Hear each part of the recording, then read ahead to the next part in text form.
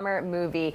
And joining us to talk about it all is our very own theme park insider, TJ Springer. Now, TJ knows those parks inside and out, so what can we expect this summer? Hi, Morgan. Yeah, it's my favorite thing, that is for sure. And we can look forward to lots of exciting new tastes, new experiences coming to our local theme parks. First, SeaWorld Orlando making history this summer as the only place in the Western Hemisphere where guests can see emperor penguins up close and personal. And you know we had to send David Martin over there to check it out, and he braved the cold to go meet them. It's time to chill with royalty. The emperor penguins have arrived to SeaWorld Orlando wearing their tuxedos. Starting June 14th, guests can visit the park's newly enhanced Antarctica realm, specially designed to mirror the freezing temperatures and unique light cycles of the emperor penguin's natural habitat. The temperature, a brisk 28 degrees, perfect for these regal birds. The emperor penguin is the largest of all penguin species, standing nearly 4 feet tall and weighing up to 90 pounds. And thanks to SeaWorld San Diego's long legacy of care and breeding, these impressive animals have now waddled their way east to Orlando. Park President John Peterson joined us live in the dark on Good Day Orlando. At the Emperor Penguins, we actually have what we call an ice program. So our guests, limited to about 6 people at a time, can come out on the ice and actually see the Emperor Penguins, get about as close as you and I are to them. And it is just one of those moments that we can have people really see that emotion. The same feelings you and I have when we're out here, that's what our guests get to do. Also new to SeaWorld this summer, a stunning drone show addition to the nightly fireworks and laser spectacle called Ignite.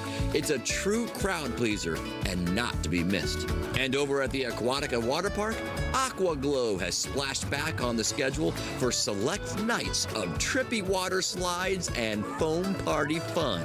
At SeaWorld, David Martin, Fox 35 News. Another fun event you can go check out, and a good way to celebrate, which is hard to believe. Jaws is celebrating its 50th anniversary, and Universal Studios is celebrating with not just some special souvenirs, but also some tasty sips and eats as well, all in San Francisco. They have an Amity Island area set up in the park. You have some special photo ops you can also get in on. This runs through July 6th, so less than a month to go grab some fun Jaws-themed eats. Did you ever get to go on the Jaws ride at Universal? No, I never got to, Morgan. I did. Did you? It was probably one of my favorite rides back in the day. It was really? The sharks in the water look so real, and they was fire. I mean, it's such a blast. I'm jealous. So there are some little nods over in Diagon Alley to Jaws, because that's what Diagon Alley replaced. And yeah, it's just cool. Good times. Oh, really. Blast from the past. I think I'm aging myself now a little bit. If anyone's hitting the parks today, maybe bring the poncho, Morgan. I think it'd be a good idea just to be safe. Same for Dad's Day tomorrow.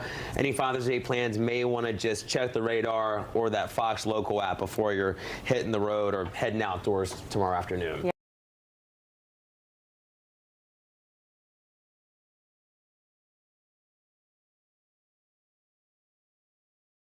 You're watching Fox 35 News Plus, streaming on Fox Local.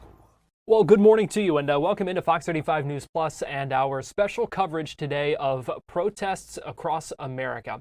It is June 14th. It is Flag Day. It is President Donald Trump's birthday. There are a lot of events going on, not only in our nation's capital, with military demonstrations, a parade later today, fireworks show as well in our nation's capital, but also protests all across the country, not just here in Florida, but in about 1,500 cities across the country. I'm going to try to pull up a map that we have that shows you those locations, because they are widespread.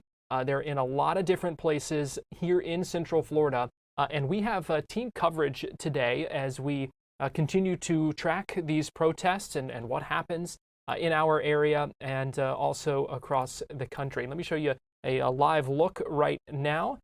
This is in Daytona Beach, where Fox 35's Matt Trezza is this morning. We'll check in with him in just a little bit.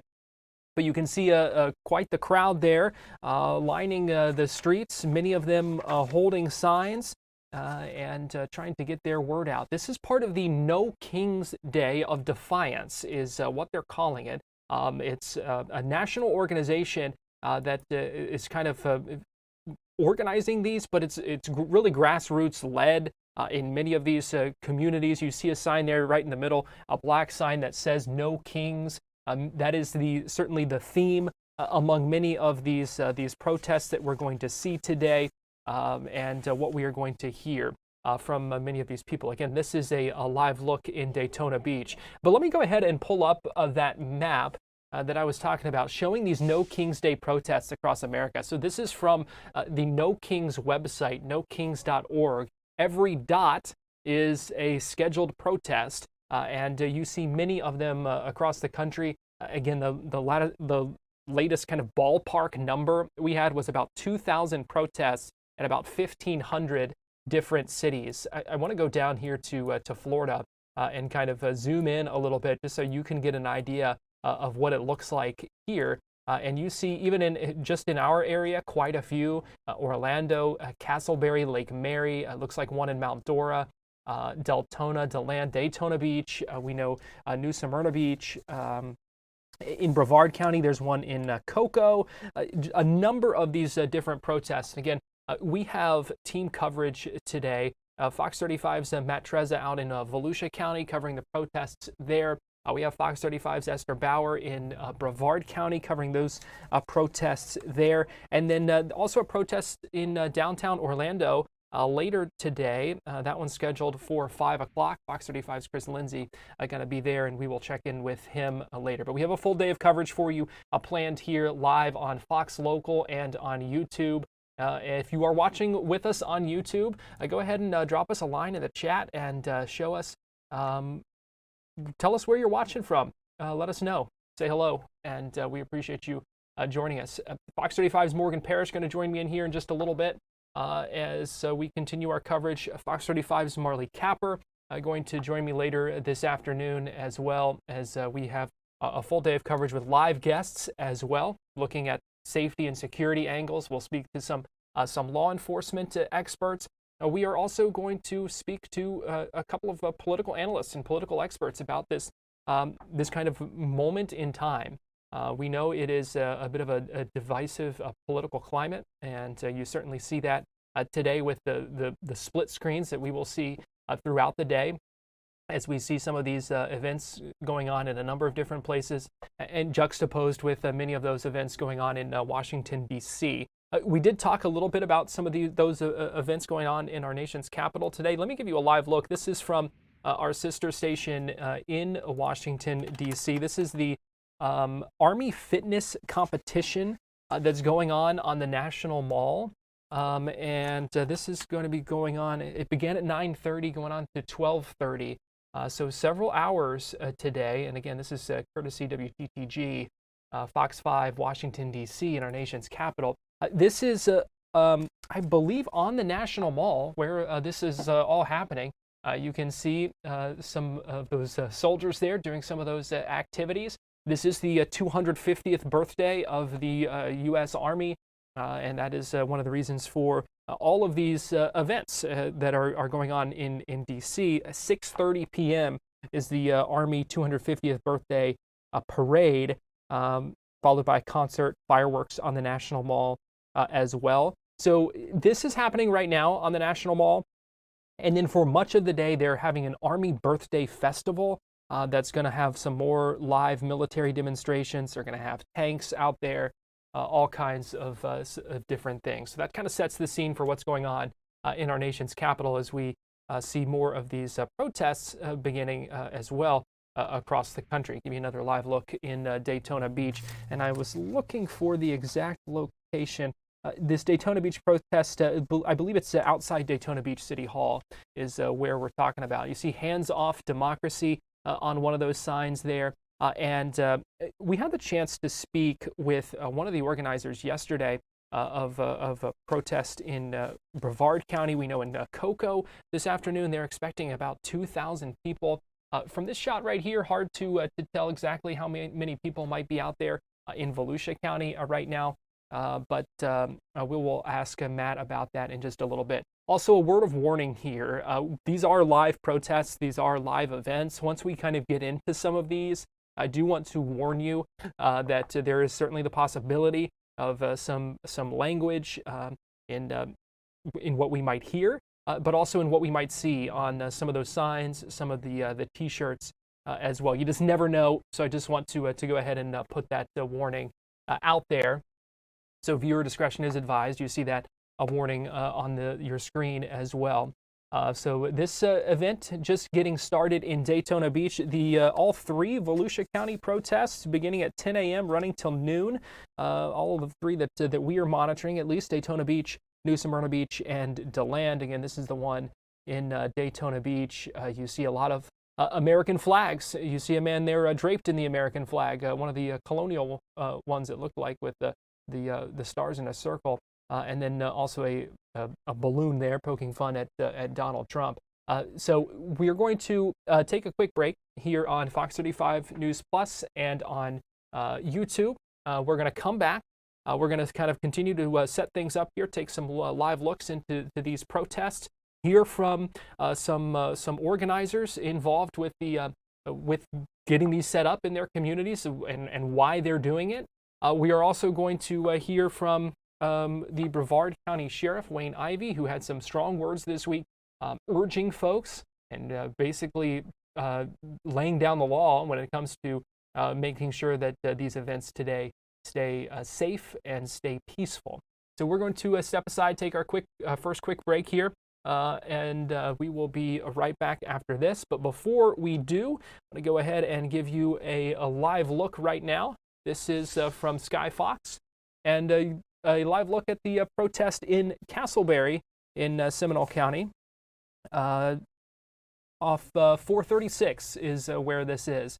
And you can see a big crowd out there lining both sides of that highway as the chopper kind of widens out its shot a little bit.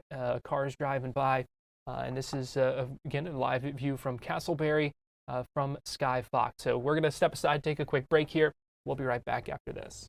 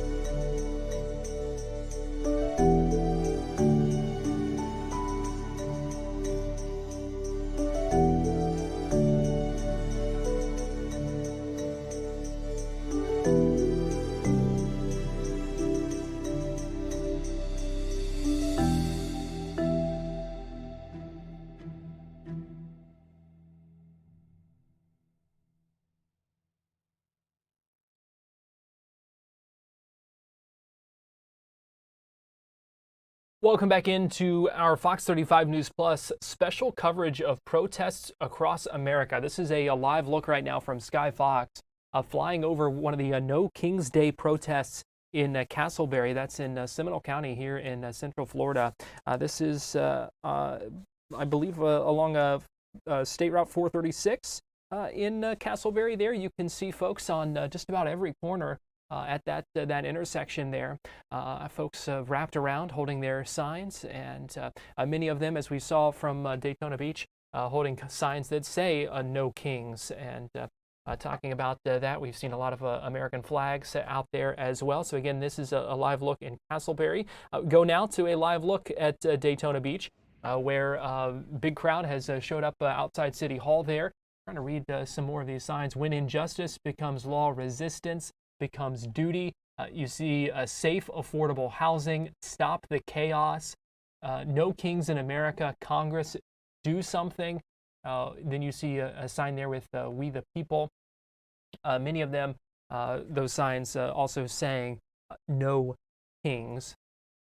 I'm trying to read one of those that was handwritten, a little bit harder to read. "Unfit, impeach him now," on the T-shirt of that gentleman standing in front of the camera. Again, this is just one of many protests all across Florida, all across the country that we are monitoring today. Keeping an eye on a lot of different feeds this morning. Also, as we take another live look in Washington, D.C., this is one of the Army fitness competitions going on the National Mall, part of a day of festivities with the U.S. Army's 250th birthday celebrating today. It's going to be a 250th birthday parade at 6:30, and then a concert and fireworks on the National Mall to follow. Been a lot of conversation about these events, a lot of preparation for them as well. And just a few moments ago, Fox 35's Matt Trezza had the chance to speak to one of the organizers in Daytona Beach of that Volusia County protest about what their message is, what they want people to know. I want to play that interview for you. Again, this is just moments ago in Daytona Beach. We are Just Us Volusia, Daytona Beach 5051.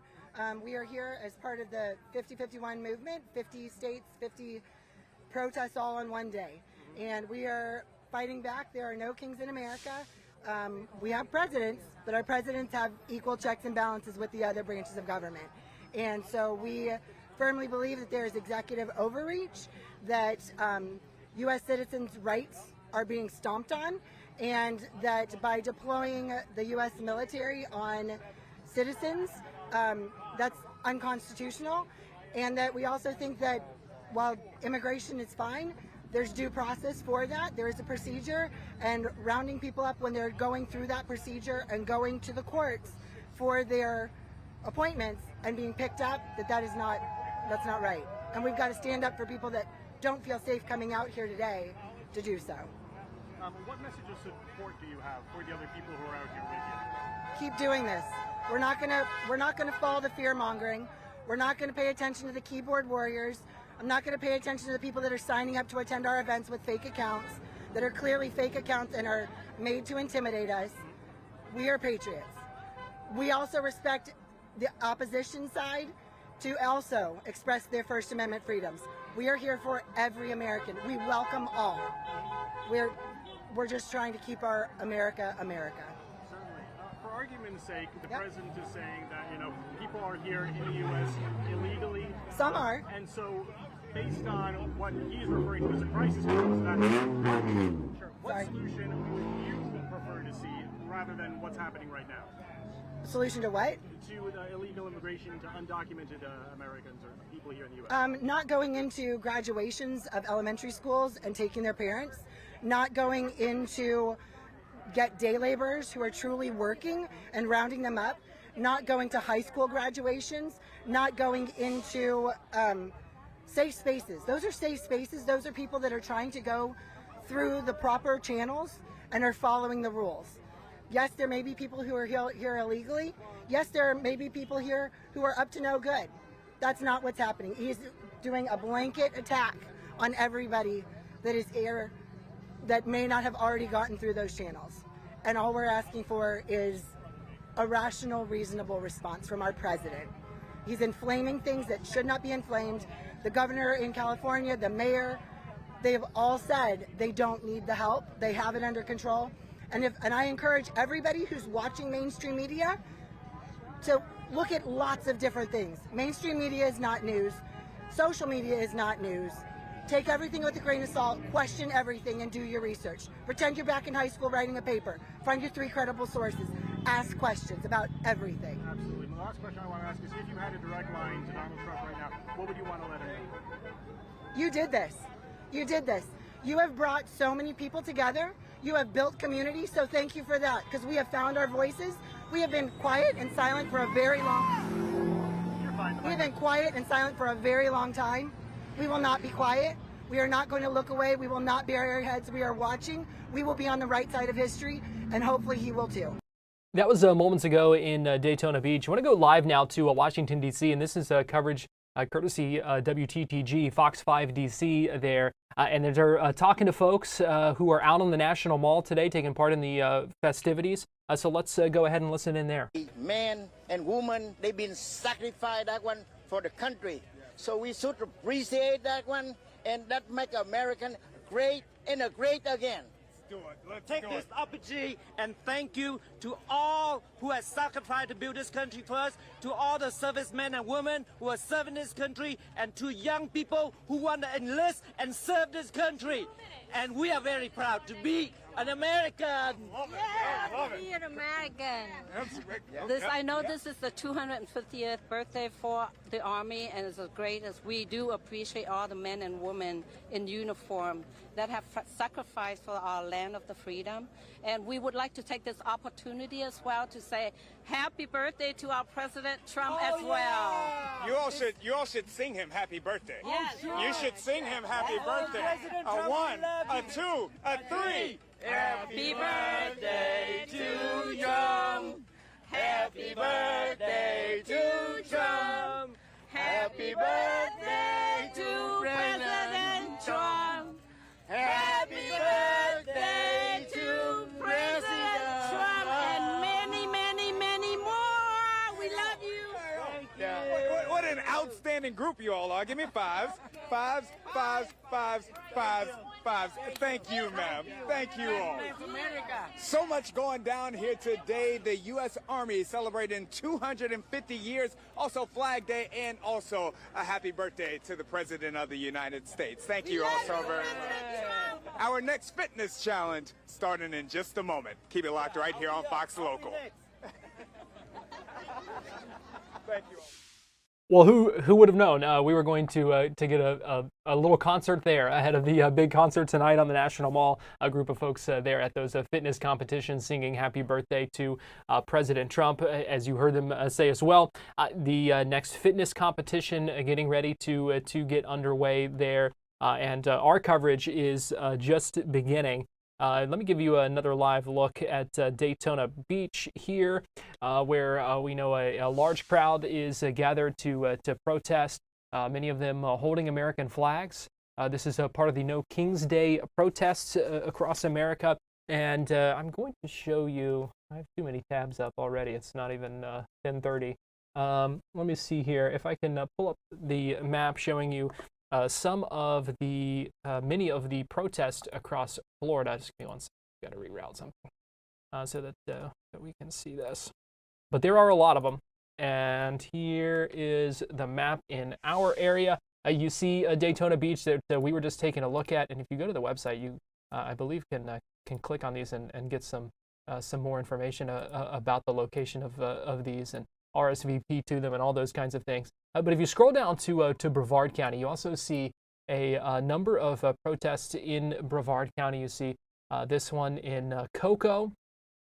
You see this one in Palm Bay as well. This Cocoa protest, we spoke with the organizers yesterday. They're expecting 2,000 people, if not more, to show up at that one. Had the chance to speak with one of the organizers, the spokesperson for that group that put that together, and he talked a little bit about what they are hoping to see today from the crowd in Brevard County. Take a listen. I've been involved with a group in Brevard County, known informally as the Brevard Progressive Alliance. It's an organization of several individual groups who are all pro-democracy groups and public interest groups who are concerned primarily with the defense of democracy, and especially since the Trump inauguration in January, We've been concerned with the defense of democracy against Donald Trump's authoritarian ambitions, quite frankly. We've had 3 major demonstrations since the beginning of April, on April 5th, the 19th, and May 1st. Each one has drawn a larger number of people and more enthusiastic response than the event before it. We fully expect that tomorrow, on June 14th, that event will exceed all expectations. We have a firm RSVP count as of Wednesday night of 2,000 people. Based on how much the actual attendance has exceeded prior expectations of the 3 previous events, we fully expect to have a lot more than 2,000. Michael, why are you expecting that many people? That's a big crowd. Certainly is.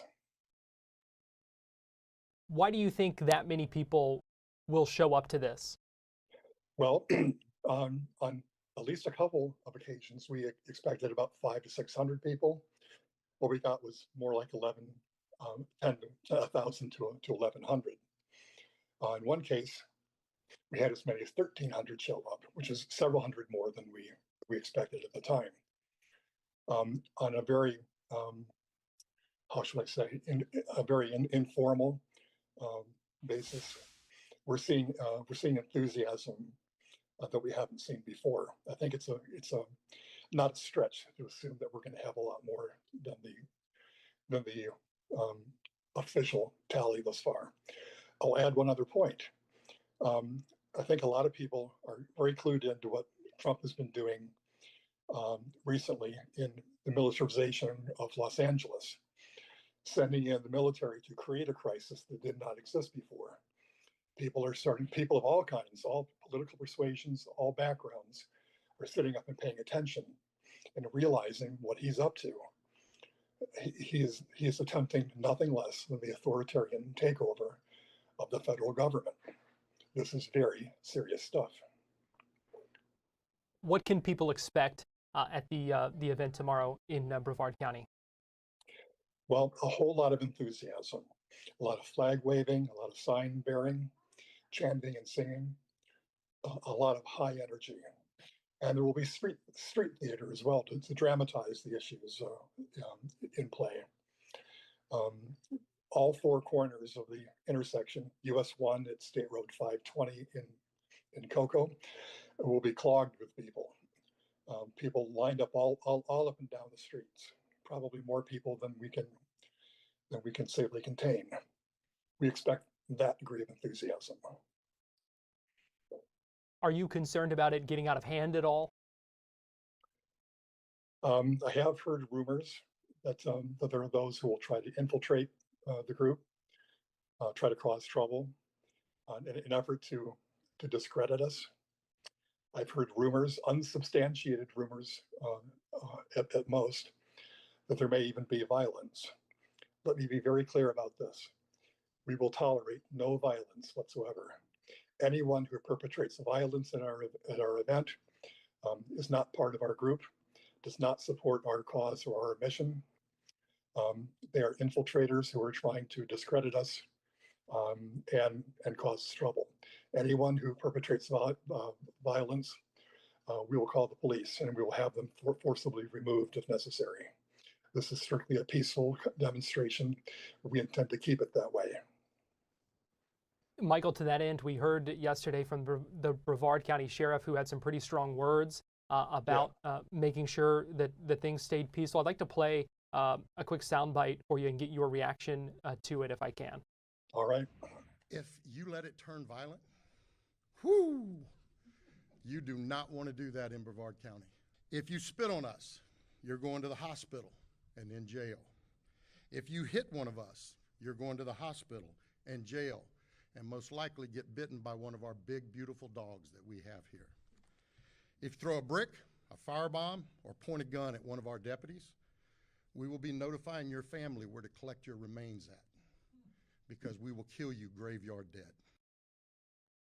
Michael, those comments have been getting a lot of attention. I'm curious what you make of that in this climate.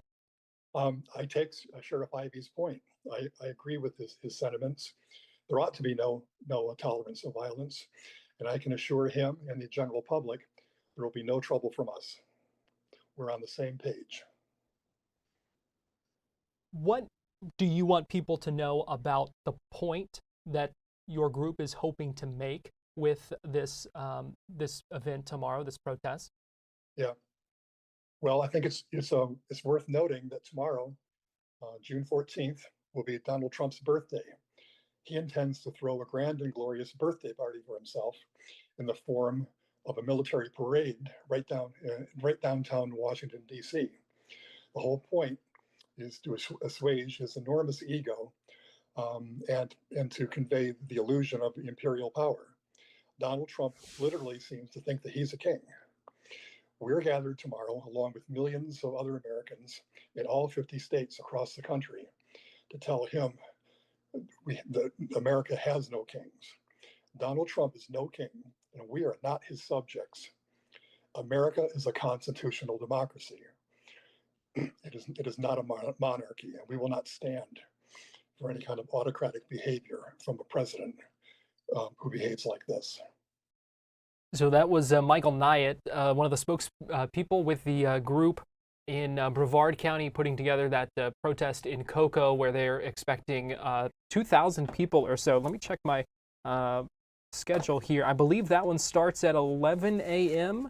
and runs till 1 or 1:30. I don't remember exactly. 11 to 1:30. That's at the intersection of US 1, State Road 520 in Cocoa. I believe that's where Fox 35's Esther Bauer is going to be. We'll check in with her in just a little bit. Again, things just getting going here this morning. You saw the live shot in Lake Mary from Sky Fox. Didn't look like anyone out at the corner there where there were folks supposed to be, expected. I couldn't really tell, but it didn't look like I didn't see anyone holding signs or anyone, anything there in Lake Mary. But still a long day ahead. We are tracking many of these protests here across Central Florida. We're going to go ahead and step aside, take a quick break here. When we come back, going to be joined by Fox 35's Morgan Parrish. We're going to check in with Matt Trezza as well, who is live in Daytona Beach.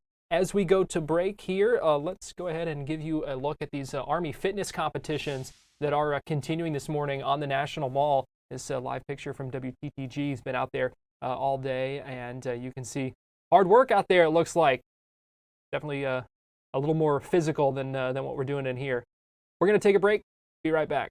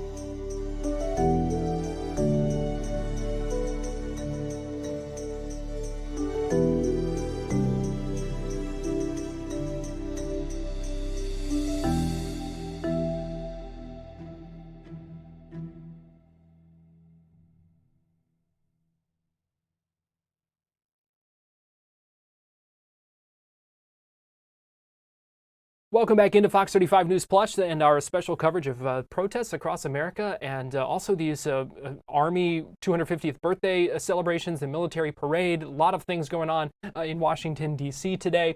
Joining me live now is Fox 35's Morgan Parrish. And Morgan, we appreciate you joining us here this morning. Garrett, good morning. Happy Saturday. We never get to work together. I know. Especially on a weekend. I know, especially on a weekend. So here we are. Yeah. A long day of streaming ahead of us here on Fox Local and on YouTube. If you are watching us on YouTube, drop us a line in the chat. Let us know where you're watching from because we are tracking these protests all across the country and a lot of them in our area as well. A lot going on, yeah. And I know we're about to bring in Matt Trezin. He's been with me all morning. You know, I was anchoring GDO and it was quiet out there, and then people really started rolling in about an hour ago. So we really want to know, Matt, what's going on out there right now? Yeah, I'm on the steps of Daytona Beach City Hall, and you can see, I'll just give you a panoramic view. Take a look around. Basically 365 degrees around where we are right now, 360 degrees. We have got activists, protesters, waving the flags, decked out in star-spangled red, white, and blue, carrying signs, all of them as part of this No King's Day protest that's been organized nationwide. 3 places in Volusia County where they're holding rallies just like this. Here in Daytona Beach, also in New Smyrna Beach, and also in the city of DeLand. They are scheduled, they started at around 10 o'clock this morning, scheduled to go till noon today. And I'm here with Judy Deemer. She's one of the ladies who has come out to support this event, to support this protest. Tell me, why are you here this morning? I'm here because I was born into democracy. I have loved living life in the United States, having all these freedoms, which I think sometimes we take for granted. If we don't fight for our democracy now, it will be too late. We can't get it back once we lose it. So I am so thankful to see all these people here. And the next time my husband and I come, we will have more flags, more signs. We'll be prepared for this, but this is wonderful. What do you think about the patriotism that we're seeing here? Everybody's got flags, everybody's got red, white, and blue. And I think that's very important because I think sometimes we don't show our patriotism like we should. In the United States, we have so many freedoms and we have such a wonderful life. My husband and I have traveled around the world. We have seen what other countries, you know, with dictators, and we don't want that to happen here. And I have to say, I truly feel that President Trump is one of the most flawed individuals we could have elected as president. What are some of the changes that you've seen since the start of his administration that you disagreed with? Well, I think the chaos. I think all the, in his administration, all the people, all the employees that they got rid of, I don't think that he truly has a grasp on how important these federal employees are to keep our nation running. And what about your thoughts on immigration? I mean, clearly there are people who are undocumented in the U.S., but you've seen how his administration's been handling them. What's your take on that? Well, immigration is a problem, and it has been a problem for a while. However, what they're doing now is wrong. And I just read a book on World War II and Hitler, and it scares me because he is following the same footprints as Hitler. What they're doing with the immigrants is not okay. That is not. You treat them as humans and you help them become citizens unless they truly are criminals. And he doesn't know that all these people are criminals or not criminals. And so what's your message to the other people who are out here, the hundreds of other people standing here with you? Thank you. Thank you from the bottom of my heart, because we need to do this, and I am so pleased that it's going on not just in Florida, like 76 areas in Florida, but around the nation. And I truly hope that Trump listens to this. I don't think he will, but I hope so. All right. Now, leading up to this day, we've heard a lot of tough talk from our law enforcement officials about the need for keeping the peace at these kind of events today. How does it look to you as far as, you know, is this a peaceful rally? This is a very peaceful rally, and you do see security wandering around, and that makes me feel more secure. My sister was very concerned that we were coming because she didn't feel it would be safe. I hope not. Everybody seems to have guns these days, and there are people that are not afraid to use them, but this is very important. So thank you to all the people that are here. Absolutely. If you had a direct line to the president right now, what would you want to let him know? Stop the chaos. Stop this craziness. Be a human being and don't just think about the millionaires, the billionaires. You know, we have a lot of problems in the United States, and my feeling is the poor are getting poorer, the middle class is treading water, and the rich is getting richer. Stop it. Well, I appreciate it. Thank you so much for your sentiment and your thoughts. Tonight. That was on TV just now. Absolutely, you were live with that. Yes. Yes, you were. Thank you for your insight. Yes, very, very informative. I greatly appreciate it. And again, this is one of 3 protests that's going on in Volusia County right now. The other one is going on in New Smyrna Beach and another one in DeLand. Both of them set to go till noon today. Garrett? Matt, it looks like a big crowd out there, and she did a great job for being on live, even though she didn't know that at the time. But Matt, I told her ahead of time, but it's I'm okay. sure you did. I know, I'm sure you did. We believe you. But big crowd out there. Do we know how many people organizers were expecting or maybe preparing for out there, and how this kind of meets what they were thinking about? It's certainly meeting their expectations. They were expecting several hundred people. I think they've kind of got a system. Each person who shows up, they try and give them a sticker that says "No Kings." You can see it on some of the shirts around here. And I believe they're using those stickers as kind of like a tally, as a way of trying to count how many people they've got out here by how many of those stickers they distribute. So I'm going to check back with them and find out if we have a rough head count. But it is in the hundreds that we have right now, all centered around Daytona Beach City Hall, literally 360 degrees around this building. All right. Yeah, certainly looks like a big crowd out there, braving the sun, braving the heat and humidity, and making sure their message is heard. Absolutely. Certainly they've accomplished that. I mean, we've been hearing chantings, we've been hearing loudspeakers, bullhorns as they walk around and try and rile up the crowd. Daytona Beach Police, you can see across the street, they are parked stage right over there, and they did set up barricades just to make sure that none of the people who are on the sidewalks accidentally goes into the street, into the roadway. But the traffic is flowing smoothly. There hasn't been really a need for any law enforcement to do traffic control out here. Again, ahead of this, there was a lot of talk from law enforcement about the need for keeping things peaceful, and they certainly seem to have achieved that here, at least as of now. All right, Fox 35's Matt Trezza live in Daytona Beach for us this morning. We'll check back in with you in a little bit. We appreciate you joining us here on our Fox 35 News Plus special coverage. Certainly. A lot of people out there. That was a lot of people. Yeah. You know, you never know with things like this. Right. People can say you expect however many, but you just never know until it happens. Right. Now let's go to Washington, D.C. here. This is live on the National Mall. Fox 5 DC, WTPG, talking to some folks who are showing up at the Army Fitness Competition. Morgan, before you got in here, we had a group that sang happy birthday to Donald Trump. Oh, wow. So we'll see. Let's go ahead and listen in here now. Yeah. You all said, I can't just watch this on TV. I have to come out here. Yes. I have to be here in person. Yes, absolutely. Absolutely. It's not about just, seeing it. You have to be a part of it. I mean, it's history. And so you can't just ignore history. That's right. We're watching this fitness challenge, and one of the things that I've taken in is not only is it great, not only are these, as we kick up our next round right now, not only are these outstanding showings of individual strength, but it's the teamwork that they're showing out there, the teamwork, and those are things that they show all the time. Absolutely. They are helping each other. They're getting it through. That's what the Army's about. It's one team, no matter whether you're, active or guard or a reserve or a civilian. We are part of the same team, and it's one Army. No man or woman left behind either. One team. And I was going to ask you, how has the Army, how did it shape and mold your life? I would tell you the Army has given me discipline, just able to plan, able to see forthcoming, backwards planning process. Coming out here and just doing this thing and thinking forward ahead with a positive, resilient attitude. And for you, Cindy? Pretty much the same thing. So the Army has brought me a culture, a history, friends, family. It's been everything for my whole entire life. So I'm going to ask you all this because it's no stranger to anyone here that this event, this has been planned for weeks, for months even. There's been controversy around this event, but what it is that I have seen, from my personal opinion, in the time that I've been here, there's a ton of love, there's a ton of support, there's a ton of appreciation for the United States Army. For those that are against this, what are they missing?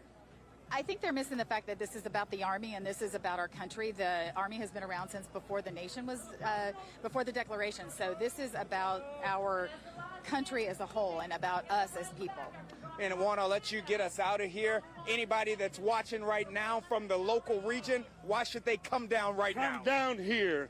Big events, big people, big family, Army birthday, all the way. This will defend. That's right. Fives. Juan and Cindy, thank you all so very much.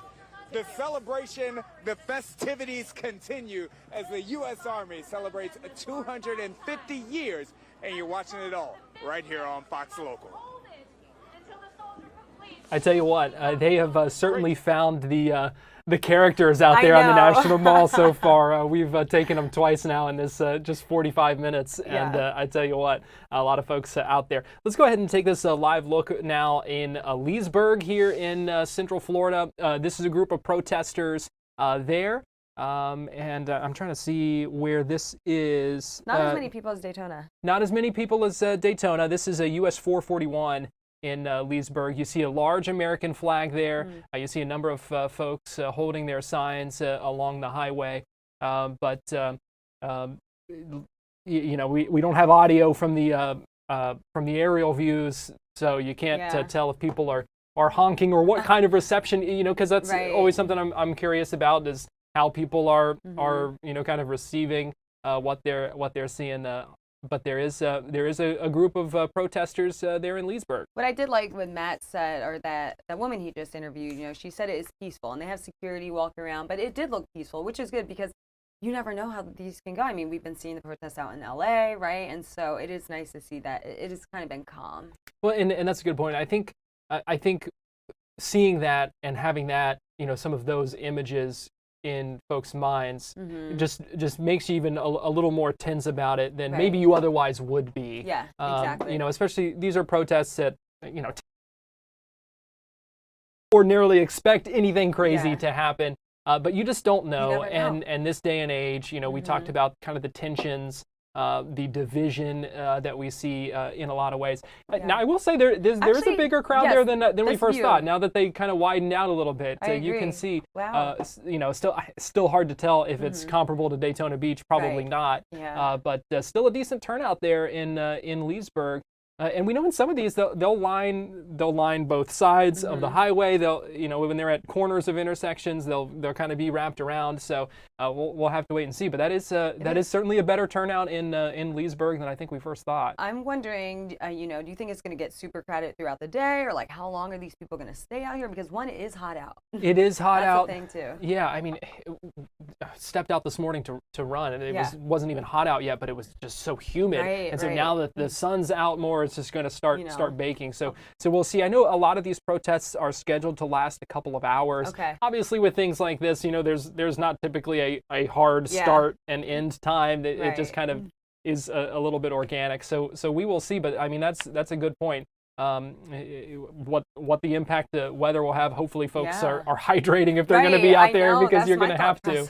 We'll see if people start, you know, trickling out a little bit earlier because of the heat, or you know, people are going to come out later tonight, I wonder, when the sun goes down. And many of these protests in our area are in this kind of middle of the day. I mean, 10 a.m. started the ones in Volusia. The Brevard ones start in about 15 minutes, I believe, and go for a couple of hours. Now, the one in downtown Orlando is scheduled for 5 o'clock. Okay. But even it's supposed to end at 7 or 7:30, so before the sun goes down. Right. So, you know, that's going to be something folks here in Florida are going to be dealing with all day, certainly. But this, again, a live look in Leesburg at the protests as we continue to track these protests across America on this June 14th. It's the 250th birthday of the U.S. Army. It is Flag Day. It is President Trump's birthday as well. And folks on both sides, whether at these protests or in the National Mall, at some of those events going on there, making their voices heard today across America.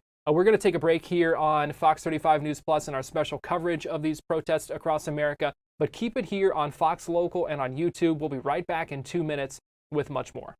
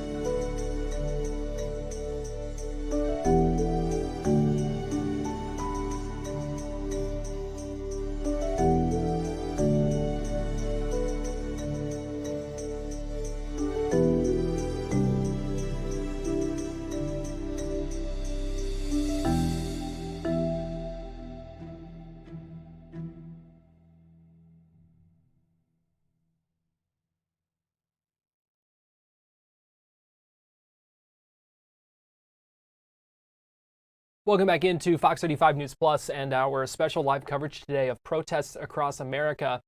Joining us live here on Fox Local and on YouTube. Looks like our shot there from Sky Fox in Leesburg maybe glitching a little bit, but you can see large crowd there lining the highway US 441 in Leesburg, waving their flags, holding their signs, and making sure their voices are heard. They are lining standing along the sidewalk, lining the highways. We haven't seen anyone go out in the road or anything like that.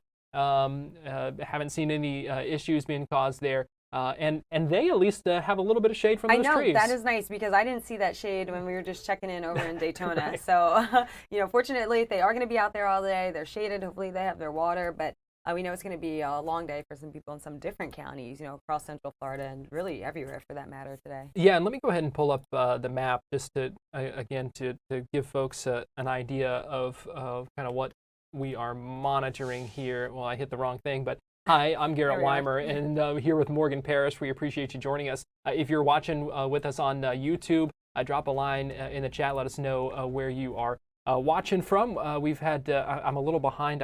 I needed to kind of see where people are watching from. Now I'd have to scroll back really far. It's a lot going on today. There is a lot going on. That's right. This is the first Saturday in a while where I'm like, it's so much going on. It's the King's Day protests. It's the celebration of the Army. It's President Donald Trump's birthday. I mean, it's so much going on everywhere, especially here in Central Florida, too. Exactly. And now I will pull up that map that I was trying to kind of show some of those protests across here. And you can see many of them in our area. We talked about the one in downtown Orlando starting later tonight. Brevard County, we're going to check in with Esther Bauer in just a little bit.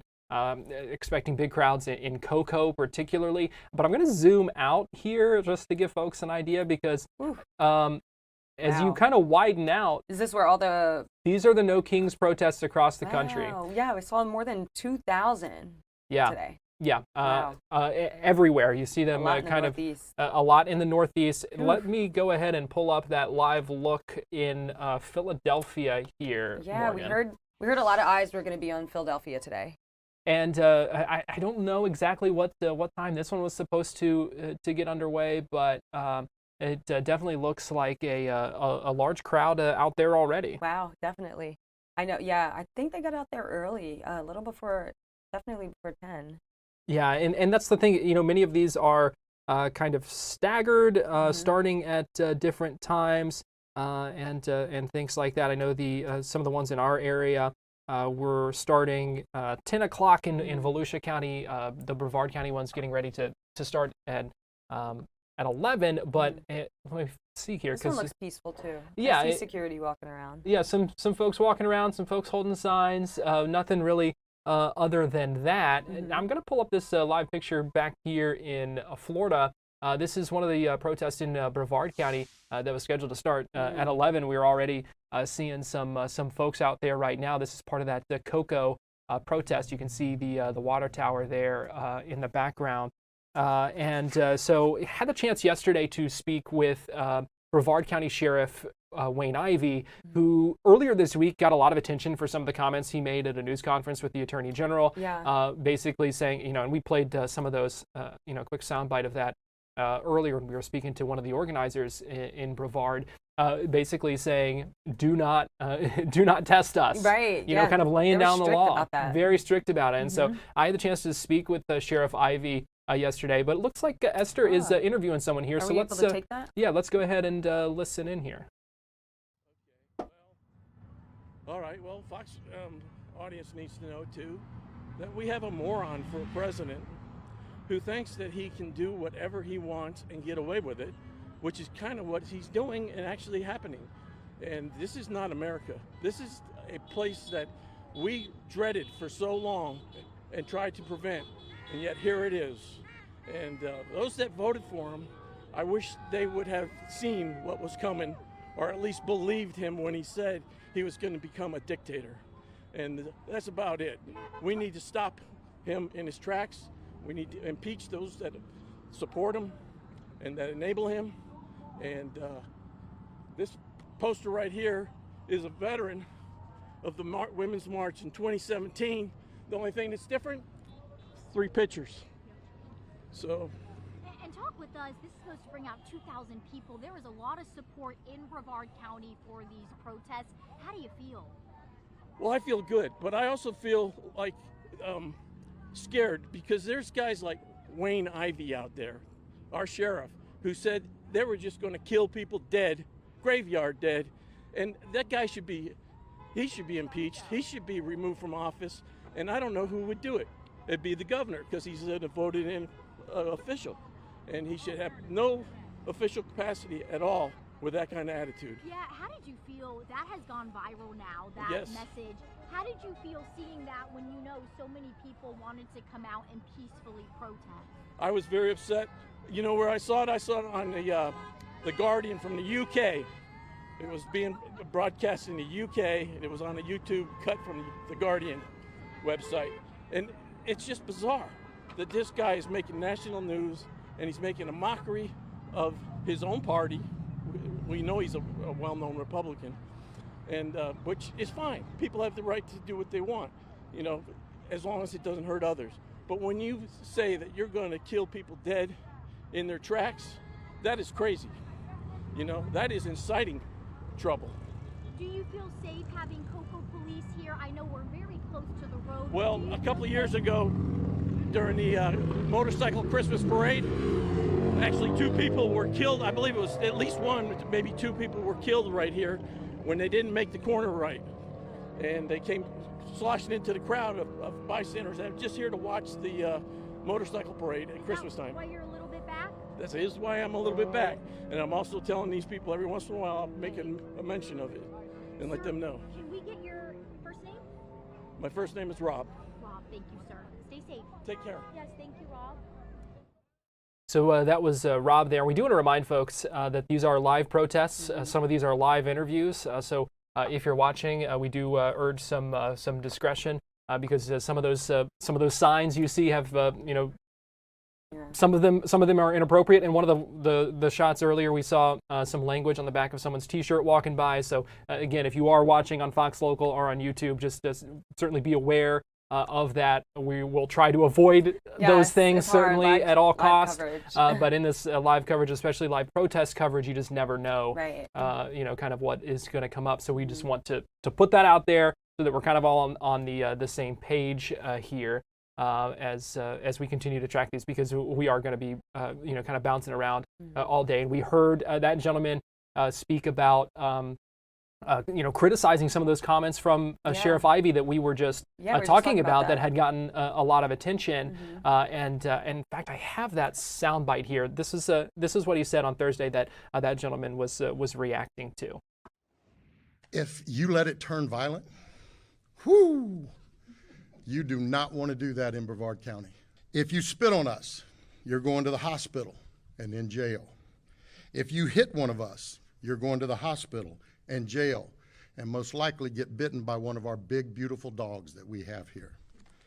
If you throw a brick, a firebomb, or point a gun at one of our deputies, we will be notifying your family where to collect your remains at, because we will kill you graveyard dead.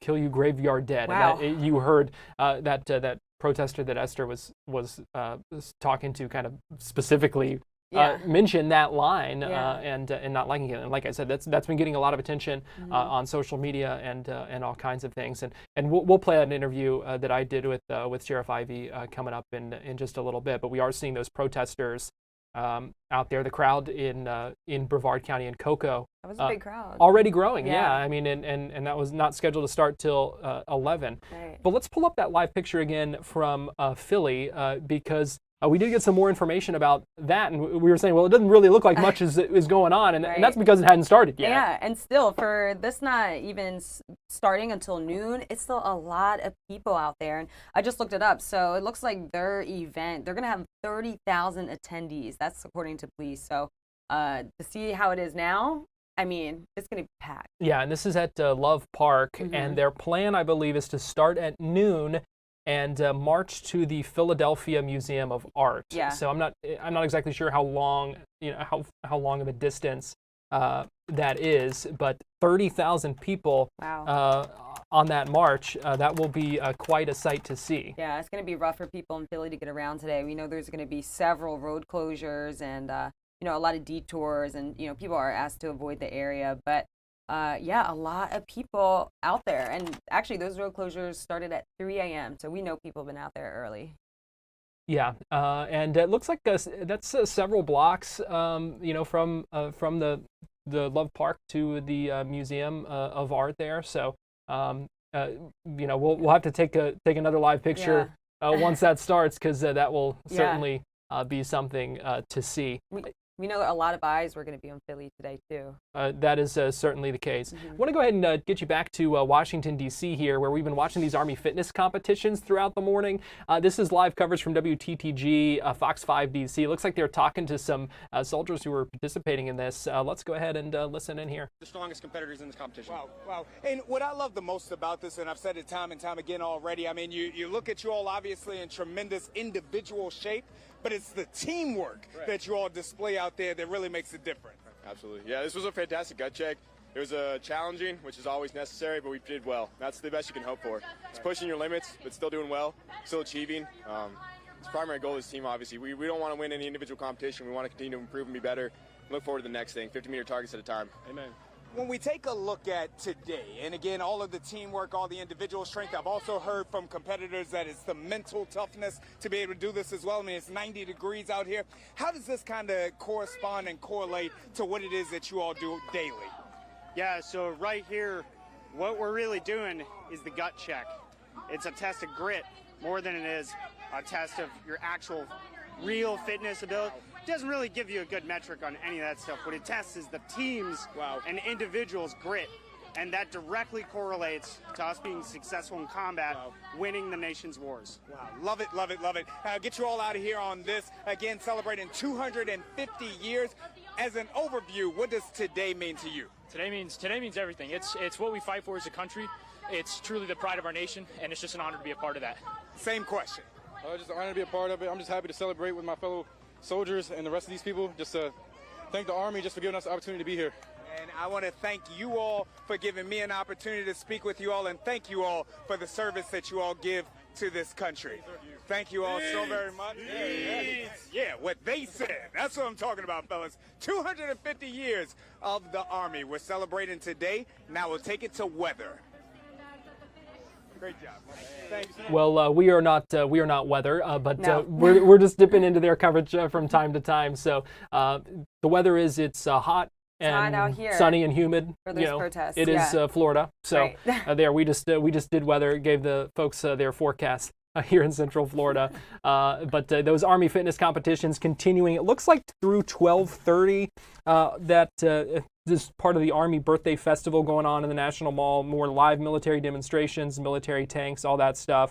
And then the parade starting at 6:30, followed by the concert and the fireworks, a lot going on in D.C. It's interesting to go back and forth, right? Two different moods, right? We're hitting in D.C. and, you know, we're celebrating the Army's 250th year, and then we're going out here to Florida, and it's a much different tone, right? Yeah, it's certainly an interesting contrast to see, especially once we kind of get, you know, some of that split screen, because you have the events going on in DC, and then folks, like you said, it is a very different mood from the two different events. But we're seeing a lot of American flags at both of them, and I think you know, kind of shows how folks can love their country and disagree. I was just about to say, at the end of the day, everybody they love their country, Yeah. and that's like kind of the bottom line here. Well, we are going to take a quick break here on Fox 35 News Plus and our extended coverage of these protests across America. When we come back, we're going to check in with Fox 35's Esther Bauer, who is in Cocoa right now. We will check in with her. We also check back in to the ongoing protests in Volusia County. As we go to break here, let's go ahead and give you another live look at Love Park, Philadelphia, where they are getting ready. Crowd is growing ahead of a protest and a march that is expected to begin around noon. We'll be right back.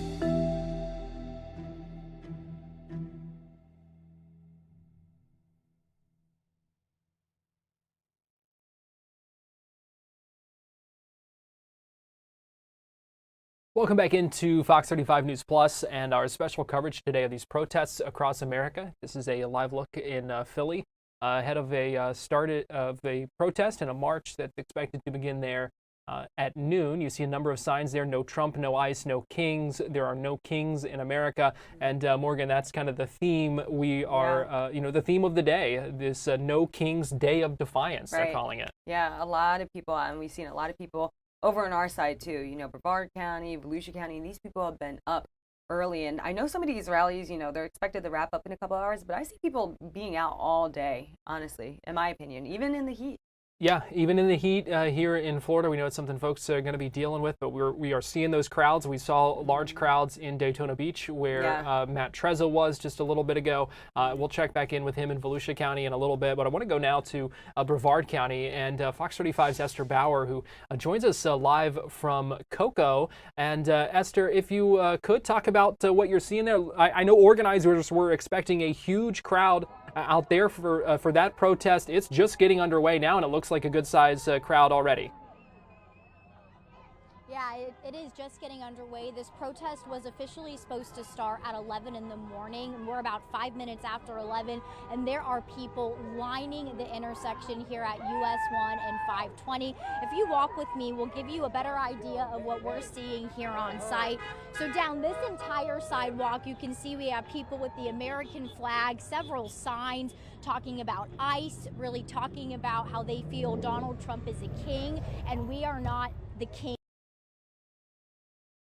They're trying to get that message out there right now. You're hearing horns. A lot of horns have been going off since this protest started, but take a look over here. On this side of the street, we have people lining that sidewalk going all the way back. On the other side, you can see people walking, also a large crowd on those sidewalks over there. And if we walk this way, where you can see on this side of this crosswalk, there is also a tremendous amount of people attending this No Kings protest here in Cocoa. And more people are coming in. As we said, this event just started just at 11 in the morning, and organizers, are expecting upwards of 2,000 people to be at this protest. Here in Brevard County, this is one of two. We're in Cocoa. Palm Bay also has an event scheduled. You can see right over here, also signs, flags, tons of people lining the sidewalk, and again, you're hearing those horns. This is one of the busiest traffic spots in the city of Cocoa, so a lot of cars are honking their horns. We've seen some people with their vehicles making loud noises, and I do want to see if Cocoa police are still here. If we walk this way, there have been Cocoa police officers here on scene since this event started, and they really have been in this parking lot right over here. Let's see if they are. Yep. We have one Cocoa police officer stationed right here. So protesters tell us that they do feel safe seeing law enforcement here. Organizers have been in close communication with the Cocoa PD, and they're saying this is a peaceful protest. They are here promoting peace. They are exercising their rights to gather peacefully, but they say if anyone comes to this location and wants to spread violence or start blocking traffic, those people will be asked to leave. So this protest is just getting underway here in Cocoa. As we said, expecting upwards of 2,000 people to be on scene, expressing their frustration with the president and calling him a king. So we're going to stay out here for hours. We're going to bring you live reports as this crowd continues to grow here in Cocoa. But for now, we'll send things back to you. All right, Fox 35's Esther Bauer, we appreciate you joining us. I know you mentioned the safety and security, seeing law enforcement out there. We heard from one of the folks you talked to earlier, asking him about some of those comments from Sheriff Ivey that he made earlier this week. And it sounds like some of them took a little exception to kind of the way he said some of those things. Yeah, people who are out here have made very clear they've organized these events. This is their third one organizing in the same spot, and they're saying we're here to exercise our rights and protest peacefully. So they were particularly frustrated and a bit caught off guard seeing the county sheriff making comments about, killing protesters if these were to turn violent, running people over if they were in the streets. So for protesters here, they did not find that as a very comforting comment, because what they're saying is these are peaceful events, and we should be talking about how they've been peaceful and they will continue to be peaceful. All right, Fox 35's Esther Bauer, we appreciate you joining us live from Cocoa. We will check back in with you in a little bit. Certainly looks like a large crowd there, every corner of that intersection, a very busy intersection as you talked about. So Esther, we appreciate it. Absolutely, absolutely, and we'll talk with you guys soon. And hard to tell numbers when they're kind of spread out like that. But again, organizers said 2,000, and when I talked to a spokesperson for that organization yesterday, they said could be more, because they've kind of been doing these kind of grassroots events from time to time, and they said steadily they've seen more and more every time they do them, and so they said it could end up being more than that. Again, like we said, hard to kind of tell. And you never know. Yeah. That's what I was saying. I was like, I could see more people showing up throughout the day. People driving by, oh, what's that? Let me come back out later, Right. But at the very least, they are peaceful, and that's kind of what Esther was saying. That's their whole thing. They just want to be out here, and they want to be peaceful, and they're not trying to, cause any crazy disruption. So that's the plus. We do have a live look right now from Sky Fox, and I'm trying to figure out where this one is, and I can't really identify it, and I'm not sure at the moment. Kind of hard to tell, but you see folks. This is another one of those cases where they are at every kind of intersection. They're wrapped around. We saw folks crossing the crosswalk while they should be. Traffic was stopped, but they were crossing, holding signs as well. And you see folks at that smaller kind of intersection there just past it. So. We'll try to get an identifier on where this is, but we will continue to monitor that. I want to go back to Esther's shot real quick. She is interviewing someone there in Brevard County live. So we'll go ahead and listen in. And I do just want to remind folks that these are live protests. These are live interviews, and viewer discretion is certainly advised as we continue to track these protests across America today. That's my shirt too. Like 8647 just means be gone. He needs to be gone. He needs to be taken out of the White House and put in jail. Talk with me. They're expecting 2,000 people to be here. How do you feel seeing that much support in Brevard County? It's awesome. Yes. It's awesome. Yes, it is. There will be more than that. Yeah. And this is not the only event scheduled on the Space Coast. Palm Bay is also having an event scheduled. What is the message you also want to get out? Did you see the comments our sheriff made about this event or these protests? Unfortunately, that was a disgusting comment, because basically not only our sheriff, but our governor put a target on our backs. He started talking about us. I mean, everyone here is staying where they're supposed to be. No one is walking into traffic or surrounding cars. Country. Yeah. This is our and country. It's the not fact theirs. that he basically said it was okay to run us over, and the sheriff said it was okay if anybody, no one's ever thrown anything at any police officers. We appreciate the police officers from Cocoa here, but to say that is just not only wrong. I think he needs to step down. That was a horrible thing to say about his own citizens. Yeah. Now, that's just wrong. Were you guys at the other events that had been organized in earlier months? Yes. And have they all been peaceful? Yes. Totally. Yes. Totally.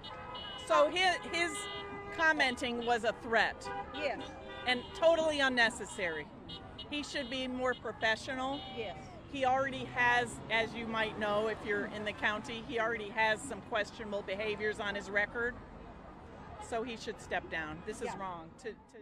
Continuing to listen to Esther talk to some protesters there in Brevard County, they also seem to be kind of irked by the comments of the Brevard County Sheriff. You heard them say they believe he should be, he should step down. You also saw their shirts, which are, intense, inflammatory in a lot of ways, and kind of made some comments there that are certainly questionable, and that I think many people would not condone, whether you agree or disagree with the president, but those are some of the attitudes and the opinions that we are seeing out there. So I think it is certainly, certainly the reality. Like I said, you don't condone it, right? But that is what people are feeling. What some people are feeling out there, and some of the perspectives that folks are bringing to these ongoing protests here, not just in Florida, but across the country. We are going to take a quick break here on Fox Local and on YouTube. Our day is just getting started here as we track these protests across Florida and across America. So as we go to break here, let me see. Let's go back to Washington, D.C., the National Mall. Different vibe over there. Very different vibe. We're watching the Army fitness competitions there. We've heard some from some folks out there as well, some Trump supporters, kind of providing that counter argument today as we see those protests. So we'll watch this for a minute as we go to break here on Fox Local and on YouTube.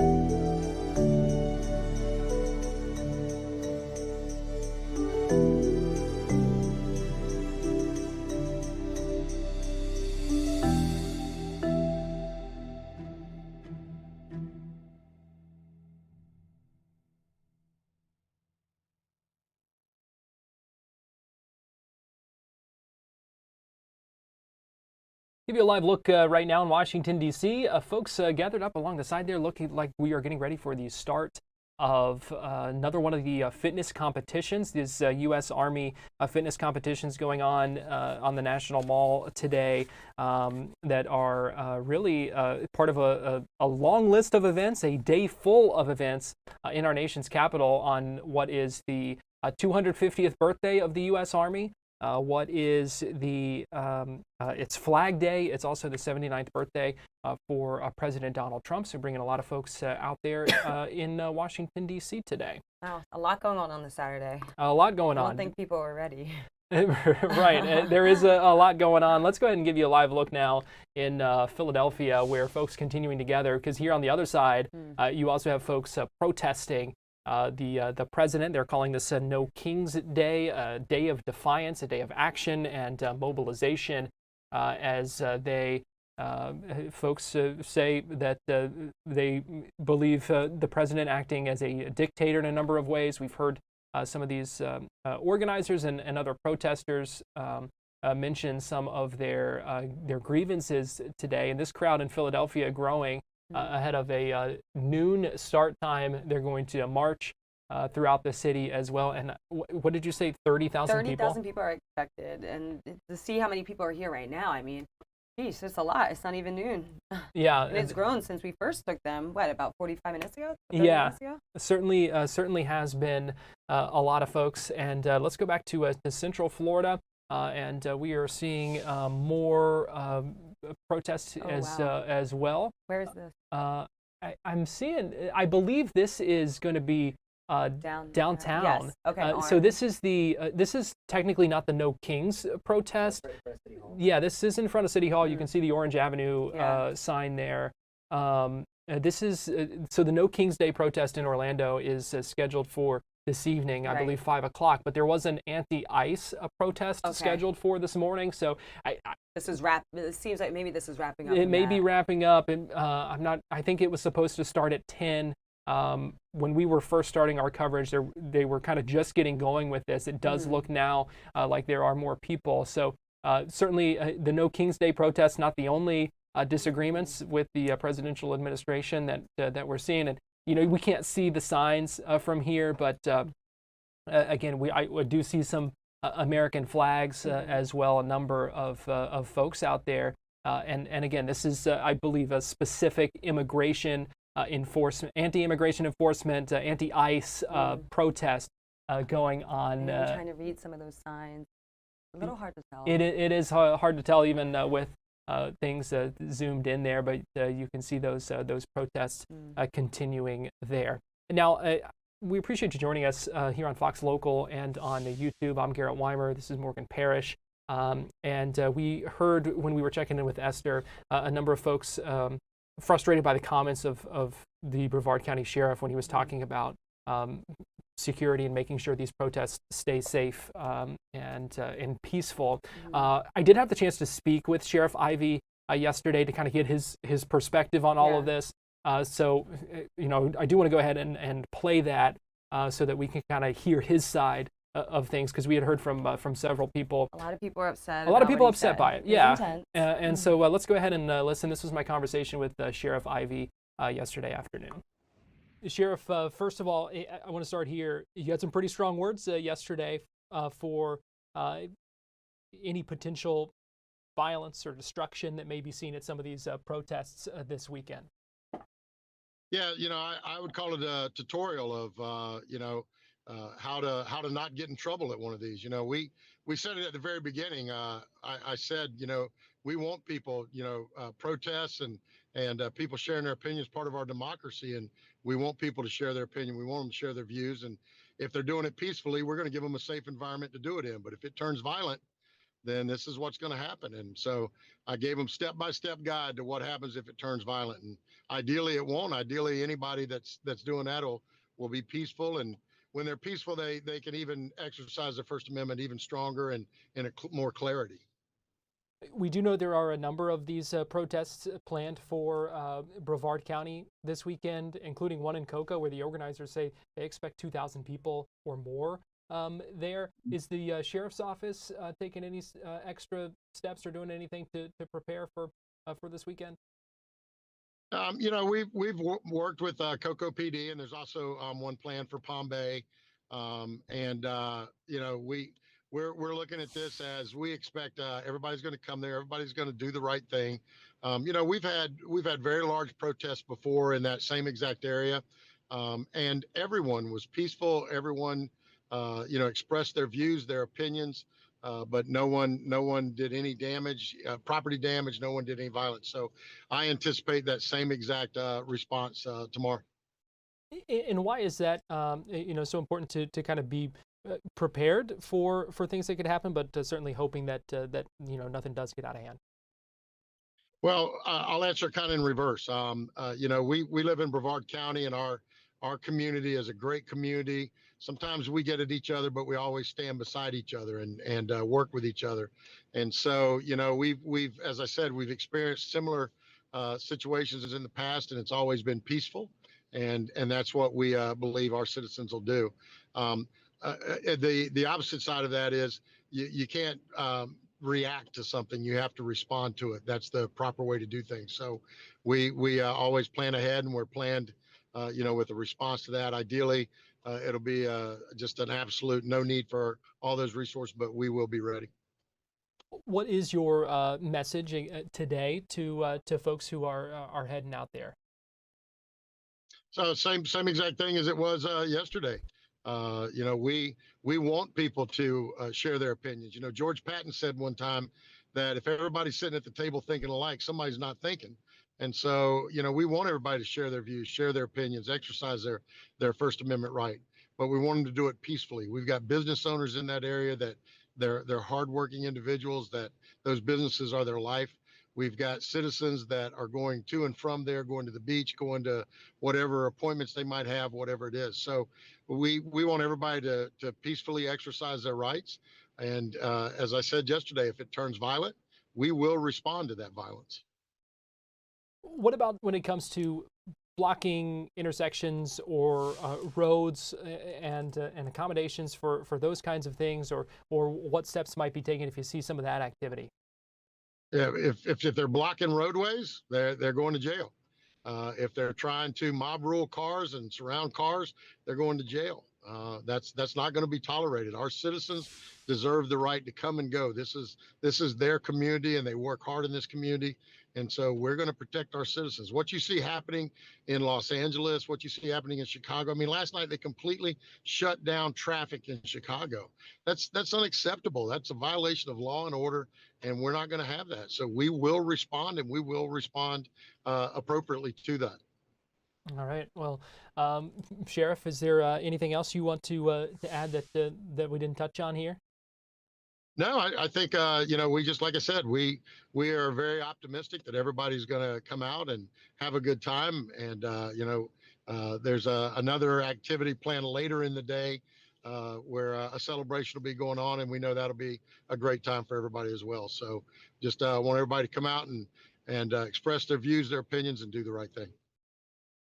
So that was my conversation with the Brevard County Sheriff yesterday about those the preparations for the protest in Cocoa. We've seen large crowds out there, and as we talked about with Esther Bauer, who's on the ground there, everything peaceful, no issues out there. Like smooth sailing, you know, and that's what he wanted, and that's what the people want too. So. Yeah, it sounds like, you know, because we played the interview earlier with one of the organizers, and they said that's what they wanted too. Right. You know, they have no intentions of violence or anything like that. In fact, threaten that. Right, and so they said, you know, that would kind of certainly not help the message they're trying to get across. So it sounds like everyone wants things to stay peaceful, and we're seeing that not just there in Brevard County, but in Volusia County, the other protests we've been monitoring as well. Fox 35's Matt Trezza has been in Volusia County. He had the chance to speak with just a little bit ago with a protester there. Holding a sign talking about your voice and your vote. And let's go ahead and check that out from Volusia County just a few minutes ago. Because I believe that, number one, we have the right to express how we feel.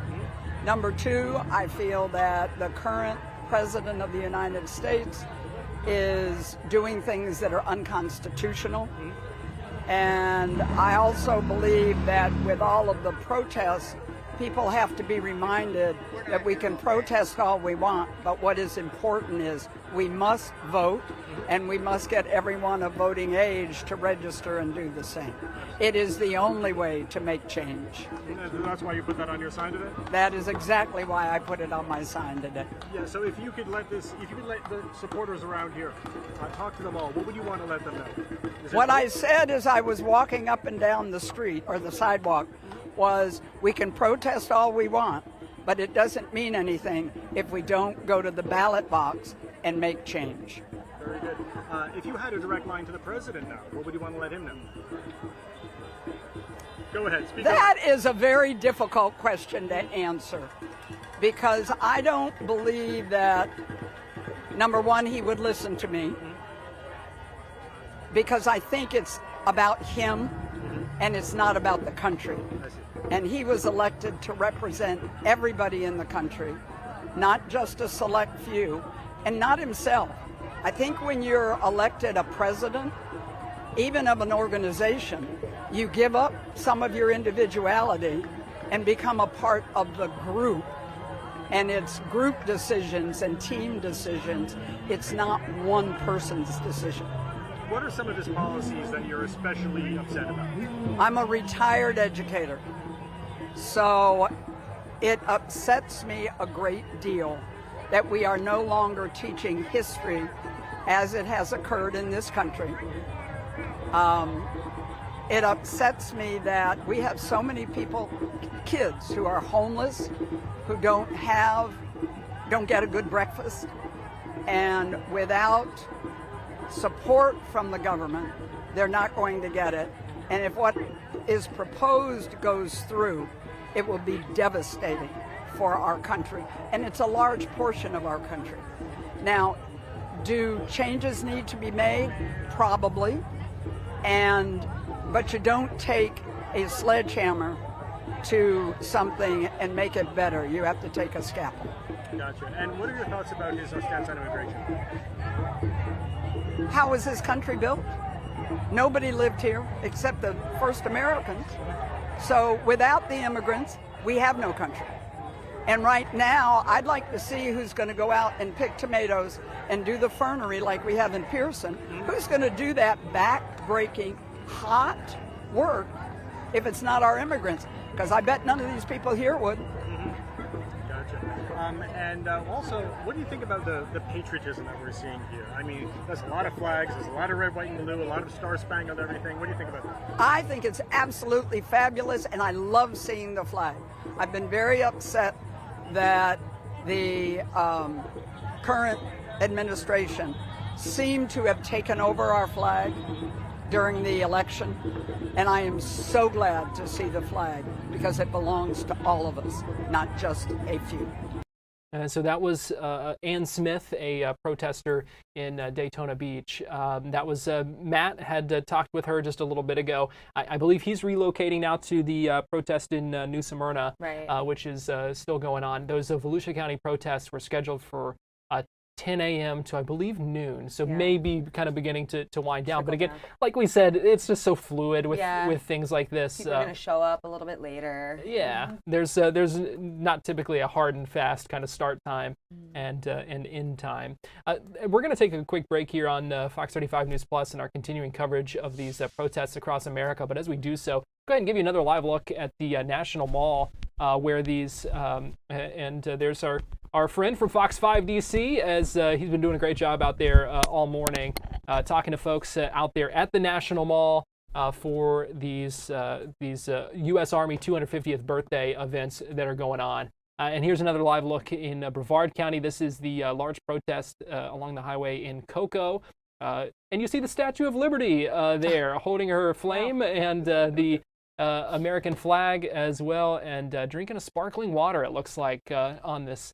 She's brave. It's hot out there. Yeah, you know, you gotta have, you gotta hydrate, even if you're the Statue of Liberty. Yeah. Probably especially if you're the Statue of Liberty, wearing that costume out there. Before we go to break, okay, it looks like our friends in D.C. Do have another interview here as they're celebrating at these U.S. Army 250th birthday celebrations. Certainly a contrast to these protests we're seeing. So let's go ahead and listen in here. You're here not only in Washington, D.C. The monuments are always beautiful, but the National Mall has been transformed. We've got helicopters. We've got this challenge. We're celebrating the Army. What is your thoughts on today's event?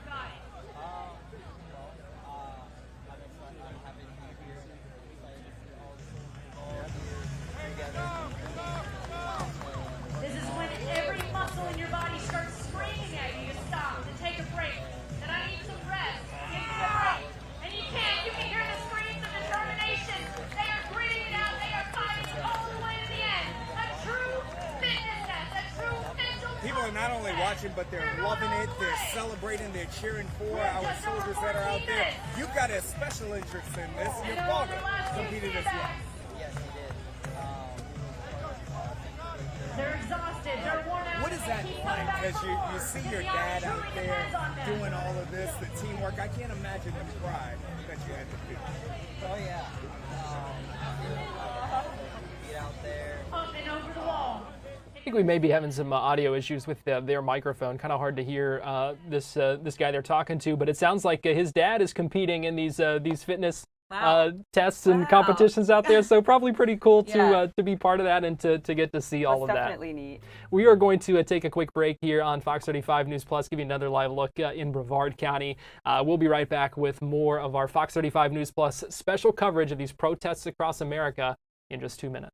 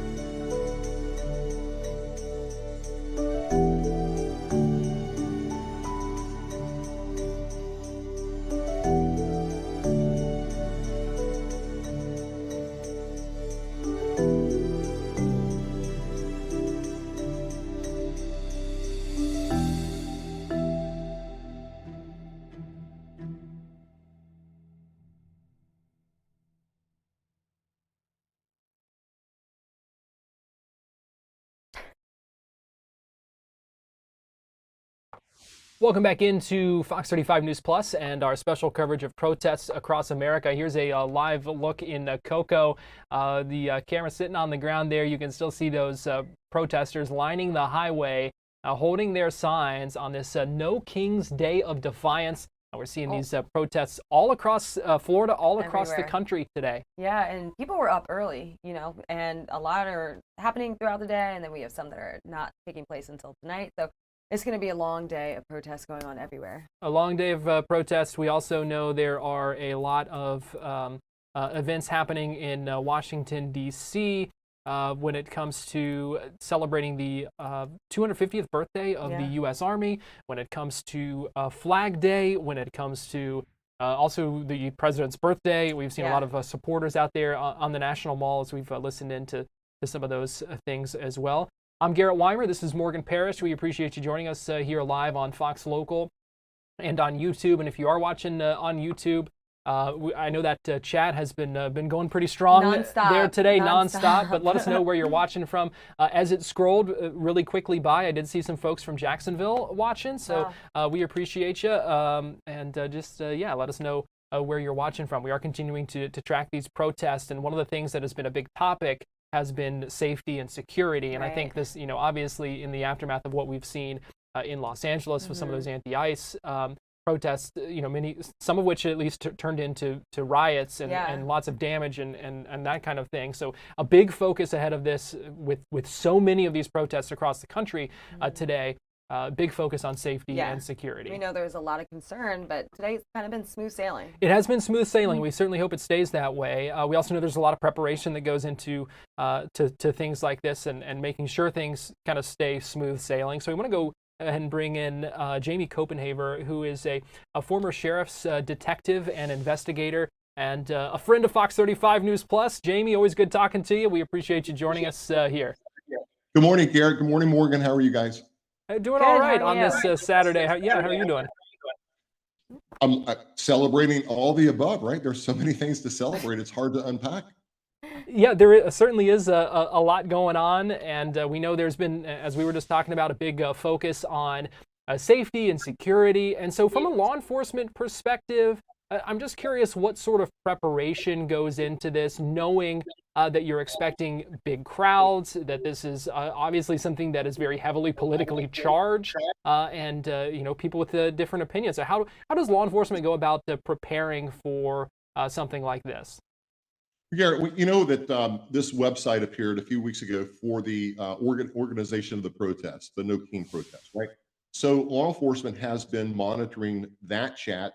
I would venture to guess that they had some undercover law enforcement officers that probably signed up for a few of these protesters so they could get on board with whatever messaging and emails that organization was sending out to their protesters, if you will. So, you know, they're covering it from a cyber effort, but also they're going to have undercover people within and embedded in these protests so they can sort of monitor.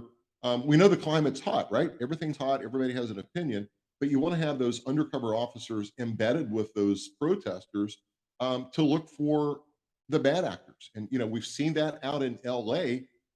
There's certainly people that are protesting, and from the bottom of their heart, they're correct in their mind, but you have those agitators and bad actors. So, you know, they want to find and identify those folks quickly. Jamie, do you have any specific concerns for today here in Central Florida? Morgan, I do. I think we heard that echoed yesterday throughout the nation from whether it's the governor's office, the attorney general's office, or even the chiefs and police chiefs and sheriffs. So, yeah, I think, you know, it's heated. Everyone has strong opinions. And I think it's, you know, we have the parade in D.C. We have Trump's birthday, as you guys covered earlier. The 250 year anniversary of the Army. So we know that there's a lot of people converging on our streets, no matter where you're at in the nation. So there's always that potential, Morgan, for something to go wrong and go south and end in some disaster. Jamie, we also know, obviously, there is certainly a First Amendment right to free speech, and people have the right to protest. That is one of the things that certainly makes our country great and makes it what it is. Because we know there are a lot of places that don't have that. But obviously, there are still, some lines to be drawn, and there are some guidelines that can be laid down when it comes to kind of exercising that. So I'm just curious, from a law enforcement perspective, kind of towing that line of making sure that folks are allowed to exercise their God-given rights enshrined in the Constitution, but also making sure that other people, it doesn't infringe on other people's as well. And that's correct. And what you're speaking about is these protesters that are out waving their signs and banners, right? That's a protected activity in the United States per our Constitution. But what's not protected, Garrett, is going out and blocking traffic, blocking overpasses, throwing rocks, throwing Molotov cocktails. I mean, that's a very simple line to follow. Stay on the sidewalks or that designated area that the police have arranged for you and protest, yell, scream. But once these bad agitators and the bad actors start, getting traction in these protests and they start throwing the rocks, like we just seen in LA, we've seen a little bit of New York, that's not a protest. That's the insurrection or the start of a riot. But here's the bottom line. There's people actively protesting that are there for the right reason. It makes those people look horrible and look bad. And the people on the outside are looking, okay, they're throwing rocks, they're burning the city down, but yet, John and Mary, who's out waving the flags, believing in what they believe in, protesting, are victimized by the bad actors. Hey, Jamie, let me ask you this. What did you think on Sheriff Wayne Ivy's presser when he was talking about what was going to be done to these protesters, if they're out on the streets or if, they're causing traffic, and he's saying the dogs are going to be out and this is that, because a lot of people that our reporters have been speaking to today, especially in Brevard County, they were a little upset over what he had to say. Morgan, I live in Cocoa Beach, so I live in the Brevard County. I've been a friend of the show for a long time, so I'm going to try to keep my opinion tailored and measured here. But the message was on point.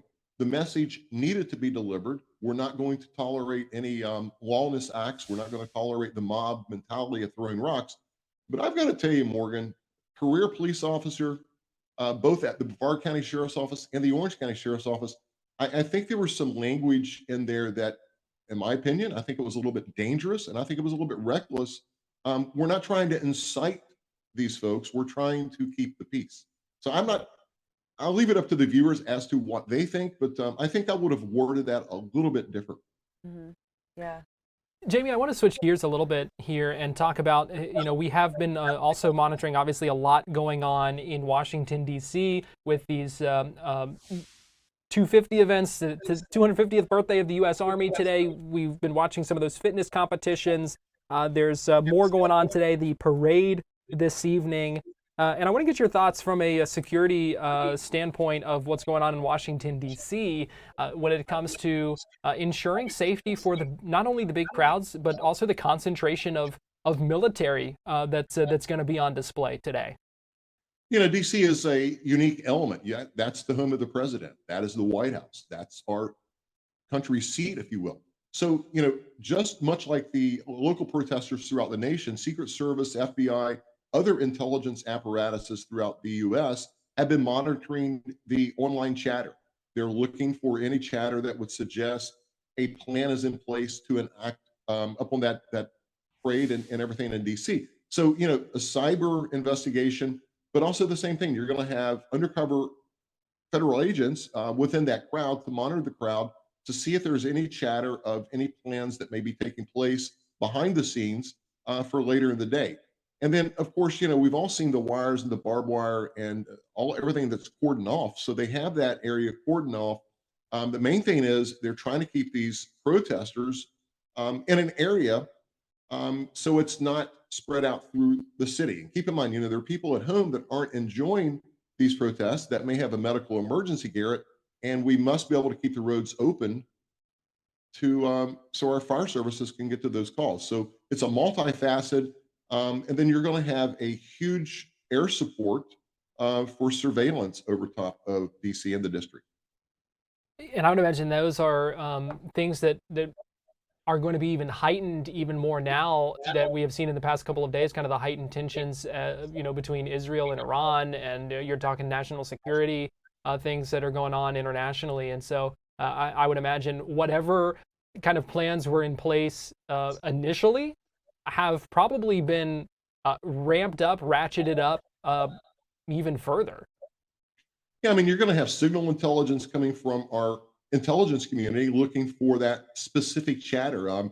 There's some language coming out of FBI in DC, particularly Dan Bongino. He had made reference to potential sleeper cells in our country. So, it's a multitasking organization to obviously keep American cities and people safe, but also you want to look abroad to see what chatter is, taking place. So we don't have sleeper cells in the U.S. So, I mean, it's a juggling act for our federal officials, but more so the intelligence apparatus that's developed in our country. Those men and women never get the credit. They're behind the scenes, but rest assured, they're monitoring the cyber issues and any chatter that could create a problem with our homeland.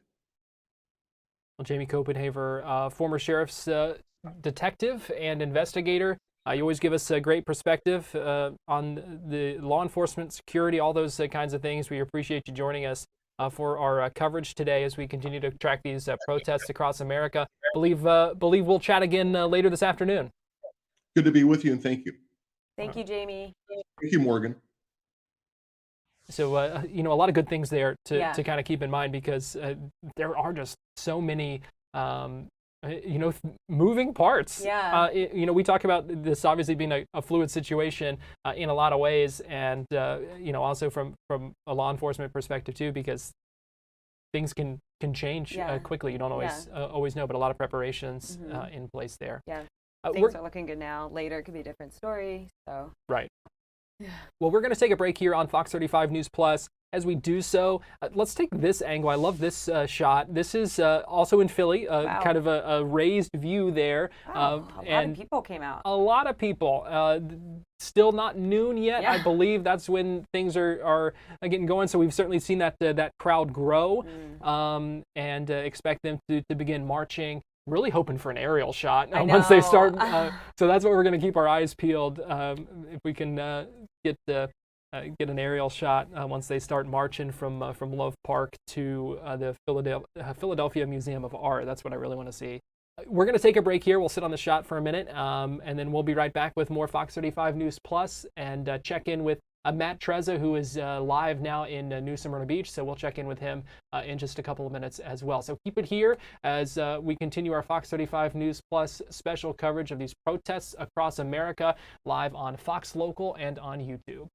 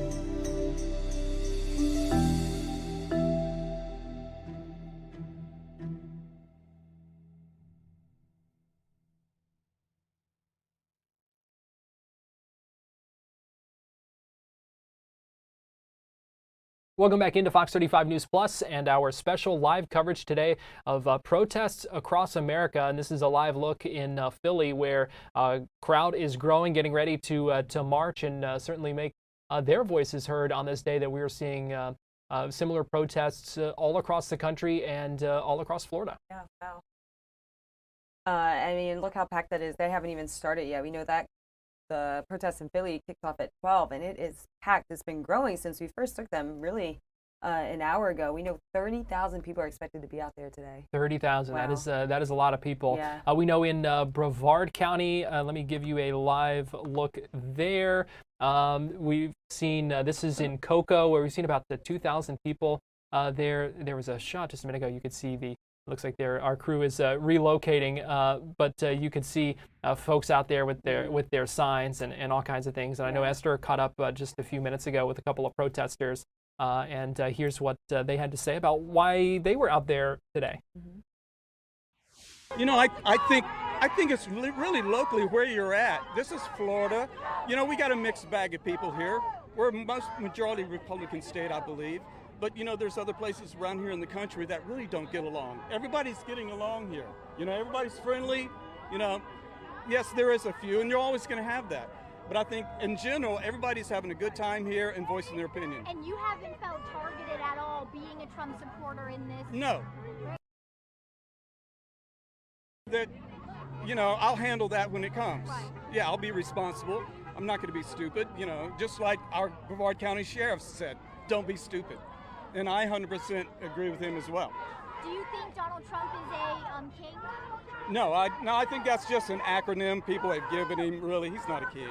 No, I mean, that's kind of ridiculous on the Democratic Party. That's stupid. Sir, can we get your first name? Michael. Michael. All right. Sir, are you also? No, I'm a Democrat. I'm a liberal. However, I understand one thing. America became the greatest country in the world. It was built on one concept: compromise, not polarization. Okay? It was compromise that made America great. We don't have it anymore. We've got polarization. We got somebody over here and somebody over here. Right is right, left is left. It's just not happening until.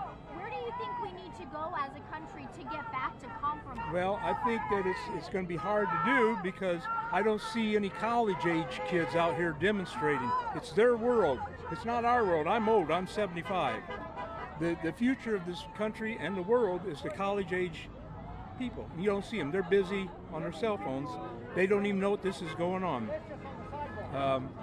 It's sad. Now, whether or not we'll ever get back to compromise and be in a world of, you know, people to understand each other, with that going on, I don't know. How do you feel seeing Mr. Michael, a Trump supporter, out here saying, I support free speech? That's compromise. See, he's got good ideas, I got good ideas. Now, if one of us wins, nobody wins. Because we lose his good ideas or we lose my good ideas. We got to meet in the middle. That's called compromise. That's what America was built on. That's why we're the greatest country, or were the greatest country in the world for so many years.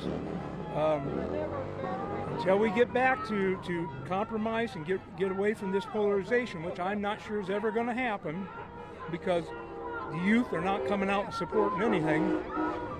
I don't know.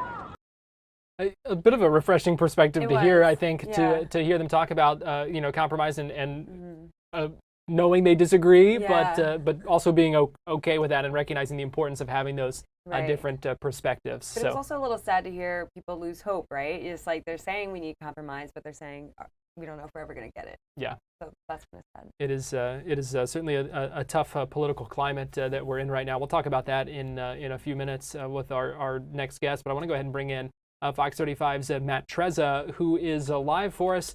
He's been in Volusia County all day, was in Daytona Beach earlier, now in New Smyrna Beach. And Matt, how's the turnout there?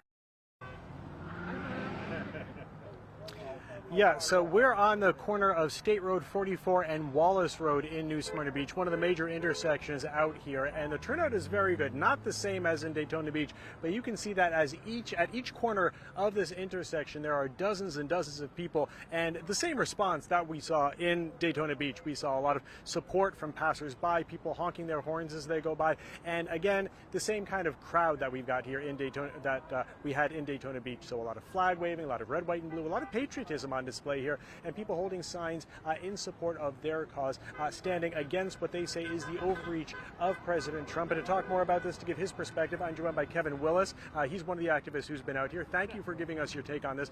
Why are you out here today? Well, one, I've never done this before, but there comes a time when you feel like you got to make your voice heard, and this is that time for my wife and I. Very good. What are some of the things that upset you about the way things are going in this country that you'd like to see change? I think freedom of speech being taken away is my biggest thing, and I just want people to know that, listen, every voice counts. Yeah, whether you agree with that side or not, everybody's voice counts, and that's why I'm here. What do you think about the turnout here? I love it. I had no idea what to expect. I think this is great. It's a little bit less now than it was an hour ago, but no, this is awesome. This is what we're supposed to do. One of the hot button issues that people have been talking about is immigration and the way it's being handled. What's your take on the way the Trump administration is handling and dealing with undocumented immigrants? Oh, that's a tough one. I want anybody who wants to be here to be able to come here, but to do it the right way. I don't necessarily think that if you're already here, if you're not breaking the law, give people a chance. You know, don't just send them back. That's a tough one. Yeah. We see you're holding a flag. You're holding a flag. There's a lot of patriotism. There's a lot of red, white, and blue out here, along with pride on display. What do you think about the fact that everyone is really coming together to say that they support America here too? That's what this is, America, and that's what Americans are supposed to do. Like I said before, whether you agree with what's happening or not, this is America. Make your voice be heard and show that we really are here for the country and everybody living here. If you had a chance to talk to the president right now, what would you want to let him know? Is there anything you'd like to see him change or do differently? Listen to the people. It's not always just your opinion. Listen to the people, because people have voices. And remember, you know, President does work for us. We hired him. We can fire him. Very good. Anything you'd like to add? I'm just happy to be here. Everything that Kevin said, we fully agree with, and we're just here to love everyone. And this is the best way to show that the people that can't be here, that their voices are heard as well. We hear, as people are passing by, they're honking their horns. What do you think about that? I love that. I didn't know. I thought there would be more negatives, to be honest, but there's not. Most people are supportive and loving, and the few people that aren't, they've driven by, they've, made a gesture, said some words, but other than that, it's been great. What's your words of encouragement to the other people who are standing here with you? Well, a great woman came by and she had a megaphone, and so she started a chant, and that was great. And then I just have tried to be loud, and just even if the negative people come by, I yell, "I love you," and what can you say back to "I love you"? It is interesting. A lot of people said I should go back to my country, and this is my flag. So that was a new lesson for me. Gotcha. Well, I appreciate it. Thank you both for sharing your insights. And again, that's how things are looking. Again, we've got dozens of protesters, with no official tally at this point, but here at the intersection of Wallace Road and State Road 44 in New Smyrna Beach. Just came from Daytona Beach as well. Huge outpouring. I would say easily 2 to 3 times the size of the people who are standing out here over there as well. So a big outpouring we've seen in Volusia County so far. All right, Fox 35's Matt Trezza, we appreciate you joining us live from New Smyrna Beach. As those protests continue there in Volusia County, interesting to hear Matt ask them about a couple of topics and get their takes on it. Obviously, it's I think it's easy to sometimes say to expect certain answers from certain people, but to hear kind of the nuance to it, I think it's good to. I think it's good to hear. And I'd like to see all the flags out there. Yeah, a lot of flags that we are seeing. We're going to take a break here. Morgan, we appreciate you joining us. I know you've had a long morning anchoring Good Day Orlando today as well. We appreciate you joining us here for for our coverage. Yeah, happy to be here. We are going to take a quick break here on Fox 35 News Plus. As we do so, give you a live look in Washington, D.C. at some of the, this is the awards ceremony that is going on following the Army fitness competition on the National Mall. We're going to take a break, and when we come back, be joined by one of our political analysts to kind of talk about the politics of all this and the political climate of the day and age that we're in as we see these events going on across the country. So we're going to take a break, and we'll be right back.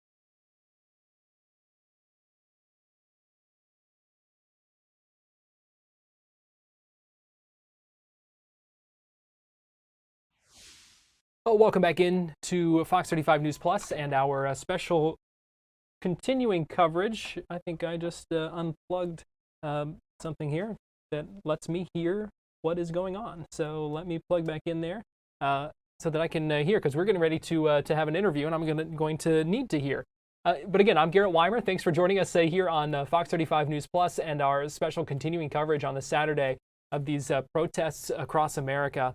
I want to go ahead and bring in Rishi Baga, who is one of our political experts, always has a good perspective for us, and is joining us live now via Zoom. And Rishi, we appreciate you joining us on this Saturday afternoon. Thanks so much for having me, Garrett. Thrilled to be here. First, I just want to get your take on, we're seeing these protests not just here in Florida, but across the country, 2,000 different protests. And I just want to get your thoughts and your reaction to seeing such a kind of groundswell movement, really that has grown across the country for this. Absolutely. Well, listen, I'm thrilled to see peaceful protest, right? Ultimately, this is the most American thing we can do. If we have a problem with the way the government's being run, if we have issues that we want to be brought to the forefront, if we disagree with policies that are in place by our government, we need to protest. And that's the right that we have as Americans. And so this is the most American form of that protest, right? To make sure that everyone shows up and makes their voice heard. Does it surprise you at all to see such a large turnout at some of this, or do you think this is kind of people have been waiting for an outlet like this? Honestly, it doesn't surprise me, and frankly, I suspect that some of these protests will get even larger as time goes on today, and that's just because I think there's been a lot that has happened since President Trump has taken office. It's the second time since January. There's been tremendous changes that have happened within the government. You've had entire parts of the government that have been dismantled. You've had policies that have been in place that are pretty dramatically different than what we had been sold on. I think I'll give an example of immigration. Certainly, that's something that's in the spotlight right now. For a lot of folks who voted for President Trump, they were told that individuals who had broken the law would be deported. And though we've seen some of that, we've seen a lot of other folks who've been deported as well.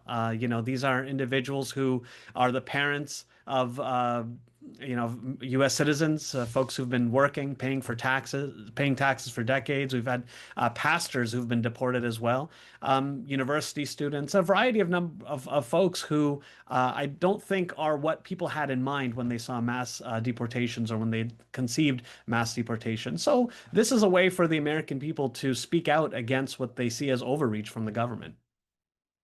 It's an interesting juxtaposition today as well as we watch these protests across the country and the events going on in Washington D.C. As well. I think it's I want to get your take on kind of that contrast between the military parade that we're going to see later today on the day of these protests that are likening the president to a dictator. Yeah, I think some of the commentary about likening him to a dictator really does come from the fact that this is not something we typically see in America. We don't really see military parades on our streets like they would in North Korea or in China. And I think that that is very different from the nature of what we expect in America. We just don't see our army on the streets. The last time something like this had done was when the army was coming back from the Gulf War. In 1991. So, this is not typical for us. There's also protests, and I think one must wonder when we are talking about cutting things throughout the government and making sure we watch where we spend our money, whether the cost of this sort of thing is worth it. The estimated cost for this is about $45 million. This also I believe $15 or $16 million of that money is allocated just to repair the streets in Washington, D.C. after the parade is done, because those streets are certainly not made to be taking tanks. So we have to wonder, is this really worth it? While Flag Day is wonderful, and I'm glad we're celebrating it today, it's not a national holiday. And so you have to wonder, is this something we need right now to spend the money on?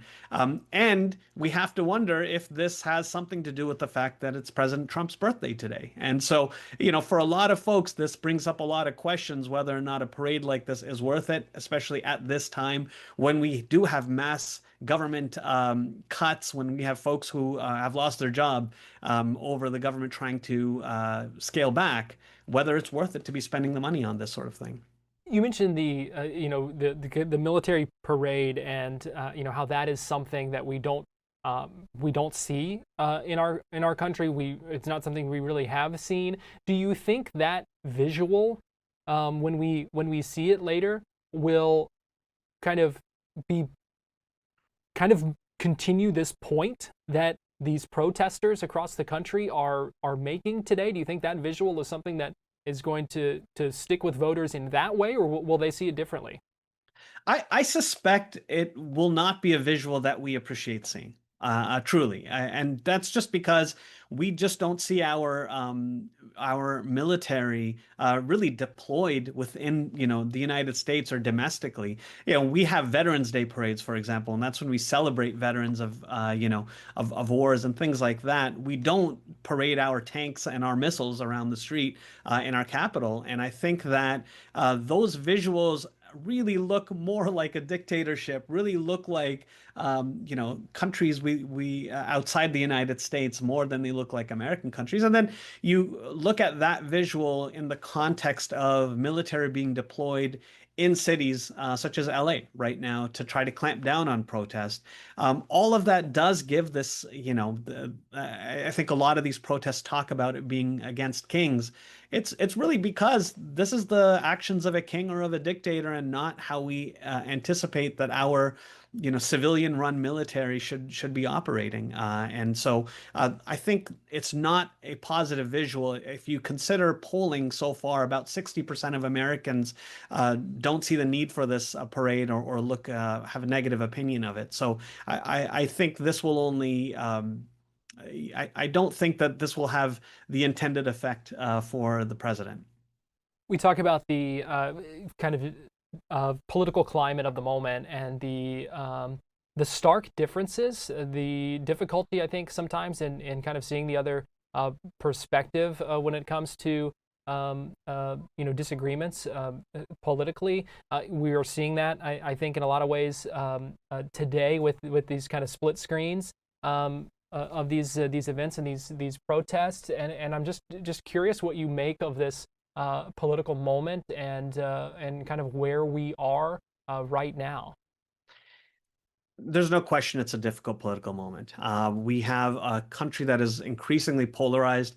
If anything, Karen, I was thrilled to see some of the folks who were speaking earlier to you, some of these protesters, one of which was a Democrat, and I think the other one who was either independent or Republican, but both of them were speaking up and were arm in arm and willing to make their voices heard.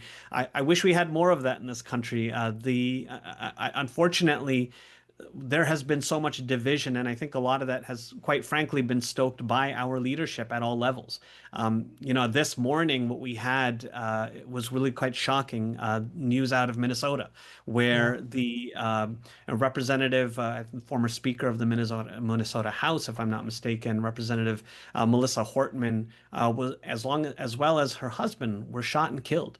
And it appears to be politically motivated. There's also Senator John Hoffman, also grievously injured, as well as his wife, as well, who are senators in Minnesota. And both of these were Democrats. But, last year we had political violence against President Trump. And so I think that this is not a good sign for our country. It's not good to be seeing increasing acts of violence that target elected officials and candidates for office. This is not how we should make our our discontent or our dislike of our politics known. The appropriate way to do that are these protests. And I think that, again, I'm happy to see these protests, because I think this is the way Americans should make their voice heard, not through violence and not through these other means, which unfortunately we've been seeing incidents that are far too common. And I'm, truly saddened to see what happened this morning in Minnesota. Yeah, certainly heartbreaking, disturbing in a lot of ways. And especially to think about that we are, it seems, seeing more and more kind of politically motivated acts of violence. We've seen inflammatory rhetoric as well. I mean, we even saw some of that earlier when we were streaming, seeing some of the language that folks were using, and some of the things that were said on signs at some of these events as well, that certainly I think we don't condone, and most people probably would not. So how do we bridge this divide? How do we kind of dial that back and kind of lower the temperature? I just want to get your thoughts on that, and whether that is doable now. I think as a country, it must be doable, and we have to do the work to make that happen. I really think it needs to start from our leadership. And look, I hope that President Trump takes this opportunity to see, the devastating news out of Minnesota, and uses this as an opportunity to dial down the rhetoric. Far too often, some of his rhetoric has targeted Democrats as the enemy, spoken about Democrats as though they're bad people or evil people. When you have folks in this country who are not well, or are already in a bad place mentally, and they hear this sort of language, it shouldn't surprise us when they act out in that way. And it's the same thing on the Democratic side. We do need to make sure that while we are having these protests, and we certainly make it known that we disagree strongly with what the Trump-led GOP is doing at this moment, that we cannot demonize our neighbors and turn them into our enemies. We simply cannot use that sort of language because it unfortunately will lead to that sort of violence and these sorts of incidents in the future. So I think, I have to look towards our leadership to take the first step to decry it and to change the way they speak. I heard some commentary from Governor DeSantis in the last few days talking about today's protests and, bringing up the fact that if a protester comes and attacks your car, you'd be okay to run them over. I mean, this is not the sort of language that we should expect out of our leaderships, and we need to demand better. And then once that happens, look, on an individual level, all of us need to work hard to make sure that we build connections with folks on both sides of the aisle, that we have constructive conversations. And even if we disagree with folks, we still see them as Americans and as our neighbors, rather than it turning into, calling anyone our enemy or evil. All right, Rishi Baga, great perspective there. We appreciate you joining us this afternoon on our Fox 35 News Plus continuing coverage of these protests across America. Great talking with you. Great talking to you as well. Thank you so much, Garrett. All right. I think you made a lot of great points there, a lot of things to certainly think about as we see these events continuing today. We're going to take a quick break, but I do want to bring your attention to a couple of things here before we do so. This was that live look in Philadelphia that we've taken a few looks at ahead of their march, where they will be marching from Love Park to the Philadelphia Museum of Art. This other shot that we had up during that interview, this is a live look in Houston, and the shot has been a little glitchy. I'm sure you've noticed that as well. But a big crowd gathered in Houston as well for these protests. We know about 2,000, and that's a rough number of these protests across the country going on today, many of them in Central Florida as well. I know the protests in Volusia County have come to an end, or at least were scheduled to around noon. That's Daytona Beach, New Smyrna Beach, DeLand among those. So those have kind of wrapped up. But in Brevard County, they are continuing for about another hour or so. So we'll check back in with Esther in a little bit. I know she's been speaking with a lot of different protesters.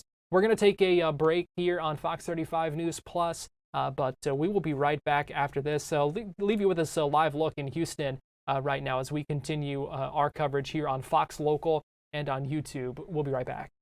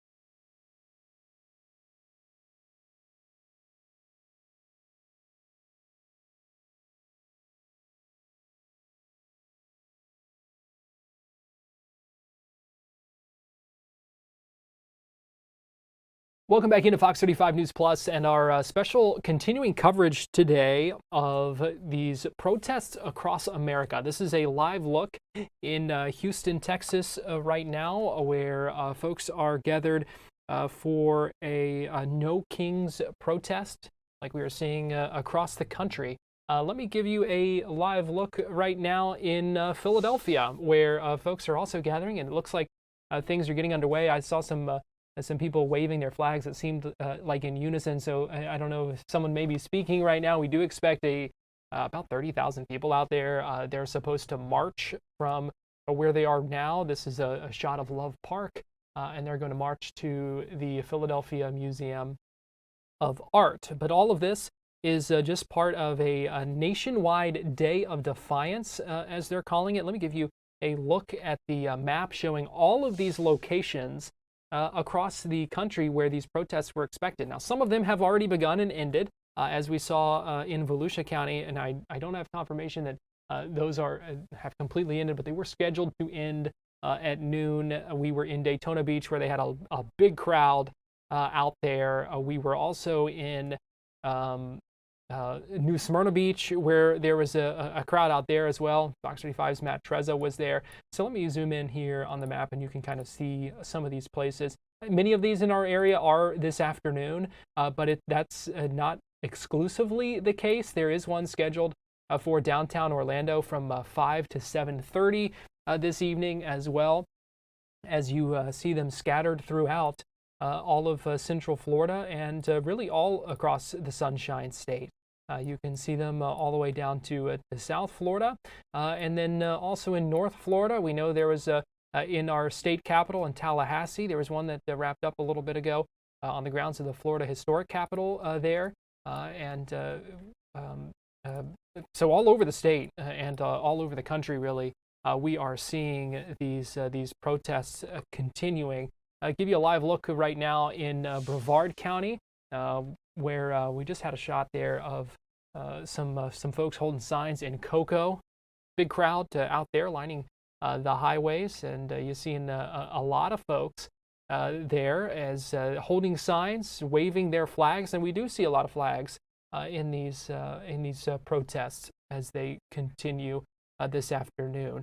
Speaking of Brevard County, just a little bit ago, Fox 35's Esther Bauer had the chance to speak with Michael Nyatt, spokesperson for this group that put these protests in Brevard County together. I spoke with him, I guess that was yesterday, and we talked about how they, what the message was, what they wanted people to know. This is Michael Nyatt out at the protest in Cocoa just a little bit ago from Fox 35's Esther Bauer. Donald Trump's 79th birthday. He's celebrating with a big, elaborate birthday party in the form of a military parade in Washington, D.C., all in an effort to assuage his enormous ego and to project the illusion of unlimited imperial power. We're here to tell him no. Donald Trump, you are no king, and we are not your subjects. This is a democracy, not a monarchy. This is a constitutional republic, and the rights of the people will not be violated. We're here to oppose you and tell you, you may not impose your will upon us. How do you feel seeing so many people out here before this protest has started, expecting upwards of 2,000 people? Well, we've done 3 previous demonstrations since the beginning of April, on April 5th, 19th, and on May 1st. Each time, the number of people who have showed up have far exceeded the number of official RSVPs we received in advance. On Wednesday night, we received RSVPs totaling 2,000 people. On the basis of that prior experience, we expect a whole lot more than 2,000 to ultimately show up today. Did you hear our Brevard Sheriff's comments about these protests happening this weekend? Do you have any comment on how that made you feel? I did see some footage of his press conference. And all I can say is that Sheriff Ivey's concerns about violence are well placed. We also are dead set against violence of any kind. I wish it to be very clear to everybody, we are all about the peaceful and lawful expression of our First Amendment rights of free expression, free speech, and free assembly. We have nothing to do with violence. Anyone among us who engages in violence is not one of us, does not represent our values or our mission or our motives. Anyone who engages in violence will be asked to leave. If necessary, we'll call the police and ask them to be taken away. And there are several police officers here just keeping watch. Does that make you feel safer seeing law enforcement on site? I think it's fine. They have a right to be here. They're here to safeguard our rights of free speech and free assembly, so we welcome their presence. Awesome. Anything else you want to get out there on the message that you hope this sparks across the entire nation? Yes, I have a number of grievances that I'd like to articulate. These are reasons why we oppose the Donald Trump regime and why we feel he should be impeached, quite frankly. Donald Trump has neglected the rule of law and has defied the authority of the federal courts. Trump has continually violated the Constitution of the United States, especially the First Amendment rights of free assembly and free speech. Donald Trump has usurped the authority of the Congress and has infringed the powers of the states. Trump has politicized the military and has turned Immigration and Customs Enforcement, ICE, into his own secret police force. And finally, Donald Trump has systematically abused the powers of his office to run roughshod over the civil liberties and civil rights of American citizens. That was Michael Nyatt, spokesperson for that group in Brevard County, organizing the protests there. And Fox 35's Esther Bauer been out there, still out there in Cocoa, as the protests there continue for another half hour to an hour. I know one of those Brevard County protests ends at 1, and I think the other one's at 1:30. Yeah, this one ends at 1:30, so about another hour left in that protest. We are going to take a break here on Fox 35 News Plus as our special coverage continues. As we do so, let me give you a live look at the National Mall. We're also tracking today the 250th birthday of the U.S. Army. A lot of events going on there in Washington, D.C. Looks like some sort of a musical performance. We had the Army Fitness competition earlier today, the awards. We're expecting this festival to continue for a while, and then the parade later tonight with the concert and fireworks on the National Mall. So we're going to take a break here, but as we do, we'll go ahead and let you listen in to this concert going on live on the National Mall in Washington, D.C.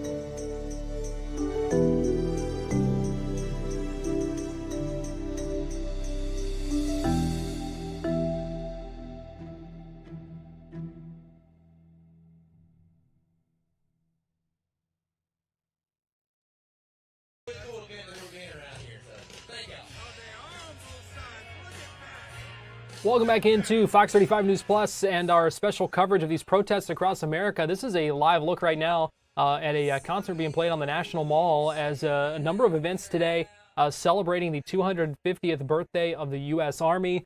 This ahead of the parade later today through our nation's capital, ending with another concert and some fireworks tonight as well in Washington, D.C. But that is the split screen today with these protests. Here's a live look right now in Philadelphia, where a march expected to get underway. You see a big crowd there. Let me also give you a live look. Let me see. I'm trying to figure out. This is another protest, I believe, potentially Washington, D.C. here.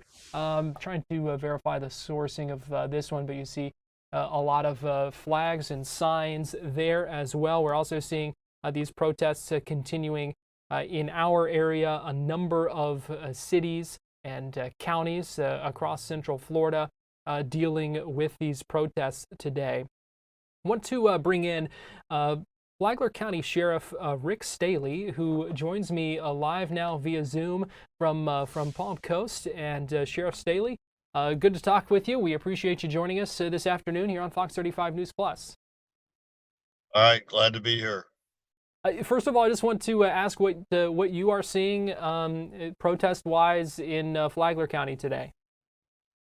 So we've had about 3 different locations between Flagler Beach and the city of Palm Coast. Less than 200 people total in those 3 locations, and everybody is exercising their First Amendment right, but not causing any problems. We did have one agitator at a car at one of the locations, and he made a traffic violation. Our deputies pulled him over and had a little chat with him, stern, I might say. And in another case, we had one of the protesters pass out for the heat, I would assume. And one of our deputies on a bicycle rendered aid and called paramedics to assist her.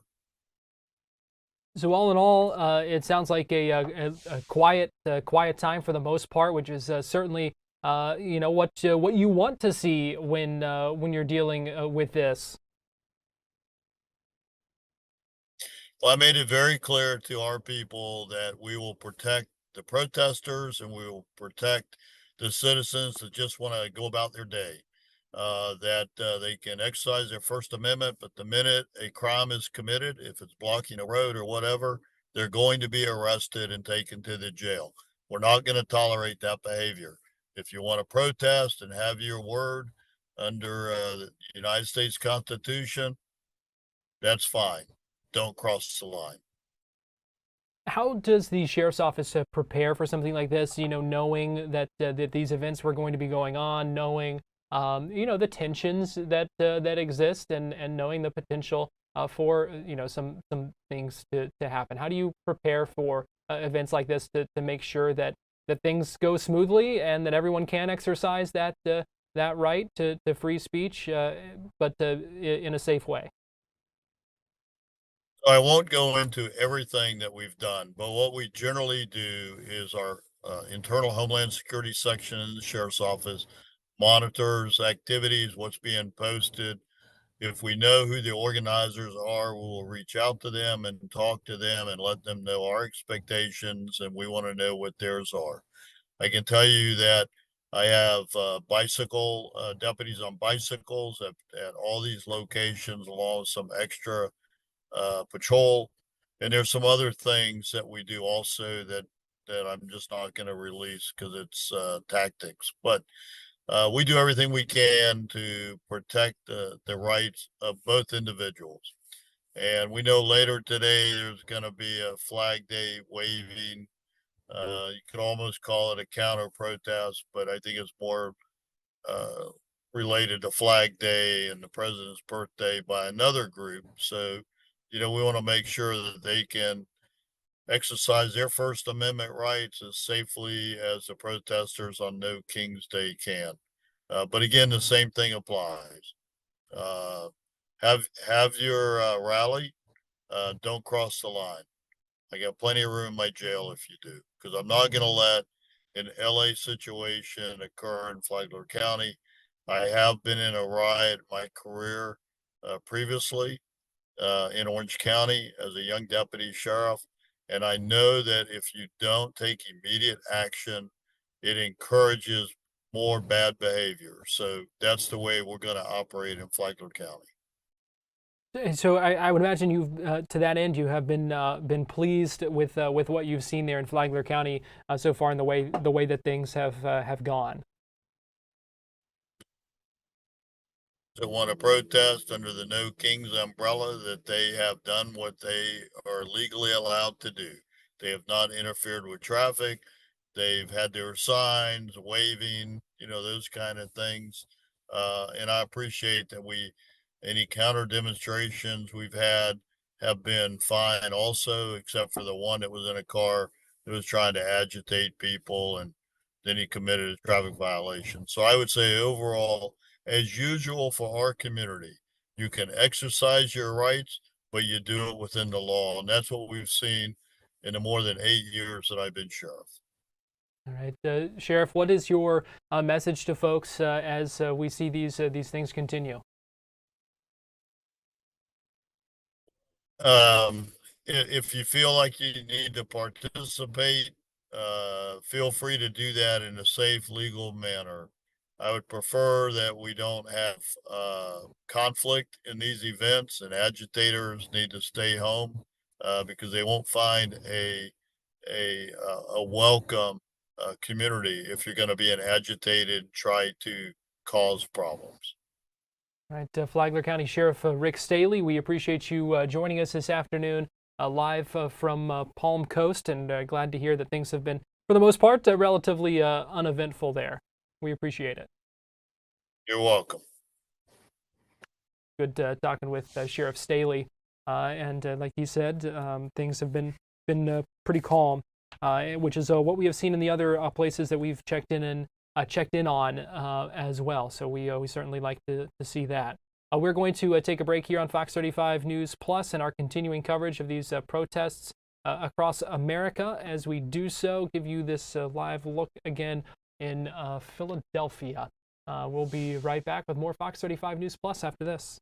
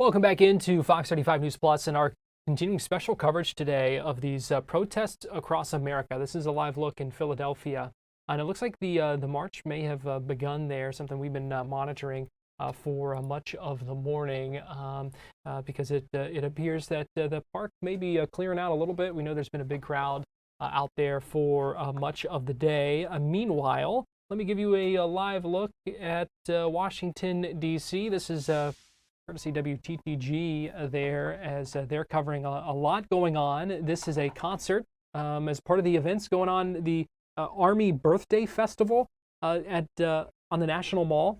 So this morning at 9:30, they started with an Army fitness competition. We got to see some of that here live on Fox 35 News Plus in our special coverage. Pretty cool to see some of that going on. Had some interesting interviews during that as well. The Army Birthday Festival going on right now. A lot of things going on. Obviously, some live music as well that we are hearing. Then at 6:30, the Army 250 birthday parade expected through the nation's capital.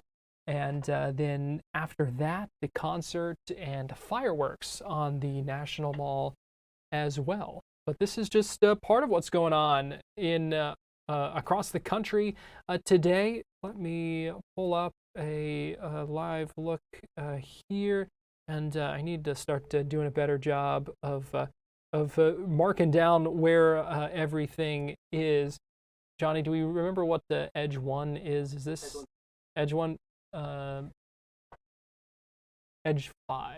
Edge 5 is Houston. Yes, this is Houston. Okay, let me give you a live look in Houston here. This is for the No Kings protest. They're calling this a day of defiance, where we've seen a lot of folks with signs, a lot of folks with flags as well. And I apologize, it looks like this shot may be glitching a little bit, but we've heard a list of grievances from many of these protesters saying that they feel that the president, Donald Trump, has been in some ways acting as a dictator, and that not happy with many of his actions and things like that. And so that's why they have titled this No King's Day. And we are seeing these protests all across the country. I want to show you a little bit of video into our newsroom here. This is from Daytona Beach, where a large crowd was this morning. I'm just going to play this for you and let you kind of take in some of the sights and sounds from this morning in Daytona Beach.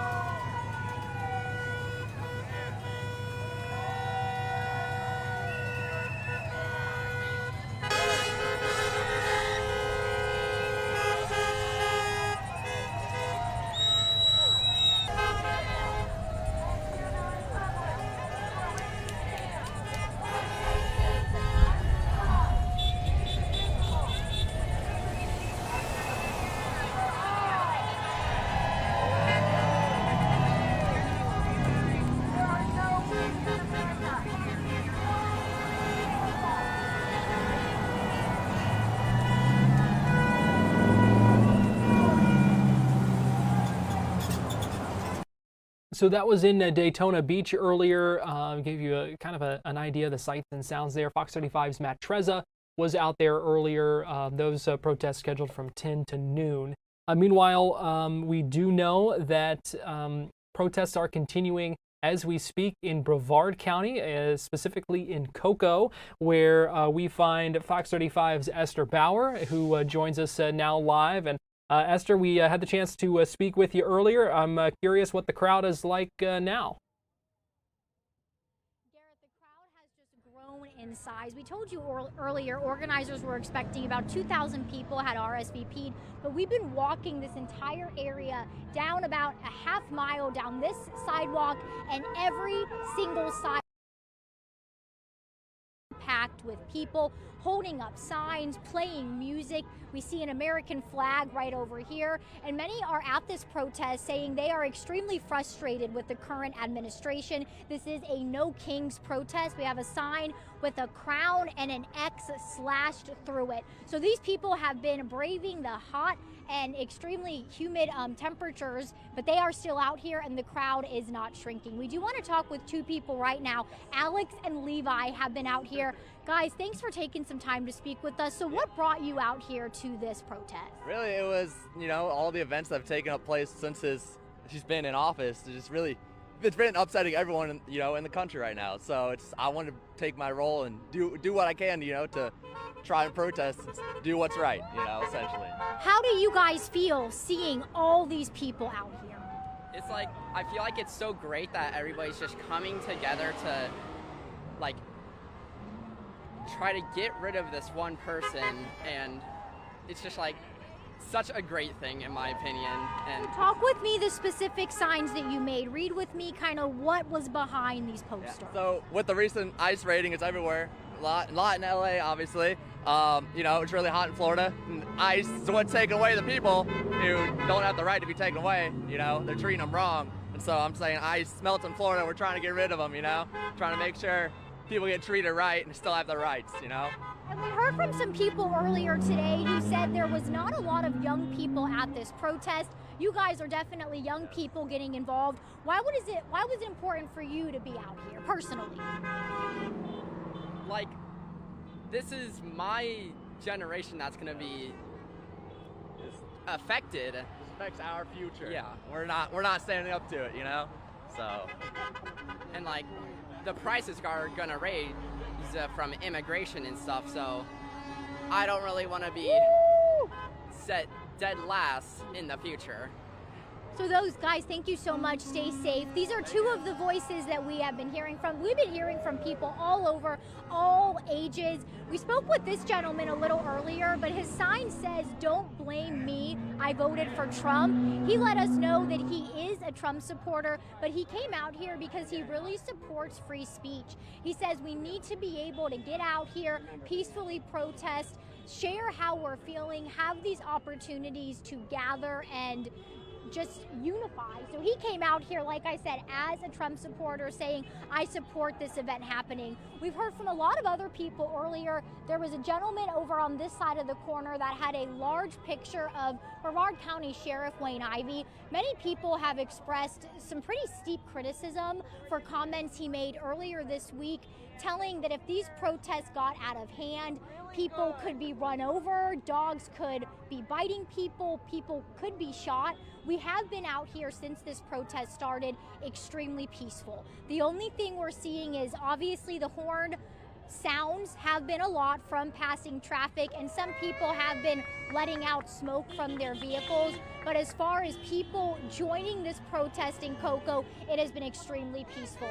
If we walk a little bit over here too, there's also been people handing out water bottles, trying to keep everyone cool because it is extremely hot. This is the heat of Florida, or the heat of summer in Florida, so there has been a lot of water. We do have an emergency responder right over here. You can see past this intersection.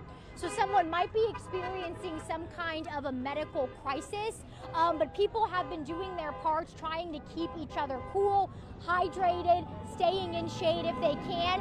On one of the intersections, there's also a frozen treat. Someone selling ice cream, someone selling Freezy Pops. So this is just spanning a wide array of what people are coming out to join and be part of in this protest. Supposed to be happening until 1:30. This is one of 2 scheduled here on the Space Coast. Palm Bay also had a No Kings protest scheduled. And as you guys have been showing shots from, these are happening all over the country. Thousands happening on Saturday. But we'll send things back to you. Esther, before I let you go, just for those who may not be quite as familiar with the city of Cocoa there in Brevard County, talk to me about the choice of that location. It seems like a very high visibility, high traffic area where they're able to really kind of get this message across and make sure things are seen. So US 1 and 520 is kind of the welcome to the Space Coast. If you head over here, you're going to hit Cocoa Beach. You're going to hit all of our beautiful beaches. Almost everyone travels US 1 and 520. So definitely a high traffic, high visibility area. And that would make sense why they decided to have it here. Something else that I didn't point out is there are several Cocoa police officers that are on scene. They've been here for the duration of this entire protest, and many protesters say that they have felt safer seeing police presence, but definitely a very visible location. We've met people from up north in Titusville. A woman from Germany is also here at this protest, and a lot of people are going back and forth in the crosswalks. That's been something that we've seen. Good news is there's been no bad behavior with any of the cars that are waiting at the stoplight, and all these people crossing the street back and forth. So that has been very good to see. Any cars that have kind of sped out quickly, we have seen Cocoa police officers leave their post and start going after some of those vehicles. So law enforcement has been very strong here on scene. People did note though, and we have not seen any Brevard County Sheriff's deputies here on scene. The large police presence has been Cocoa PD. All right, interesting to note. Fox 35's Esther Bauer, we appreciate you joining us live from Cocoa this afternoon. Absolutely. There was crowds still going strong there in Brevard County at the protests there as we continue to track them all across Florida, all across the country. We are going to take a quick break here on Fox 35 News Plus. When we come back, we're going to be joined by retired Police Chief Orlando Rolone, who will talk about things from a law enforcement perspective. But before we do, let me give you a live look. This is from KTTV in LA, looking at large crowds protesting in Los Angeles today. And just one more note before I forget, we did see some more language on some signs during the Esther's talk with us. And so just a reminder as we continue our coverage here on Fox Local and on YouTube that viewer discretion is advised because these are live protests, and we certainly don't always know what we are going to see or what we are going to hear when we take those pictures. So we're going to take a quick break, and we'll be right back with retired Police Chief Rolone in just a couple of minutes.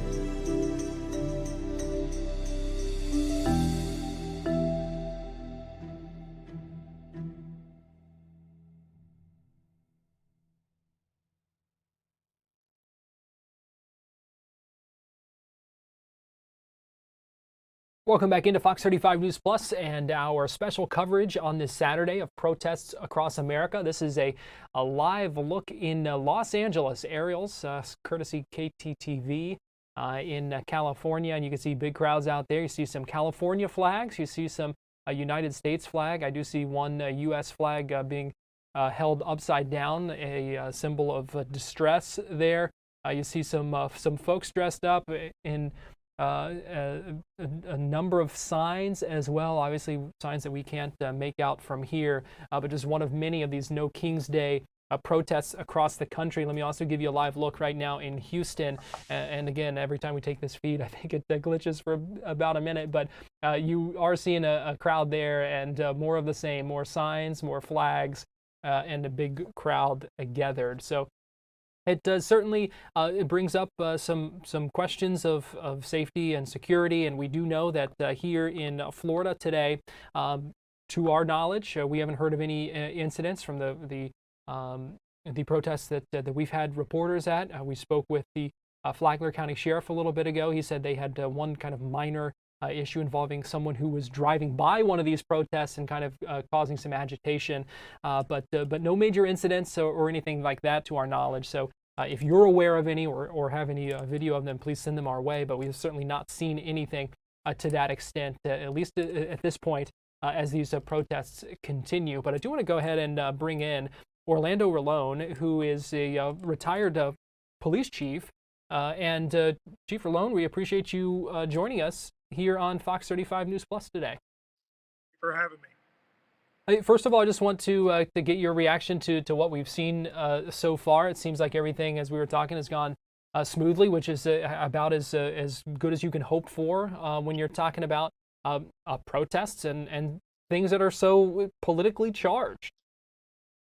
You know, this is an opportunity for people to obviously voice their approval or disapproval of how things are being done. But the fact of the matter is that Florida, especially in Florida, we've gone through this drill before, and there's a lot of prep work that goes into it. What is good to see is that the organizers for some of the demonstrations that we're seeing have already announced the fact that they were going to have the demonstration. I'm sure that there was a lot of coordination that went on behind the scenes to basically go over the rules, what would be acceptable and what wouldn't. And hopefully that is the case. That has translated into what we're seeing in most parts, which is a peaceful process where people are allowed to exercise their rights. From a police perspective, talk to me a little bit about that kind of preparation and how closely, or if at all, law enforcement would work with the organizers of these protests to kind of make sure everyone's on the same page, know what to expect, and kind of be able to coordinate things. Is there some of that coordination going on ahead of events like this?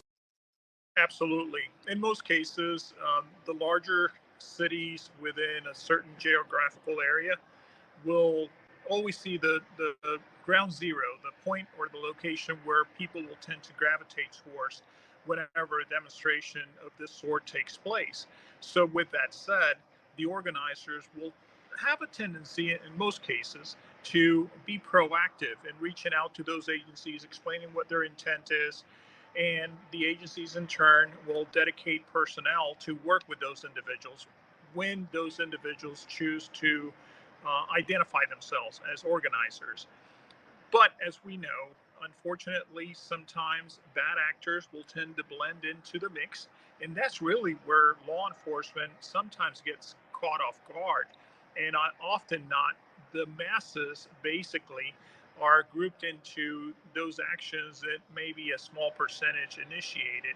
So with that said, communication is key for law enforcement and the organizers. For the organizers to be proactive, it's a good thing for both the individuals involved in the demonstrations, the communities where these demonstrations are taking place, and of course for law enforcement. What are some of the challenges for law enforcement, given kind of that backdrop that you just talked about and some of those things? What makes it so challenging when you're kind of on the ground there and watching these things develop? Well, law enforcement has become very good, of course, at utilizing the resources available to them, to include cameras and, of course, personnel that has been assigned to specific areas. So, for example, if a demonstration turns into a march where people decide to go on foot and travel through a city, then usually what they'll do is they'll get with the organizers to ensure that everyone is in agreement as to where that route will be, or what that route will be. When there's deviation from that, law enforcement will often anticipate that there may be a situation that may arise that may cause that, but resources on reserve are kept in order to try to return the individuals involved to the original plan. So, do situations happen that are outside of what was initially planned? Absolutely. And it never fails. It happens. But fortunately, law enforcement knows enough now to prepare for that. At least I can say that for Central Florida.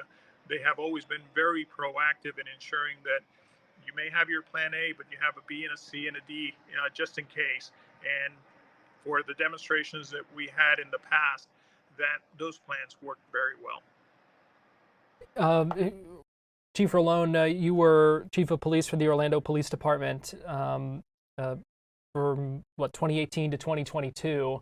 We know during that period there was some period of unrest and protests across the nation at that point. Too, many of which were kind of high profile. I wonder if you could just kind of shed some light for us on if especially as things like this continue, the potential for kind of longer term protests and that kind of thing, given your experience with it. So we, law enforcement and elected officials, truly embrace the idea that people needed an opportunity to voice their concerns. We all recognize that we were going to do our best to allow for that to happen, as long as it was done in a peaceful manner. And for the most part, the majority of the individuals that participated in the demonstrations that were held in Orlando did so. They did so peacefully. But you had to draw the line somewhere. And that line was, we did not want our roadways, major roadways, to be impacted. We wanted to maintain some sort of quality of life for those people that were who resided in those areas or worked in those areas. And also, equally as important, we wanted to make sure that it was done in a peaceful way where our officers were not harmed, where citizens were not harmed in the process. And that's where the line is drawn. You have to have very, very specific rules of engagement for your officers to understand what they can and cannot address, and also for the coordinators to ensure that the people that are following them to understand what those rules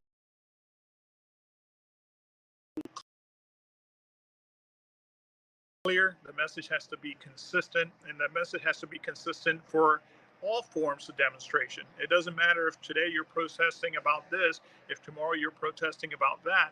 Your message better be on cue with what you have set in place for all demonstrations moving forward.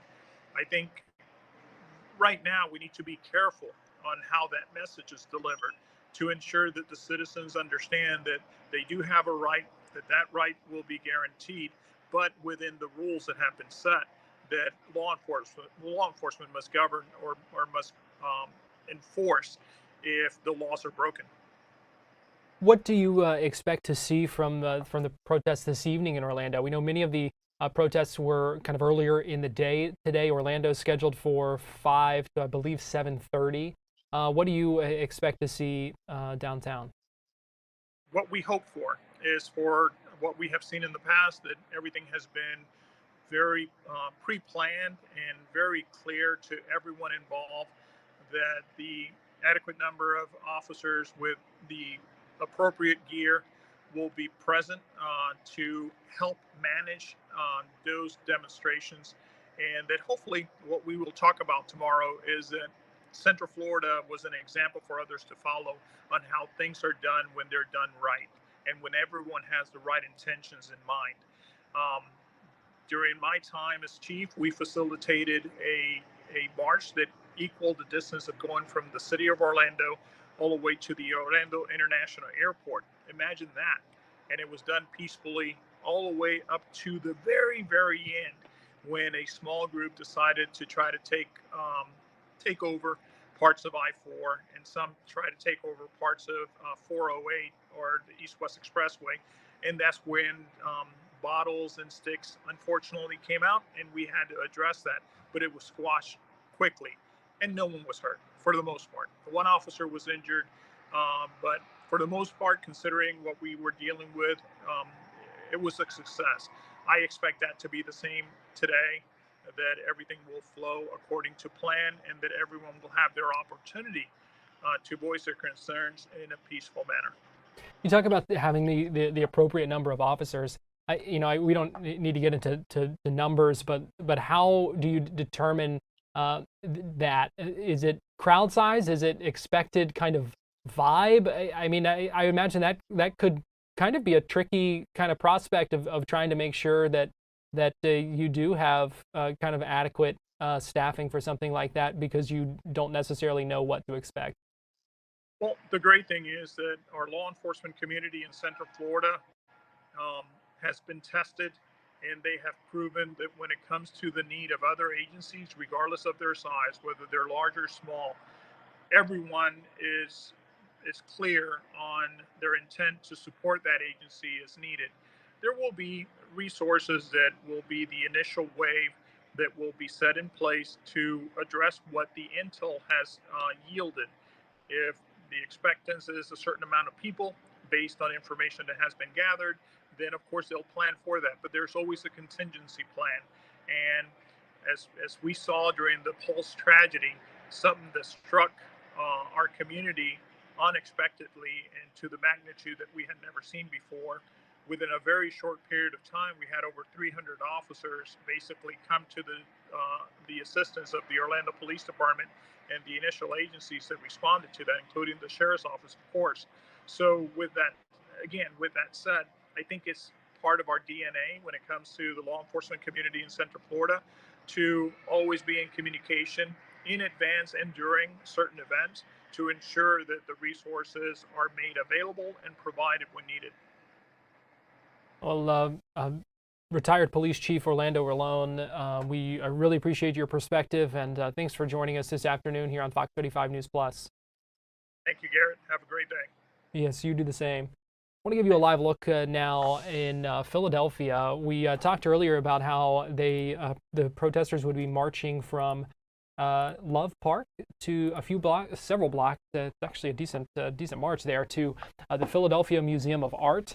That march is ongoing right now. So we're going to take a quick break here on Fox 35 News Plus and our coverage of these protests across America.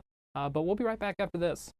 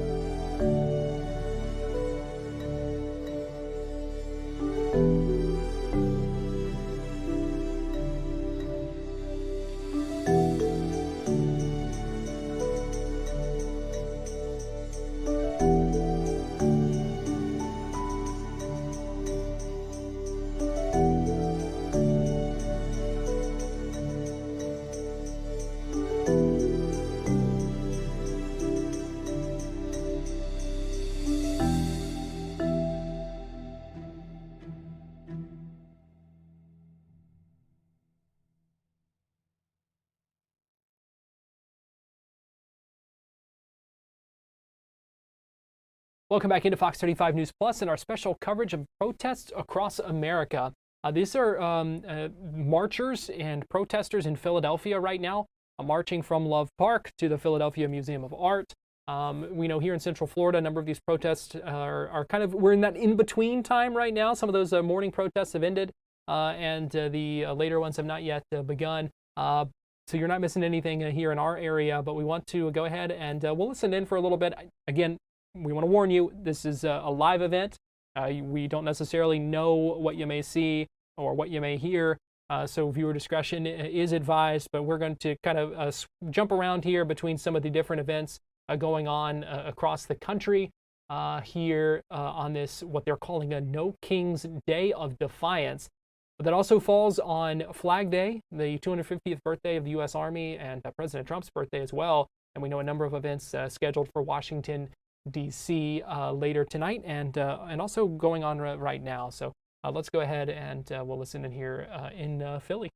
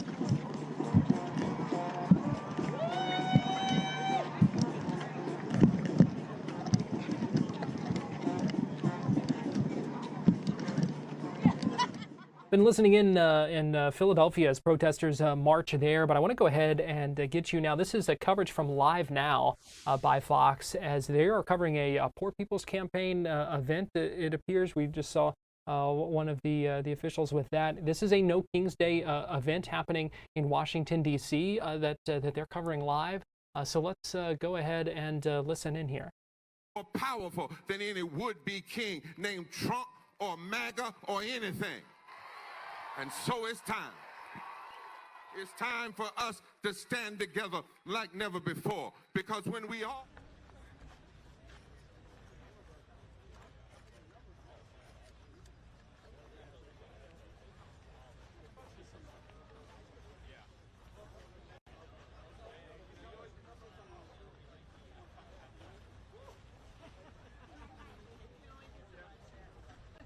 Well, it appears something happened to that feed of the event there. You are now seeing this is a part of what's going on in Washington, D.C. As part of the Army birthday celebration. So let's go ahead and get you back now to Philadelphia, where the protesters are continuing to march. We'll also show you a live look in Chicago, where protesters there are also, it appears, getting ready to march. Actually, let me pull that one up again because they may actually be blocking the street. Let me go ahead and pull this one up. This is live from Chicago, and it does appear that this group may be blocking a street there. You can see them holding a banner that says "No Kings" with the crowns crossed out from this live picture in Chicago. So let's go ahead and see if we can, hopefully this feed will clear up as these events continue across the country right now. Let me see if I can get us a little bit of audio to hear what's going on right now in Chicago.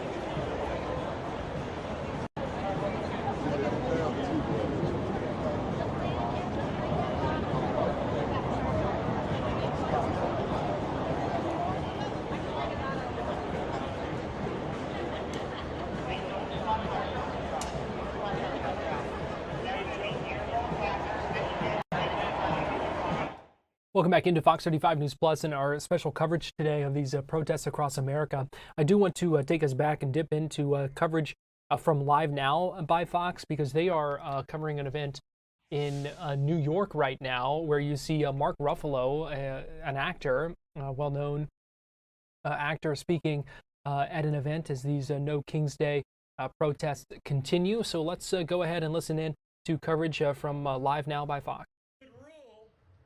By the belief and trust in one another. That we didn't want to be ruled by a king or a monarch or a dictator or a supreme leader or some crappy-ass CEO. That sucked. We hated that. That's why we came to America. We literally started a whole new country based on the simple idea of no kings. And it is that idea that brought most of us here, unless you're an American native or a Mexican, to this country. We built this country strictly on the no kings rule my country, my body, or my bank policy. That and the simple notion that you can't be arrested and tossed into a dungeon or a detention center or a concentration camp or some damn basement without a fair trial. We don't fuck with that. Sadly, today Donald Trump and the administration of billionaires, crackpots, and ICE brigades have taken over. We have a king and his court and his beige henchmen, and they're trampling on our rights and our laws and our freedoms, making themselves richer with taxpayer dollars and making us less safe with their love of other kings and dictators and the likes of Putin and Netanyahu and Kim Jong-un of the world. Well, Trump today is blowing $45 million of our tax money on his kingly dictator's military birthday bash. In our nation's capital, we are gathering here by the hundreds of thousands in locations of thousands around the USA and the world in the spirit of our founding fathers, and our brothers and sisters of the Boston Tea Party. We're patriots and we're lovers of democracy. And we're here to celebrate the land of the brave and the home of the free. And the one thing that King Trump and his masked henchmen are making clearer and clearer every day, every law they break, every single day, is that we are going to have to be brave if we want to be free.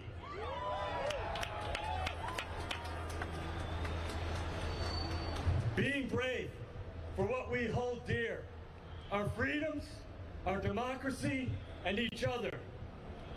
It's on us, guys. We're literally together. Literally together, we're the Avengers now. No one's gonna come and save us, man. Americans unite.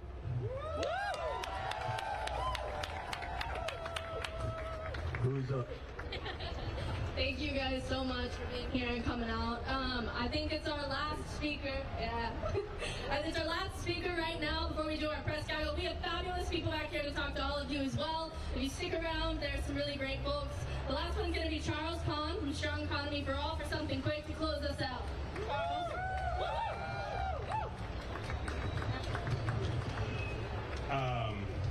Good afternoon. My name is Charles Kahn, coming to you from Brooklyn.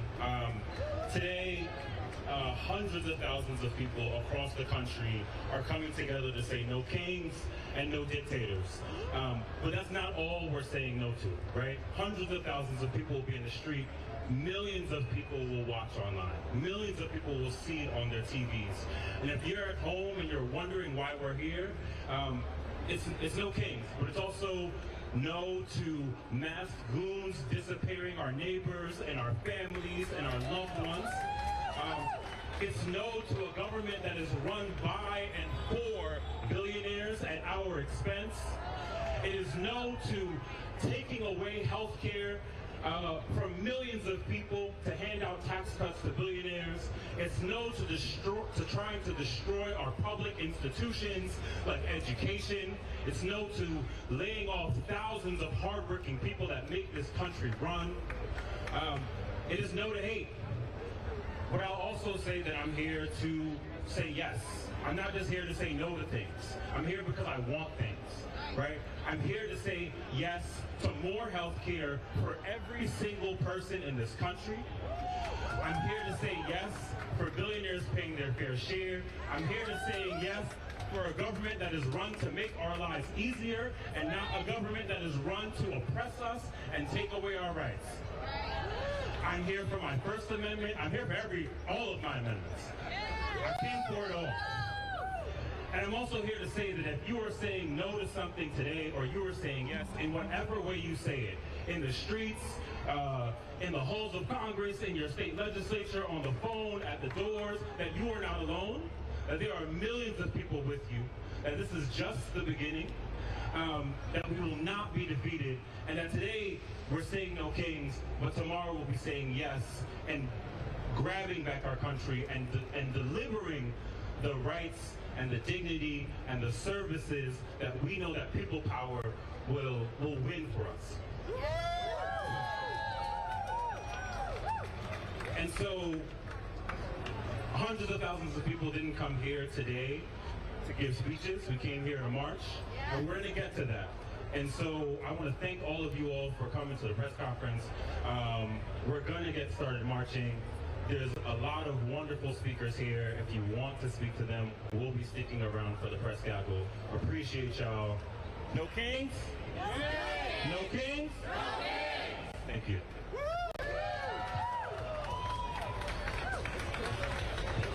All right.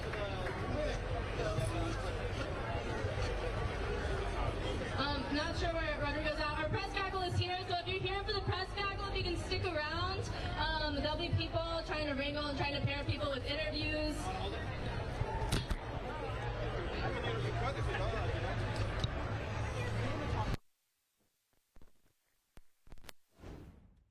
All right, and those were some speakers at a No Kings protest that's going on right now in New York.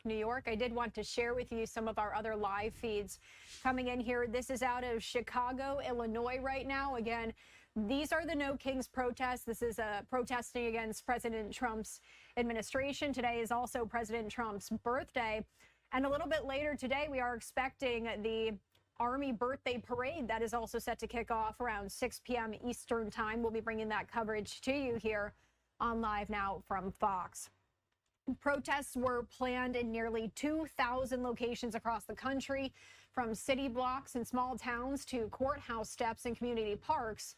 But no events are scheduled in Washington, D.C., where the military parade will take place in the evening. And we are getting some feeds in here from Washington, D.C. We're continuing to monitor that situation there.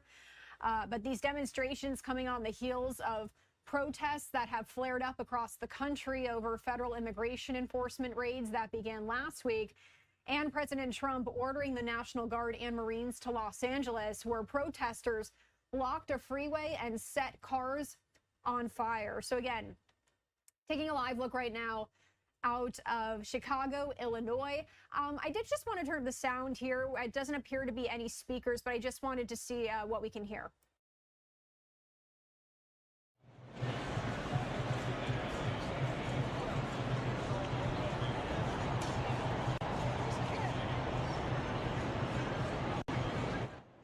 So it does appear just quiet right now. But again, these protests here varying. I actually wanted to bring in this shot because my producer made this shot here from a couple different places across the country. And you can see that bottom left-hand corner, it says Newsom, send the National Guard home now. So again, that goes off of what I was just telling you here. This coming on the heels of these anti-ICE protests that we saw take place in Los Angeles over the past several days. Now, over on social media, governors are urging people to stay calm throughout the day here today at these protests. We heard from Washington State Governor Bob Ferguson. He called for peaceful protests over the weekend to ensure President Trump doesn't send military to their state. He said, quote, Donald Trump wants to be able to say that we cannot handle our own public safety in Washington state. That was on a social media post. We also heard from Arizona Governor Katie Hobbs yesterday. urging protesters to remain peaceful and calm as they exercise their First Amendment right to make their voices heard. Last but not least here, I'll read Pennsylvania Governor Josh Shapiro said his administration and state police are working with police in Philadelphia ahead of what the organizers estimated could be a crowd approaching 100,000 people. And so we were just sharing some of those live feeds in here from these protests across the country. And of course, like I said, keeping an eye on Washington, D.C., as a little bit later today, we are going to be bringing that parade there to you on Live Now from Fox. We're going to go away for another break. We'll be right back. Okay, go to break.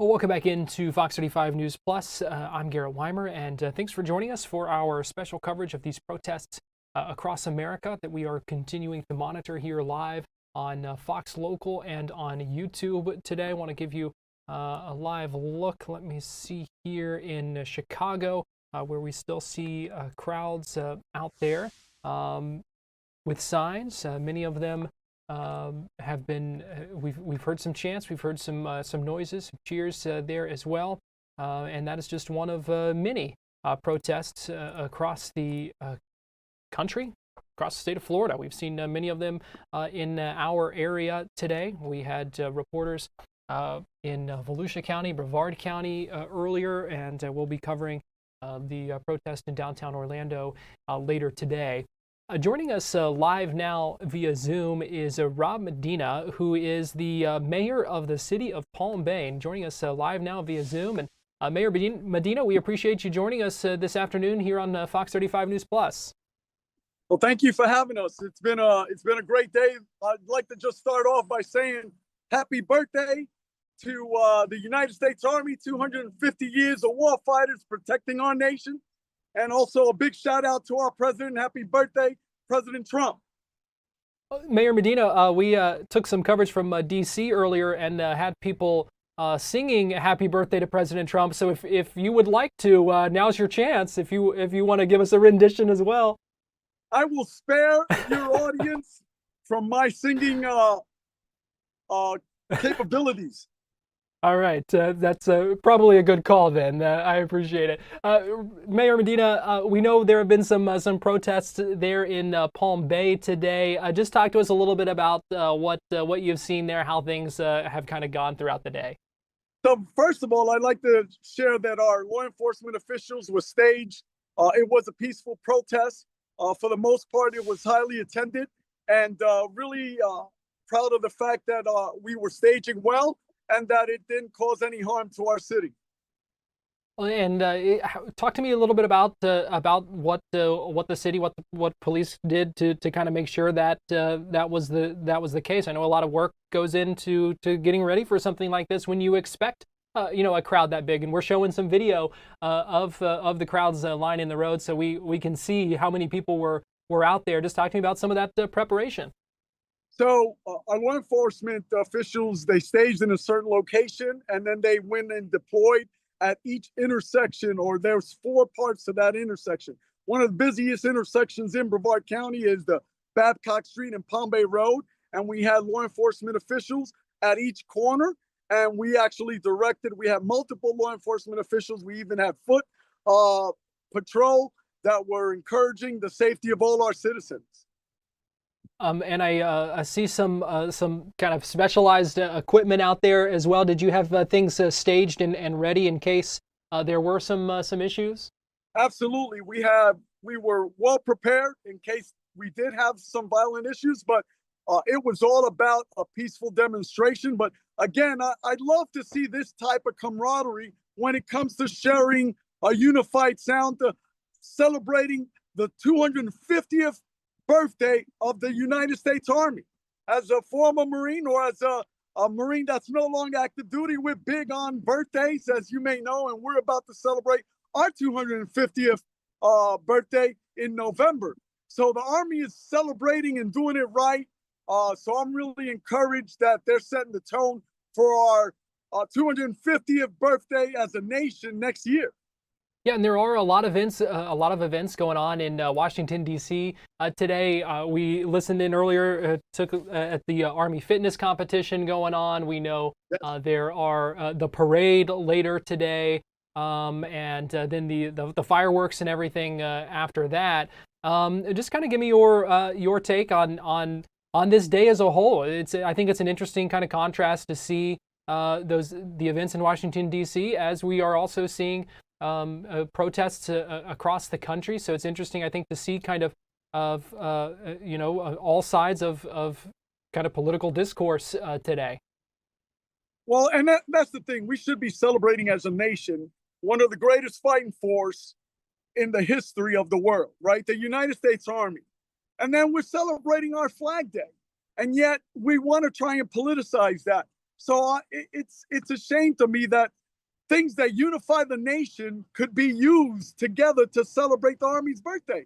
But yet there are individuals that want to use this to divide us. So my hope, my prayer is that we continue to celebrate the great nation of the United States of America. And not only that, but celebrate a great fighting force. As I mentioned, the United States Army has been part of this nation for 250 years. We are a nation because of the Army. We are a nation because of the Navy. We are a nation because of the United States Marine Corps and all our branches of service. I don't want to leave out our United States Air Force, the baby of the bunch, or the Space Force, or our Coast Guard. So, Mayor Medina, what is your message to folks out there watching today as all of these things are going on? What do you want people to know? Listen, let's celebrate the Army. Let's unify ourselves. Let's celebrate our nation's flag. That's what June 14th is. And at the same time, it falls on a great president, 45 and 47. So happy birthday, President Donald J. Trump.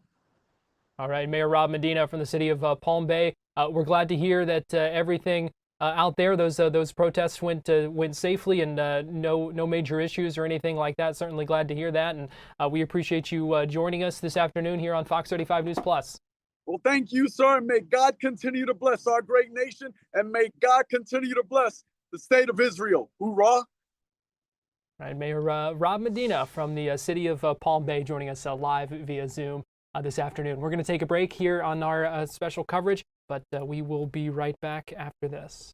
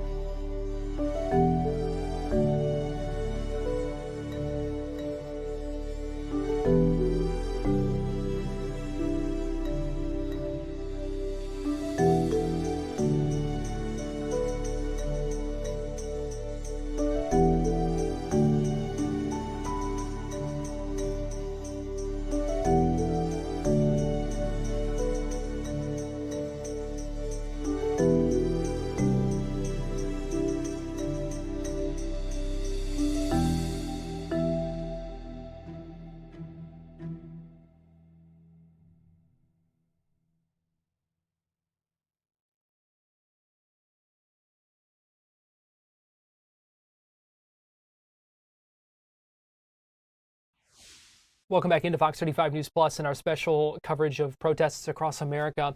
We do want to go now to KMSP, that is Fox 9 out of Minneapolis, St. Paul, where they've been tracking breaking news throughout the day. The shooting of 2 state lawmakers there, officials saying they do believe these were politically motivated attacks. So they've been in extensive coverage throughout the morning into this afternoon. And let's go ahead and listen in here. View of Melissa Hortman's home, where, of course, the shooting happened. So, Yeah.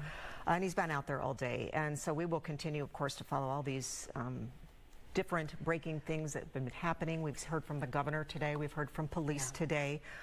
Chief Bruley, Brooklyn Park Police Chief, really kind of laid out the nuts and bolts of what happened earlier today. And it was terrifying, the whole thing, just just the coincidence, I guess, or I don't know what you call it, with Brooklyn Park Police rolling up on the Hortman home as the suspect was there at the front door of the home and exchanging gunfire with the suspect. And then, of course, you know, Melissa Hortman's husband was shot and killed right there. And it's my understanding that the suspect ran inside, then shot Melissa Hortman inside her home, ran out the back. I think before he ran out, though, or maybe after he ran out, they really weren't sure if he was inside still, so they sent in drones. The police had sent in drones into the home to take a look at the situation before they could safely go in and attend to Melissa Hortman. And they were able, though, right away to drag her husband out, and they tried to save him on the front lawn there, but obviously could not. So. Yeah, we've been hearing from so many lawmakers today, those who are current and former, because Speaker Emeritus Hortman has been, you know, in the legislature now. I think it was 2004, maybe was her first. She's been there a long time, and not only that, but held these really, really high-profile roles. And I believe we have, if we could, let's listen to a little bit of former Representative Pat Garofalo. You were just talking about it. This was sort of fresh after we just learned the news of her death, and we had a chance to speak with former Representative Pat Garofalo. The kind of compassionate, giving person that she was. So after the 2020 election, excuse me, the 2018 election, no, excuse me, it was 2022. I'm sorry. The 2022 election, it was a really tough election for me because I was obviously very disappointed in the result, and it was very successful for her and her party. Melissa Hortman called me to see how I was doing, because she wanted to know that her friend Pat, was okay. Okay, this is at a time where, you know, this has been a big political victory. This is, you know, the things that she works towards, like, you know, as a leader of her caucus, this is a huge political success. She called me to think about what how her friend Pat was doing, because she knew, as a friend and as a competitor, how I would, you know, that's the kind of person that she was. And our thanks to Pat, sincerely, for coming on it at a time when, you know, he had just learned this news. And there are a lot of tears today from both sides of the aisle, from essentially what are her friends and her co-workers, a lot of folks getting choked up who we've been speaking with, and just really remembering her as the person, the great person that she was. So just a tough day for so many people. And we, of course, are still waiting to hear on how Senator Hoffman is doing, along with his wife. We know they survived surgery, but still waiting to hear on that. And, of course, as we remember, Representative Hortman and her husband. We spoke a little bit earlier with Melissa Lopez Franzen, former lawmaker, and she happened to be at a DFL dinner last night. And it turns out that both the Hortmans and the Hoffmans were both there, and she had a chance to chat with them and had her, what she didn't realize would be her final conversation with her friend, Melissa Hortman. I do know that there was a Republican gathering that was a big Republican gathering that was supposed to happen. Just some, I think, busy work or whatever. About 500. That was canceled this morning. We do expect to speak with Minnesota GOP Chair Alex Plekish a little bit later, around maybe in about 5 minutes or so, getting his thoughts on this and what has happened. You know, across the board, and just not only the loss of 2 people, but the shooting and just the overall impact to Minnesota, to the state, the people, the lawmakers, everyone. Yeah, everything changes after this. Everything changes. So, again, a live shot here of the state capitol in Minnesota. One of thousands of rallies and protests planned today across the country. This is the biggest in Minnesota, but we know there were many others that were scheduled for today. You'll have to. The best thing is, I mean, just don't go, is what the governor and other public law enforcement officials are saying. Just please don't go to any rallies today, any political rallies, any protests, anything. This is just not the time. They say it's not about the rallies and your conviction. It really is public safety, because they just don't know where this suspect is. We haven't learned any information saying that they've found anybody yet. But also, I think, just out of respect for the loss that has happened today for not only these lawmakers and clearly the families and loved ones of the victims, but just for the state of Minnesota, as everyone is just sort of in shock today. It's not it's just, I mean, unfortunately, we live in a time where you do hear about politically motivated violence. We just do. And we just, have had so many people come on today who wanted to come on to say we cannot normalize this. No, we cannot normalize this, and so we have to keep talking about it for what it is, which is just, it's evil, and it's not something that we can allow to happen in this society. The protests generally are peaceful. We know that, and it's always just a handful, but of course, one is too many when you're talking about violence. And for someone to plan something like this and then carry it out, I just keep thinking how much worse it even could have been had police not been there at the right time to chase him off, and then find this manifesto inside his car with a list of lawmakers. We haven't gotten who was actually on that list or how many were on that list, but a list of lawmakers that were possible targets for this guy. And we don't know what's motivating him at this point either. There's these, No Kings flyers that were in his car. Does that mean he's on board with No Kings? He doesn't like No Kings? We don't know. We just don't know a motive at this point, and we are waiting. I know that they are still obviously very, very actively searching for the suspect, who has not been brought into custody.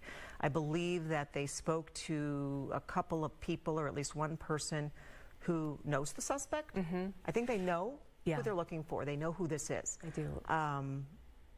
But they don't have him yet. And just a quick update while you were talking, Ryan, in the booth, just let me know that we're close. We're getting close to possibly some information here that we might be able to share about a suspect. So hang with us here. As soon as we know anything official, we will let you know. But this is too important to just kind of go on any sort of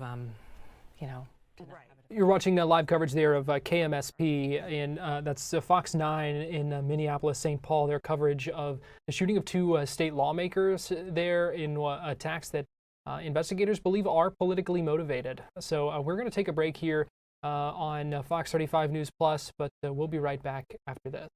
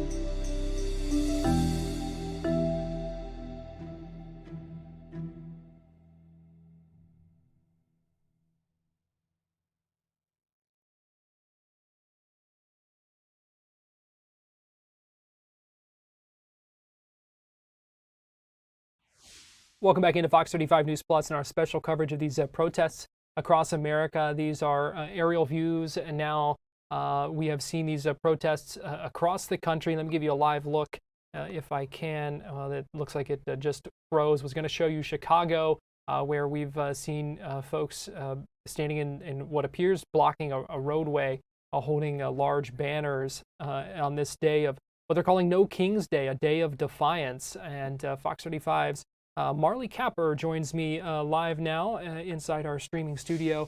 And Marley, we appreciate you joining us here. We know there's been a lot of talk about these protests in the build-up today, and we're seeing them in so many different places around the country. Yeah, I think I saw there was over 2,000 locations that were going across the country. So it's definitely been interesting to see how people are mobilizing. Even here in the villages, I saw some videos on social media of in the villages, they're putting on the reclaimed water and they're spraying people with, the sprinklers and things like that. So it's definitely interesting to see what's happening here locally and then, of course, across the country for sure. We were also just listening in to coverage from Fox 9 in Minneapolis, St. Paul, where they are tracking what appears to be the politically motivated shootings of 2 state lawmakers. There was a news conference earlier today that I'm going to play for you.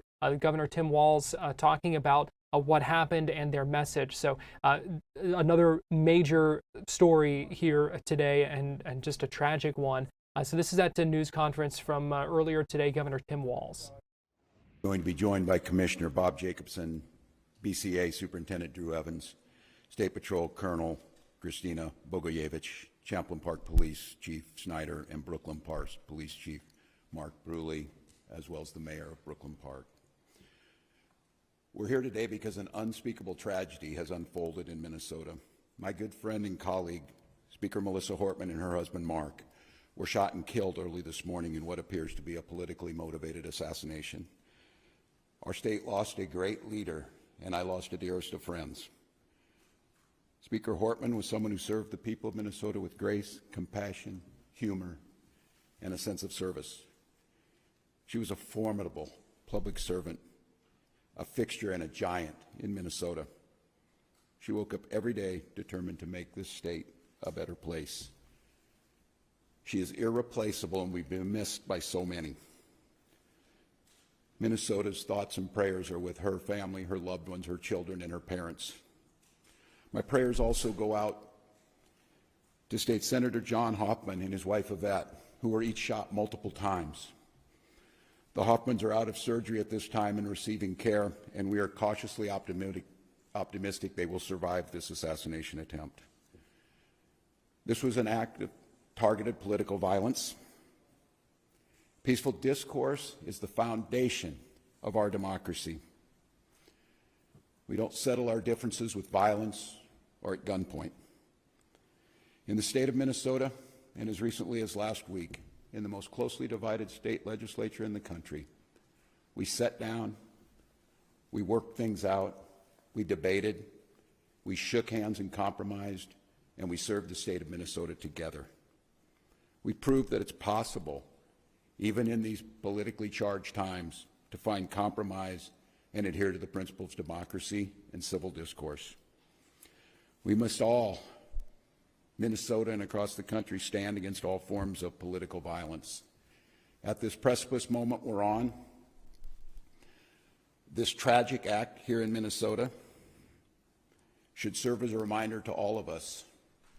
The democracy and the debates in the halls of Congress, in state houses, in school boards, is a way to settle our differences peacefully and move society to a better place. We're collaborating with all local, state, and federal agencies on a full investigation. We're committed to keeping Minnesotans informed as the situation continues. I assure you that those responsible for this will be held accountable, and each and every one of us are committed to making sure that a tragedy like this never repeats itself in Minnesota or across this country. I'd now like to turn it over to my public safety team to fill you in on the specifics of this ongoing investigation. Thank you, Governor, and thank you everyone for being here today. My name is Drew Evans, and I'm the superintendent at the Minnesota Bureau of Criminal Apprehension. I want to start by just expressing our deepest sympathies to the communities, the family, the friends, and everybody that cared about the individuals that were gunned down today. When we have individuals like this in our political leadership, they're not only political leaders, but they're members of the community, well-known members of the community, that the tragedy in a situation like this is not only for them, their friends and families, but us collectively, the communities they represent, us as a state of Minnesota as a whole. About 2 a.m. this morning, there was an original call in the city of Champlin where there was an individual that had shot Senator Hoffman and his wife. Police responded to that location. They were dealing with that and working through that process overnight.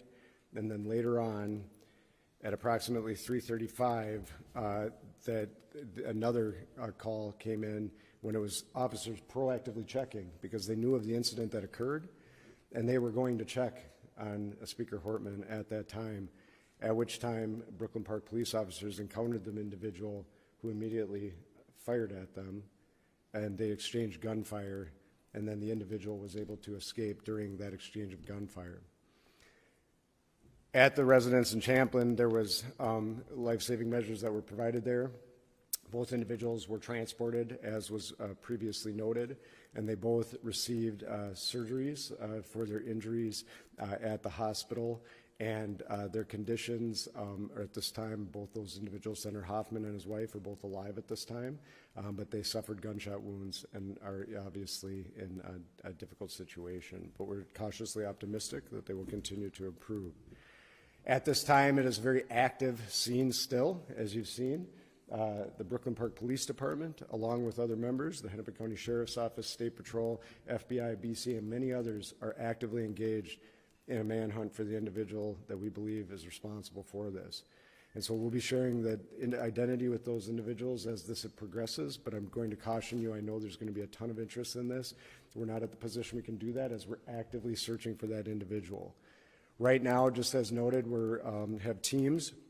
Hennepin County Sheriff's Office in Champlin are working at the scene there that occurred there, and then we are also, as we're stabilizing this between Brooklyn Park, working on the homicide investigation with Brooklyn Park Police, the BCA, FBI is assisting there as well, and we'll be conducting crime scene investigation there. And then the individuals that were killed will be doing autopsies of those individuals to determine the extent of their injuries and how they passed away. But it was from gunshot wounds. At this time, I will answer questions after Commissioner of Public Safety Bob Jacobson speaks, but we'll be happy to take a few questions.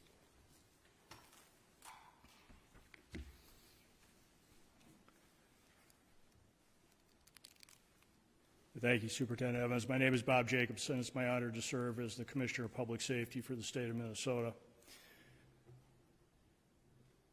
This is a dark day today for Minnesota and for democracy, but we will not allow fear or violence to define who we are or how we move forward. We will stand together and we will stand strong. Our hearts, of course, go out to the victims, their families, their colleagues at the Capitol, and to the communities that they serve with dedication and with integrity. These are public servants, leaders who committed their lives to improving the lives of others, and they were targeted in a violent and cowardly way. The suspect exploited the trust of our uniforms, that our uniforms are meant to represent. That betrayal is deeply disturbing to those of us who wear the badge with honor and responsibility. We want to reassure the public that there is increased security in place for elected officials and others who may be at risk. If you see anything suspicious, especially involving individuals impersonating law enforcement, please report it immediately by calling 911 or your local police department. With that, I'll step back and we will be available for any questions. Thank you. One reminder, please, as you ask your first questions, please don't forget to introduce yourselves, your media organization, and to the folks answering the questions, please don't forget to repeat the question. So can you say one more time, so you were just going to proactively check on Speaker Emeritus Hortman, and then police there encountered the gunman or someone with a gun exchanged gunfire. Can you just go over that one more time, please? I can. Good morning, Police Chief Mark Ruley, Brooklyn Park Police Department. The question is, how did we get to Representative Portman's house, and it was proactively or not? The circumstances that unfolded in Brooklyn Park this morning is that we assisted the Champlin Police Department on a shooting. That shooting was made aware by one of our sergeants that it was at Senator Hoffman's home.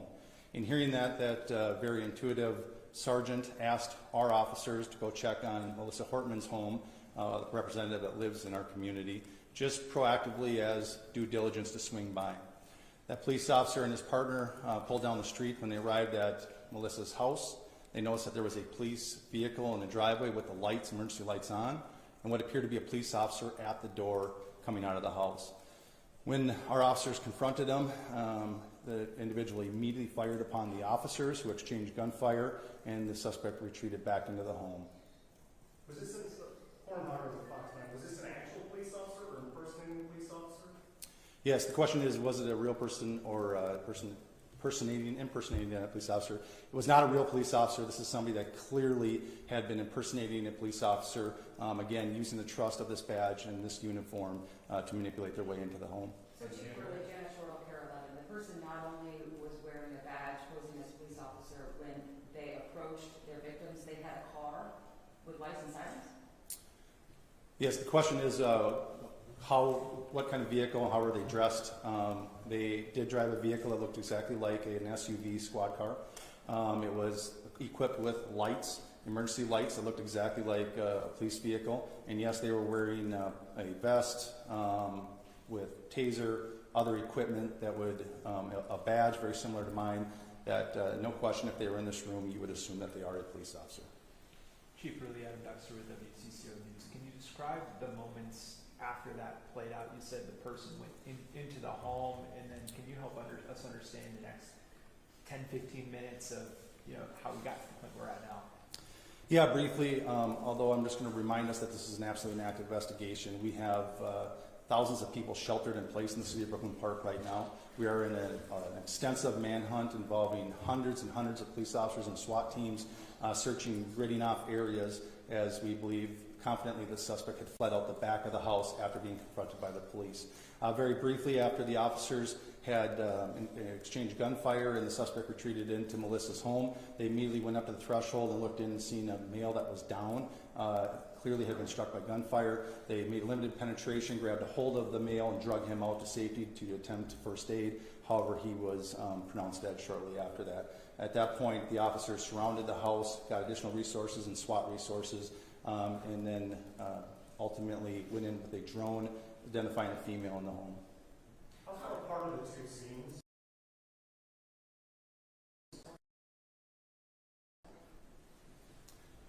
I would say, somewhere around 5 or 6 miles apart.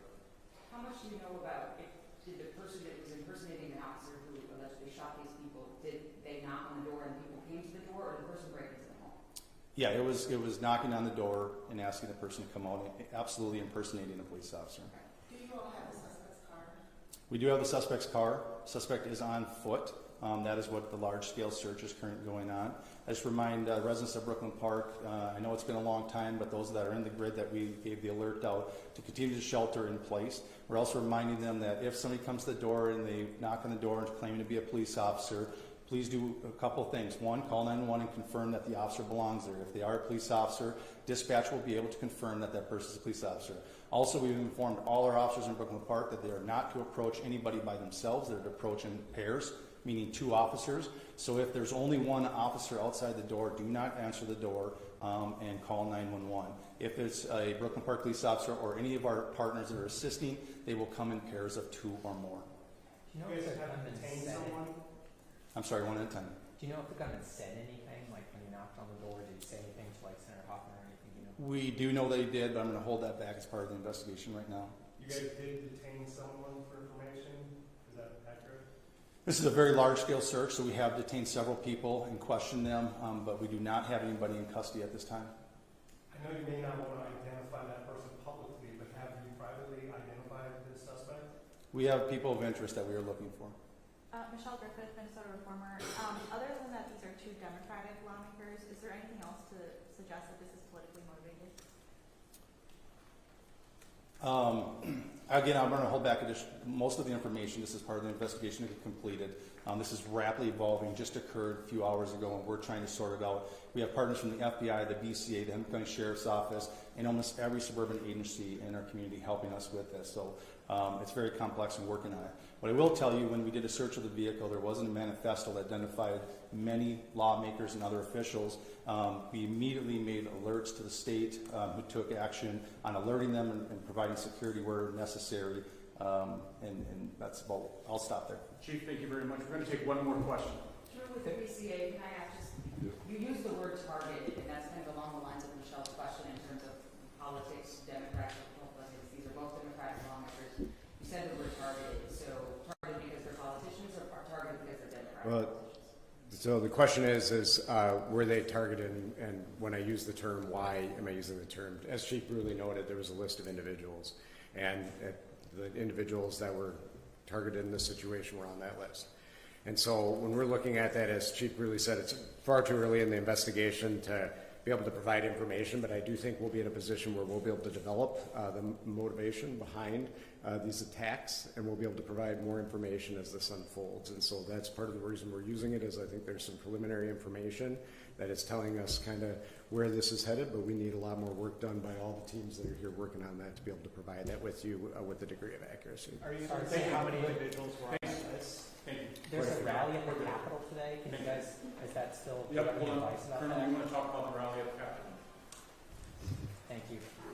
Yep. Good morning, Colonel Bogievich with the State Patrol. We are aware of the demonstrations across Minnesota, including the Capitol and across the nation. We will work with our state partners and our local partners to provide security and safety for those that attend. Christy, Pioneer Press, can you confirm that you will have a sniper station at the Capitol today? The question was, will we have a sniper at the Capitol? We don't discuss our security plans on the Capitol grounds. Colonel, thank you.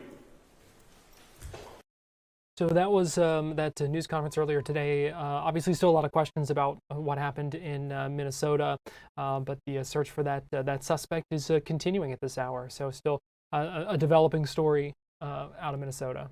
We're going to take a break here on Fox 35 News Plus, but when we come back, we're going to get back into our protest coverage as we continue to cover protests across Florida and across America here on Fox Local and on YouTube. So we'll be right back.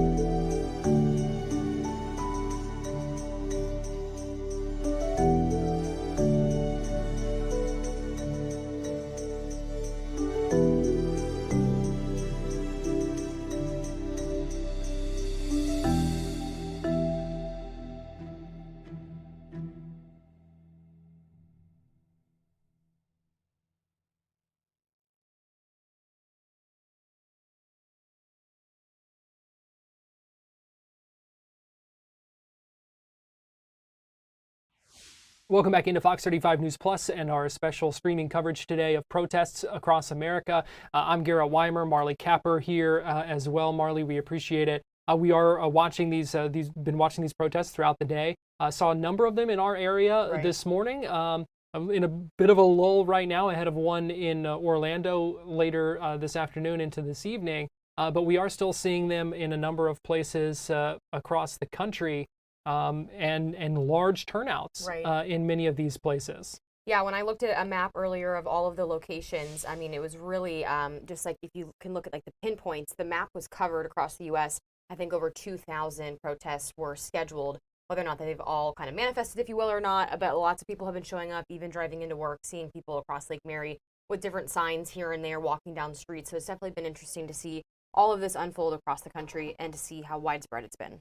And this is a live look right now in the streets of Los Angeles as the protests there continue. You saw them carrying a large banner there. They widen out. You can kind of see the extent as they continue to march. And they're calling this the No King's Day of Defiance, speaking out against President Trump and the Trump administration. Meanwhile, we know that there are a number of events going on in Washington, D.C. today, celebrating the 250th birthday of the U.S. Army.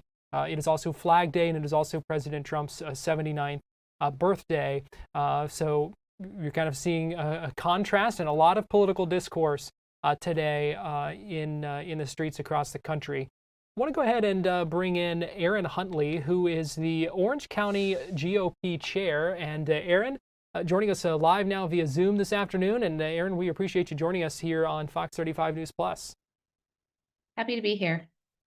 First of all, just kind of give me your reaction to seeing these protests. I know many of them have been quite critical of President Trump and the Trump administration, and I just want to get your thoughts on what we're seeing and some of the grievances that these protesters are making. Right, we've seen protests ever since Donald Trump came down the escalator to run for president. So we're used to this. We, on the Republican side, we work to win elections. And while the other side is out complaining, we have teams on the ground today working on voter registration and vote by mail renewal here in Central Florida. So we're focused on continuing to win elections, particularly here in Central Florida. There was in Orange County, there was a 9-point swing towards Donald Trump in this last election cycle. So while there may be protests and things going on throughout the country, we're looking at the results that the American people gave a clear mandate for what President Trump's plan was for America. And now he is implementing that, and we're already seeing a lot of success. And Aaron, you mentioned the results for Trump, and we have seen Florida become increasingly Republican over the past few years specifically, and yet we are still seeing pretty large turnout in some pretty red areas of Florida today at these protests, speaking out against what he and his administration are doing. What do you make of that? So there's always room for peaceful protests. I think one of the great things about the state of Florida is Governor DeSantis has led us so well that we have peaceful protests here that don't interrupt the normal going on of activities here in Central Florida, people visiting here as well as going to work and to school. So we're thankful for having the law and order state. And, you know, there are always going to be opportunities for speaking out. That's why we're celebrating the 250th anniversary of the U.S. Army. The U.S. Army has protected the freedom of speech for all people in the United States. And so we're really thankful for that. Even though the speech may not be the speech that you may agree with, it is something that our U.S. Army and armed forces and law enforcement has fought for and continued to protect. So we honor that. I would just really like to thank the law enforcement throughout the country, specifically here in Central Florida, our sheriff's office, as well as our local municipalities, who have worked so hard to keep everyone safe throughout the state of Florida. And, obviously we do support the right for peaceful protest, but Florida is a law and order state. And it's very clear that we are not New York or California. Florida is a law and order state and will continue to be that way. Aaron, I have a question for you. I want to bring up a tweet from Bernie Sanders. He said, quote, I want to applaud all the patriots who will be participating, as will I, in No King rallies across the country. Americans believe in freedom, not authoritarianism. In 1776, brave Americans took on and defeated the most powerful depot in the world. In 2025, we will do the same. What is your response to that? A lot of people in the comments are suggesting that he's encouraging violence, or he's encouraging an uproar in the streets, especially since we're seeing here in Minnesota, two people shot. Right. Well, hopefully there's no elected officials or others that are encouraging violence. Obviously, the right to peaceful protest is what is guaranteed in our country. So it's really a sad day to know that there were elected officials who were attacked and shot down in Minnesota recently. That's just really disheartening. And I think a lot of people take their right to free speech seriously, but we need to make sure that we maintain the law and order of our country, where people are protected, especially when they're elected officials, if there's people who disagree with them. Definitely. There's some other things that I'm seeing on social media as well. A lot of evangelical Christians are feeling like this protest is actually targeting them with the No Kings slogan, if you will, because obviously evangelical Christians and their Christian faith believe of the hierarchy of God as king. And so can you maybe speak to anything that you're hearing on your end or in the GOP of Christians feeling attacked in this as well? I haven't heard a lot of that. I'm sure that there's people that, take offense to all different types of political speech. But what I would recommend is that for people that are interested in making change, change happens on the ground, getting involved in activities that can elect people that have the values that you aspire to have in your elected officials. So I would just encourage people to get involved in the local elections, whether it be in their local municipalities, their county, their state and federal elections. That is really what makes change, and would really encourage people, especially if you're here locally in Central Florida. We do a lot of activities. Like I said earlier, we had a group out in Ocoee this morning working on vote by mail renewal for our loyal vote by mail voters. There's a special election upcoming this fall, so we had our team out there making sure our vote by mail voters re-registered for their vote by mail ballot for the special election. So we're always out there working. There's great opportunities to get involved. So I would encourage people to get involved if you want to make a difference. Aaron, take a live look in Washington, D.C. You talked about the birthday of the Army. Here's the National Mall, all kinds of events going on. This is the Army Birthday Festival going on right now. We had the fitness competition earlier today. There's the parade going on this evening, I believe, scheduled to start around 6:30. And I just want to get your thoughts on such a large kind of military display in Washington, D.C. that we're going to see this evening. Well, I think it's wonderful to see us celebrate the 250 years of the U.S. Army, and just thinking about how just recently we've been able to have the highest levels of recruitment into our military since President Trump has been elected. So I think that says something about the way that he is leading our country to have that patriotic and sense of duty to our country. And it's really just a great day to celebrate all of the accomplishments of the U.S. Army, whether it be wartime and peacetime. And we have so many wonderful leaders to acknowledge. And I think all of the activities today, so you can see the different equipment, the different uniforms, and just all of the heroism that has come from the U.S. Army. It's really very encouraging to see that and see so many people. And I'll say personally, I have a few teenagers, and a lot of their friends have been enlisting or going to military school or joining ROTC in college. So there's a lot of excitement and interest and patriotism returning to the United States since Donald Trump has been elected president again. Aaron, at the same time, we've heard some criticism of what that visual might look like, of military marching through the streets, of tanks rolling through the nation's capital, is something that we don't typically see in our country, but see in places like China or North Korea. How do you respond to those criticisms? So I think we're returning back to the patriotism and the roots that we have as a country where we are celebrating those who serve us. And, being in the military, army, and all of the branches of the armed forces is a role of service. And I think when we return to recognizing those who serve us, it really does so much good for our country. We do a lot to recognize our other first responders in our community, our sheriffs, our law enforcement, fire, first responders, and just like our military as well, we owe them all a debt of gratitude. Some of us may have different jobs, but their jobs, they put themselves in harm's way many days of their careers, and to give them just the proper respect and honor for what they've done is really critical for our country to continue to heal, move forward, and just recognize all of our public servants.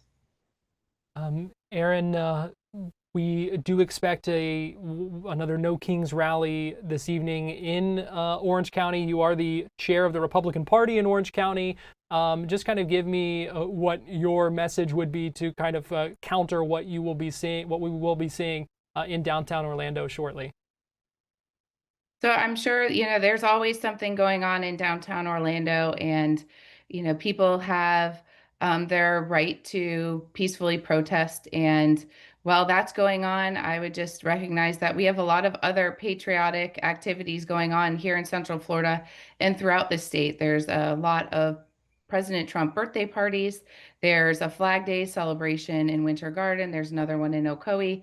So all of those things, you may see a lot of attention to No Kings. It is a nationwide paid protester protest. There's a lot of people that are organizing that are paid. And when you have other activities going on, a lot of it is just through volunteers. So I just recognize the efforts that are going on that are positive and encouraging in Central Florida, that look towards, honoring our first responders, our Army, celebrating President Trump's birthday, and looking forward to, just positive activities for our, our community. All right, Aaron Huntley, chair of the Orange County GOP. We appreciate you joining us here on Fox 35 News Plus this afternoon. Thank you so much. And we are going to take a quick break, but our coverage will continue after the break here on Fox Local and on YouTube. Still have much more to get to. We are also expecting to hear from Nikki Fried with the Florida Democratic Party joining us. I know she was at one of these protests up in Tallahassee earlier today, so we will chat with her as well. So keep it here. We have much more coverage to come. As we head to break, though, I am going to give you that split screen that we've kind of been talking about. On the left, you're seeing Washington, D.C., the National Mall. On the right, you're looking at the streets of downtown Chicago. We'll be right back with more Fox 35 News Plus after this.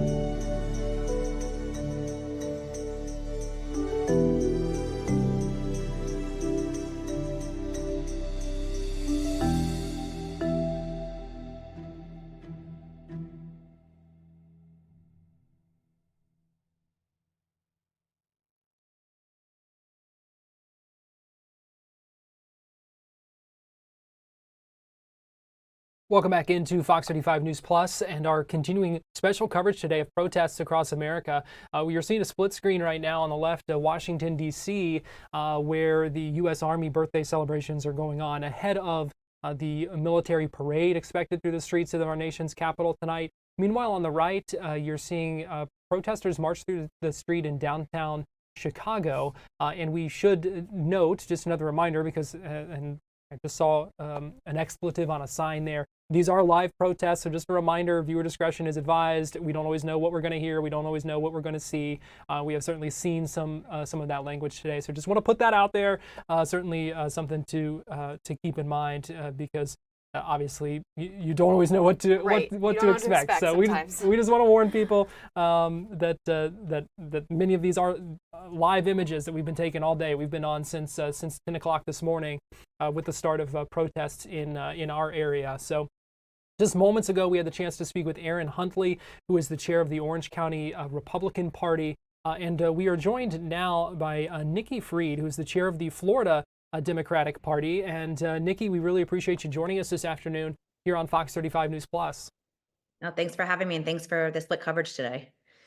Nikki, I know you were at a protest earlier in Tallahassee. What was it like there? How was the turnout at that one? Tremendous. I actually got home not too long ago. Everybody was out there starting at about 8 o'clock this morning, and there's tremendous energy. We had thousands and thousands of people that were at the Capitol of Florida today. I participated in protests and rallies and press conferences, and certainly the people of this area turned out today. The energy was inspiring.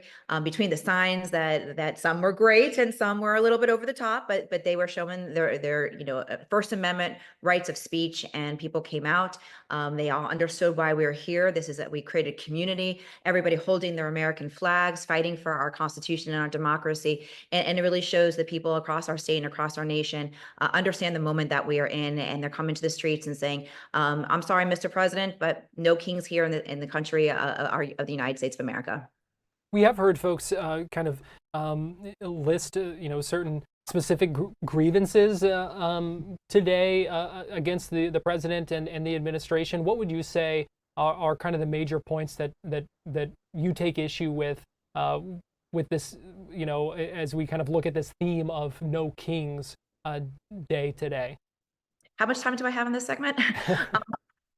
There's a lot, obviously. I not only come here as chair of the Florida Democratic Party, but as our last statewide elected Democrat, as an attorney, as a past public defender, and watching what is happening when it comes to our democracy, our Constitution, and seeing, whether it was Trump calling up California's National Guard, having Marines on ground arresting protesters in California, to putting their nose up to the Supreme Court and unwilling to follow the laws of the land, to the military parade today, to the unconstitutionality of orders that he puts out every single day. I mean, the list goes on and on and on. And of course, being here in the state of Florida, we are watching what is going on in our state in regards to immigration. As past Commissioner of Agriculture, there's 2 million people that work inside of agriculture here in the state of Florida. And we've always known that close to 1 million of them are undocumented.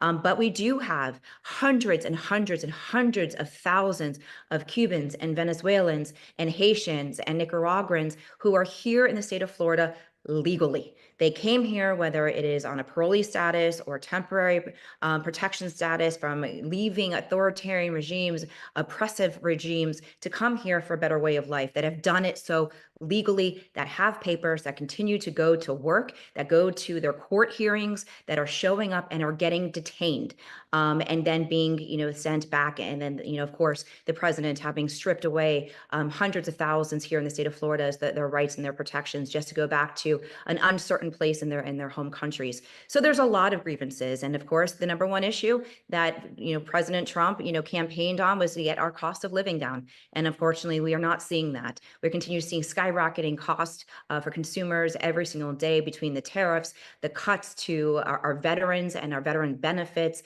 this big, beautiful bill that is on the verge of cutting people's Medicaid and Medicare access, to threats to Social Security. We're in hurricane season. FEMA is not ready for hurricane season. The resources are being cut at the national level. Again, the list goes on and on and on, and the chaos that President Trump wants to see. So the message that I continue to have, not just for here in Florida, but across the country, please make sure that you're exercising your rights to protest your government. That is embedded in who we are as a nation, who we are as Americans, but do so peacefully. If we don't, we are giving Donald Trump exactly what he wants. He wants chaos, and we are not going to do it. We're going to stand up for our rights. We're going to stand up for our democracy. We're going to stand up for our Constitution, but we're going to do so peacefully.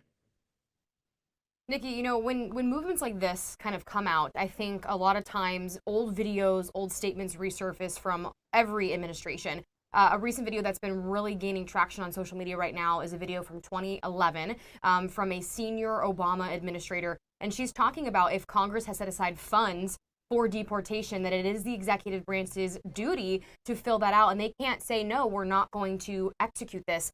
For the Obama administration, over 3.1 million people were deported. And so when you see these videos circulate, what is your message then? Because there wasn't this kind of uproar that we are seeing now. We didn't really see that during the Obama administration. So what are the thoughts and maybe what's changed since 2011 when we hear Obama and his administration come in agreement with these things, and now the Democratic Party has different, opinions?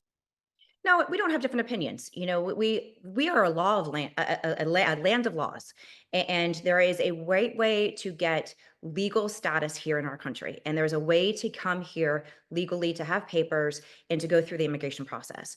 Every single previous administration, whether it is Obama to Clinton, has said that we have to make sure that we're securing our borders. That is unequivocal where the Democratic Party is. We need to secure our borders. But as I have personally testified in front of Congress a handful of times when I was commissioner, we have to have comprehensive immigration reform. All of those individuals I was talking about that are involved in the agriculture industry, to construction, to food services, to our tourism industry. There has to be a way to understand that we do have a problem in this country, that one, we are not paying people enough. Two, that there are jobs that, saying it out loud, that people just won't do. And unfortunately, that means that we have to rely on people that are coming into our country that are trying to work to have a better way of life for their families. And so what you're seeing, the difference today, is that people that have done this correctly, that have come again, have papers in hand, that have been given status from the previous Biden administration, are now being stripped of those rights. And so now we're getting into a situation where people who have been doing this right, who are going to court, are now being detained at court, that are ripping apart families, which you saw again in the first Trump administration, the separation of families, the being put in detention centers that are absolutely inhumane. We've heard from members of Congress here in the state of Florida that have visited some of these detention centers that people are wall to wall, don't have sanitary environment, the quality of just the living quarters in there. You wouldn't want to put a person in there. We wouldn't want to put somebody who is this is just become so inhumane of how we're treating human beings. And the other thing is the way that it is being done without due process, just taking somebody who is a different colored skin off the street, not asking questions, not asking them, for information, not having any probable cause besides the color of their skin.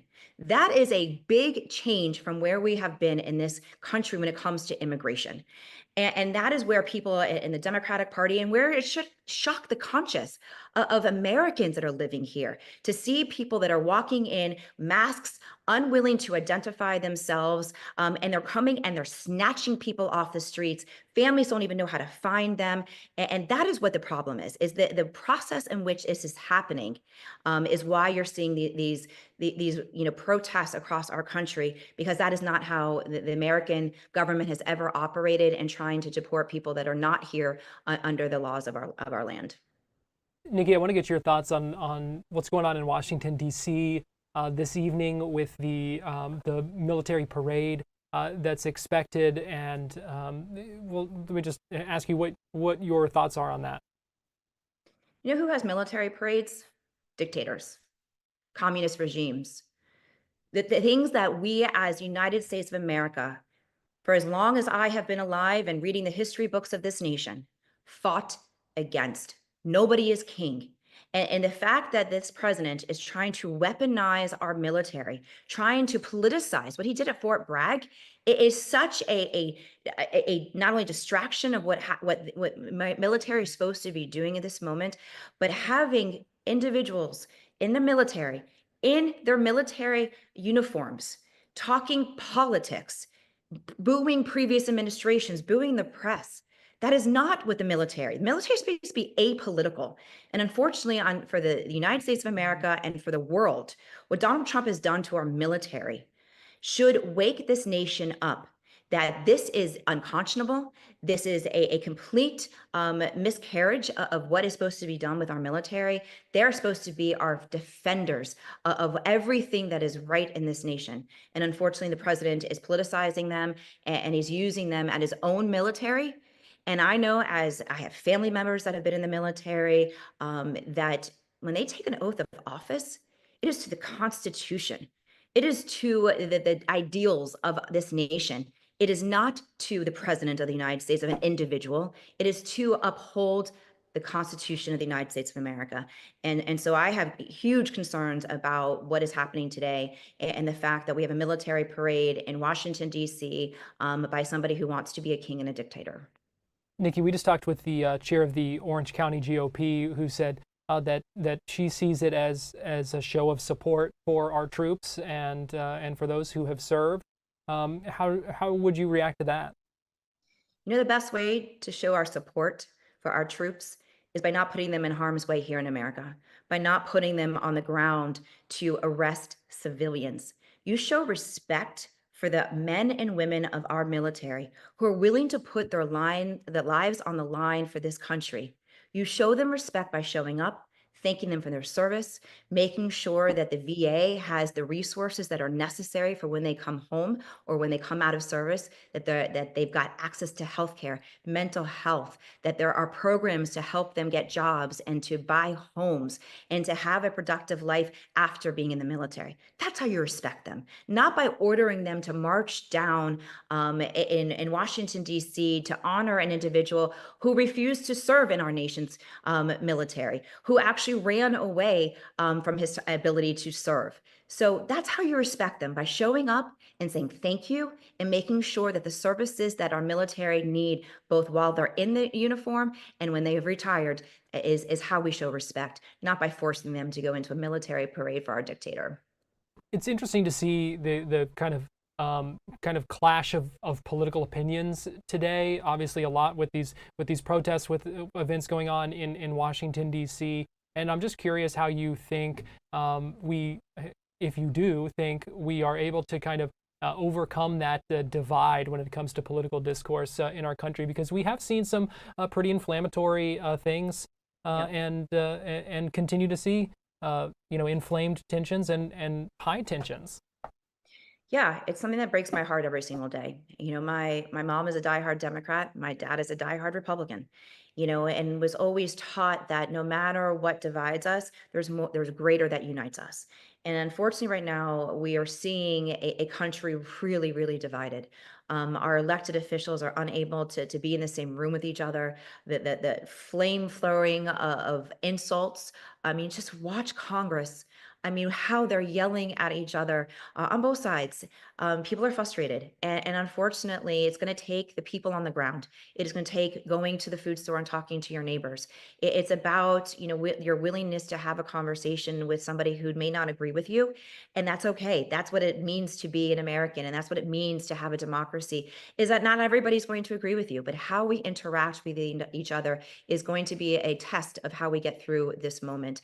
Right now I'm on a statewide tour. We're calling it the Front Porch Swing, where we're going to red and rural areas and having very serious conversations about the moment that we're living in. What are the things that are impacting people's lives every day? And the things that I'm hearing is everything from cost of goods, from the tariffs, to high property insurance that we've seen here in our state that has just been inflamed under Governor DeSantis, 400% increases. We're hearing from farmers that have, because of USA aid being cut, that they can't, which $5 billion of USA USA aid was for American farmers, to the cuts to the USDA feeding programs that our farmers are going out of business because they can't produce their food and get it to food banks. So it's about being able to still talk to your neighbor, listening more than is talking, and hearing the concerns of your fellow neighbors, and understanding that we're in this together, that there's going to be talking heads, there's going to be media that is going to report things, and different channels and different stations report it differently. But it's about getting away from the media. It's about getting away from your cell phones, putting it all down, walking down the street, checking on your neighbor, making sure that you can only control your own behavior. And I think that we have to start getting to a self understanding that we have a responsibility in this moment, but also elected leaders have a responsibility in this moment to also to take a step back, see exactly what is that their comment, whether it is on social media or it is in a media in an interview like this, and making sure that we are also being responsible with our words. And unfortunately, sometimes that's just not happening in this moment, but it's going to take the American people to say, we don't want this. We don't want chaos. We want to be able to talk to our neighbors. We want to be able to turn on the TV and talk to our children about the moment that we are living in, and that we're going to get through it. The question is what's going to happen on the other side. All right, Nikki Fried, chair of the Florida Democratic Party. We appreciate you taking the time and speaking with us here on Fox 35 News Plus. Thanks for having me on today. We're going to go ahead and take a break, but we still have much more coverage to come. We know the protest in Orlando hasn't even started yet. Right. That's supposed to start at 5 o'clock. And we're going to check in on a protest in Kissimmee in a little bit as well. So still much more to come here on Fox 35 News Plus. Lots of stuff to come, so make sure you guys stay with us.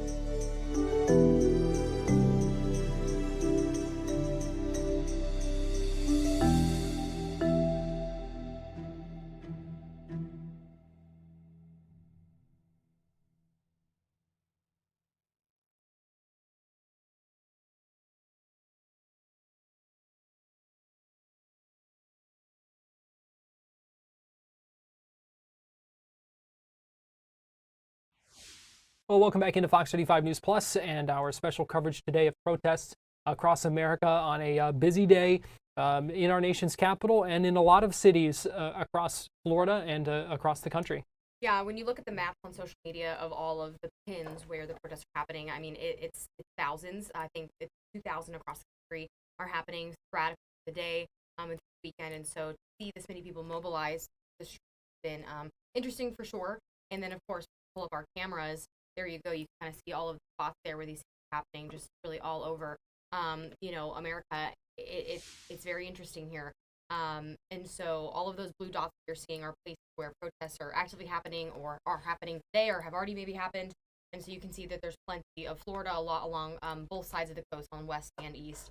And then you can kind of see it's really kind of spread out through central Florida, starting probably near that would be like above the Naples area, going up through maybe a little bit of, I don't know if it goes all the way to Ocala, but we kind of see spots throughout there. So yeah, lots of people taking to the streets. It's been interesting. I saw some videos on social media in the villages of people being sprayed with sprinklers with reclaimed water. So there's Trump supporters that are coming out with their flags to celebrate his birthday and to celebrate Flag Day and to kind of respond to the people that are taking to the streets. And then, of course, you see people that have their signs, and it's hot out today, and people are really wanting to make their voices heard. And they are certainly doing that. Fox 35's Matt Trezza was in Volusia County earlier today. We know there was a large turnout in Daytona Beach. He also went by New Smyrna Beach, where there was still a good-sized crowd, and not as many people as we saw in Daytona Beach. But Matt Trezza gives us a wrap from Volusia County. Hundreds of people came out to protest in New Smyrna Beach, Daytona Beach, and in downtown DeLand. Activists call this a national day of action and mass mobilization. At each of the rallies, activists chanted slogans, waved signs, and flew the stars and stripes. It's all part of a nationwide No Kings event planned to coincide with the president's scheduled military parade in Washington. Organizers say the Day of Defiance is expected to be the largest single-day action against President Trump's policy since he returned to office. We spoke with some activists who turned out to show their opposition to the president's agenda. We are fighting back. There are no kings in America. We have presidents, but our presidents have equal checks and balances with the other branches of government. And so we firmly believe that there is executive overreach, that U.S. citizens' rights are being stomped on. Local law enforcement was also on hand at each of the rallies to make sure that nothing got out of control. In New Smyrna Beach, Matt Trezza, Fox 35 News. Yeah, no issues reported there in Volusia County. We also saw large crowds in Brevard County, where Fox 35's Esther Bauer was. We're here at the intersection of US 1 and 520 in Cocoa, where organizers were expecting more than 2,000 people to line these four corners, showing their frustration with the current president. And even before this event started at 11 in the morning, people were out here with signs, flags, music, blowhorns, a ton of people just lining the sidewalk in this event. And if you walk with me, we've been walking this entire corner, and you can really see about half-mile down these sidewalks, protesters lining the street. We're going to connect with a couple protesters right over here. We have Jean and Ken, who have come out today to just be part of this movement. Guys, thanks so much for speaking with us. Talk with us, the posters you made, why you're out here. Because I really think that the world, even though this is a conservative county, I want people to know that there's a lot of Democrats here. We're disappointed, to say the least, with our president. Think he's the worst that we've ever had, and we just had to show our support for fellow people that are Democrats here. Your poster, it says what? To stop Trump and racist policies. I think some of the dog whistle sayings that him and his people say, I've lived in the South practically my whole life, and I can recognize racist comments being made, even though they're undercover. And it's disappointing because we're all Americans. We all should be getting along together. And Ken, like Jean said, this is a conservative county, but organizers were expecting upwards of 2,000 people being here. How do you feel seeing all these supporters? I am so exhilarated here. We saw the estimate of 2,000. I bet there's over 5,000 because we've walked up and down. There's 3 blocks of people.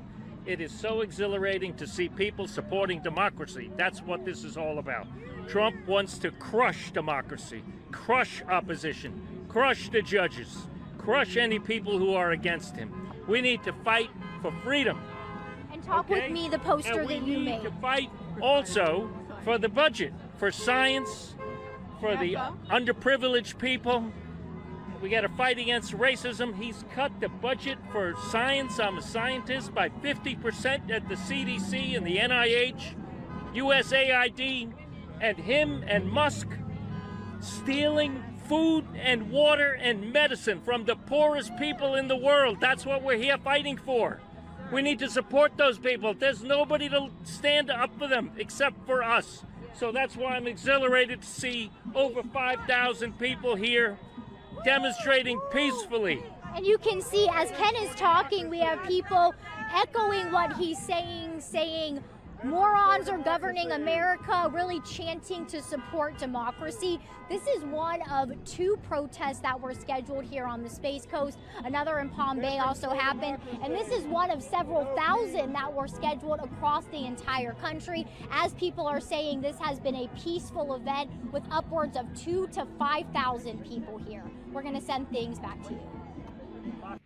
Interesting to see those crowds, and I'm sure it's tough to get numbers. It would be interesting to know how many actually were out there, because it's really hard to tell. I know in Daytona Beach, when we talked with Matt earlier, he said organizers were trying to give out stickers that they Counting had of sorts. to try to count. So we'll try to get an update on the number there. At least I don't know what the situation was in Brevard County, but obviously difficult to get hard and fast numbers and really judge the size of the crowd. Totally. We're going to take a break here on Fox 35 News Plus, but we'll be right back with more after this. And as we go to break here, let's show you, this is a live look in Chicago, where protesters are marching there as continuing to carry that banner. We've seen them marching for a while now. I don't remember when we first saw them kind of begin, but they've been marching through the streets of Chicago on this No King's Day, as these protests continue across the country. So keep it here on Fox 35 News Plus. We continue to track protests across America.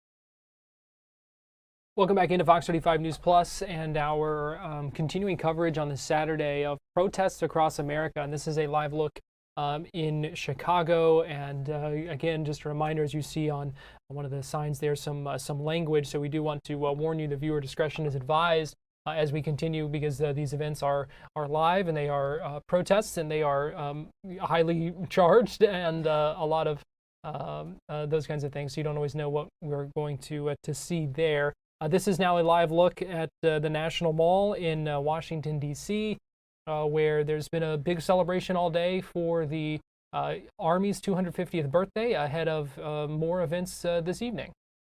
It's definitely been an interesting day so far. I think you have, on the one hand, people watching the screen right now and they see what looks to be a celebration in support of the U.S. military, of the U.S. Army. You have people on the left who disagree, who feel like it's a fascist display, that you don't see these kinds of displays unless they've been in states of dictatorship.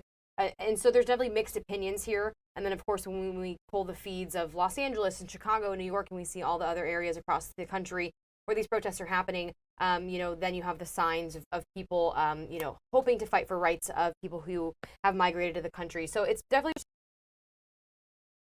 parallels. One is to support President Trump's birthday and Flag Day and the U.S. Army's 250th birthday. And then on the other hand, you see lots of people demonstrating who don't agree with how the Trump administration is handling immigration policies. So lots of people across the entire U.S. out. I think over 2,000 different protests have been planned. We've seen lots pop up all across Central Florida and along the coast on both the west and east coast of the state.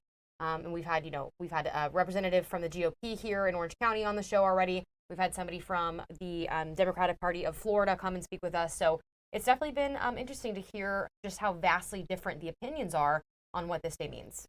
And I think that's one of the things, one of the questions I think I was trying to get at when I asked Nikki Fried. I also asked this morning when we talked to one of our political experts, and we've got another one joining us, let me see, at 5:15, because there is such a wide gap between the opinions, where it's hard for folks on one side to agree with the other, or even see how you might be able to see things differently. And so I've kind of asked the question about what's the path forward, because I do think that in a lot of ways today is a day that we kind of see that divide and kind of disagreement and maybe misunderstanding in some ways of what what those differences are, and what that contrast is. I mean, I definitely think there's some attention bias to it, right? I mean, this is the top story. These are the things that are happening all over the country. This is the conversations that are happening in households. So when there's more attention on a specific topic, obviously it's going to seem like the divide is greater. I do like to believe the good in people, that there are more things that people can agree on. When we had Nikki Fried on, she said that we want to have tightened up immigration policies.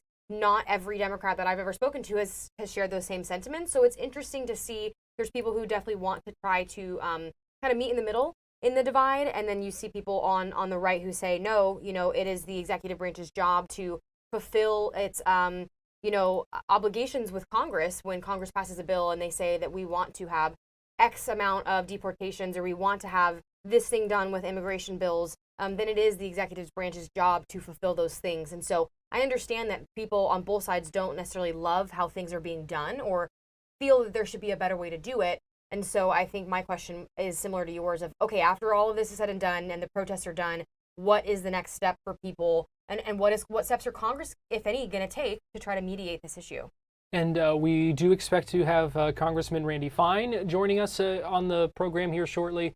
So certainly something that we can ask him as well. It was interesting, and I'm trying to remember now if it was in Brevard County or if it was in Volusia County. I think it was in Brevard County where Esther was, where there were two gentlemen who did have disagreements of politically, sure. And they said, but we can respect that. And so even seeing that at a protest where this man who was holding a flag that said, "Don't blame me, I voted for Trump," still able to agree and have those conversations. I think that getting to that point where we can accept differences and still have those conversations with other people is certainly an encouraging an encouraging sign and something we need to see more of. I think those moments is definitely, what we need more of, to see that it is possible to say, hey, we have different opinions on how things should be done, but we can both agree on a basic level. I think at the end of the day, nobody wants to see families ripped apart. Nobody wants to see some of the things that we've been seeing in the media. And I think, again, it all goes down to how you believe it should be handled, and which branch should have the legality to make those steps.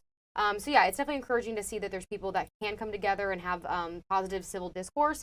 I think it is refreshing to see that too here in Florida. I'm from Los Angeles, so I've been watching these riots. I've been seeing the cars on fire. I've been seeing people throwing bricks at law enforcement officers. And so it's definitely a lighter side here in Florida to see that those things aren't happening, that it has been more peaceful, and that people are able to recognize, hey, we might have differences of opinions, but we can still come here and exercise our First Amendment right.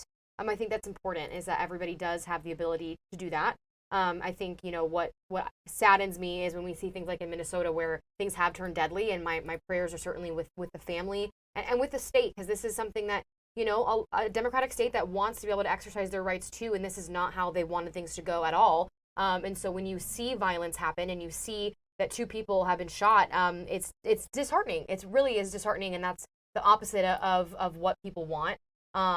So yeah, it's definitely a lot of mixed opinions. It's a mixed bag, and I know you mentioned a few times viewer discretion is advised, because we don't necessarily know what signs and what people are going to be saying and showing when we're cutting to these shots across the country. But I am happy to know that we're at least seeing some positive, more lighter notes here in the state of Florida. Yeah, and especially because we had talked about preparations from law enforcement getting ready for, because they also don't necessarily know what to expect when it comes to this, and so they had kind of prepared for the worst and hoped for the best. And it seems like so far today, as far as we know, it has been the best case scenario.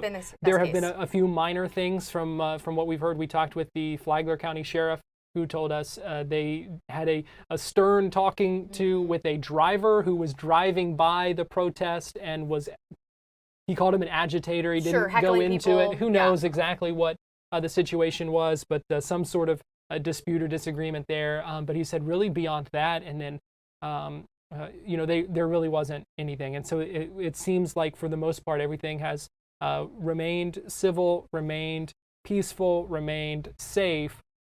And that's really the main thing you want to see in this, because you talked about expressing your First Amendment rights, your free speech, and that is important to be able to do that and express those opinions, but needing to do it in a safe way and a secure way, and very thankful that to this point that's what we've seen so far. Yeah, and I think a lot of families in the area too of these protests are also nervous. I've talked to several moms in the area who are concerned, and they say, hey, I heard a protest is happening by me. Do we need to evacuate? What do we need to do? And I think that they're worried because you see things like Los Angeles, where it did turn quite chaotic, and people were hurt, and like I mentioned, bricks were being thrown, fires were being started. And so I think there was some fear that was how this was going to be across the country as a whole. So it's great to see that it's peaceful. On the left here, I believe that's Chicago that we're looking at right now, and they have been slow and steady walking through the city with that sign there that you guys can see. And they have their flags and their signs as well. And then to the right, we can see here, that's I think that's at the Mall of America, no? That's at the National Mall in Washington, D.C. Thank you, yeah, Washington, D.C. And we've seen tankers, we've seen, people going around and celebrating and supporting the U.S. military, specifically the Army, as they celebrate the 250th birthday. So definitely 2 completely different shots that you're seeing there on our split screen. And I want to give you now a live look. This is in downtown Tampa, as protests getting underway there right now.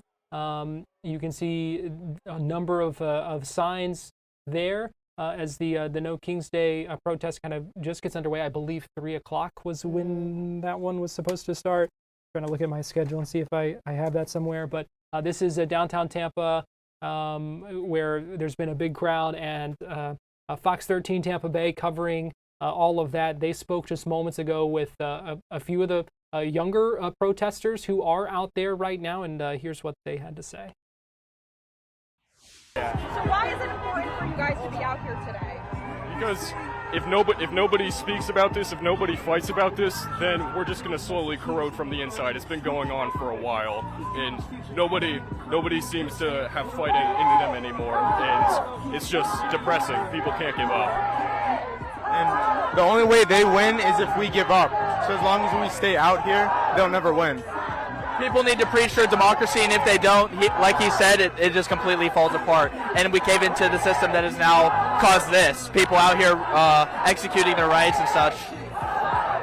Anything you want to share with our viewers? I would say that it's important for people to realize that we are the superpower of this world. The way that things shift in here affects the rest of the world. And I mean, just free Palestine, pretty much. That's it. And then you live here, so don't be passive, be active. If you live in this country, you should be able to appreciate what it takes to fight for the future of our country.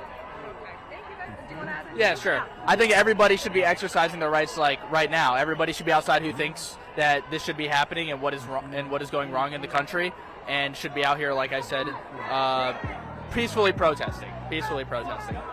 So that was moments ago. This is now a live look in downtown Tampa. You see a lot of signs there at the protest. Pretty big sized crowd there as well.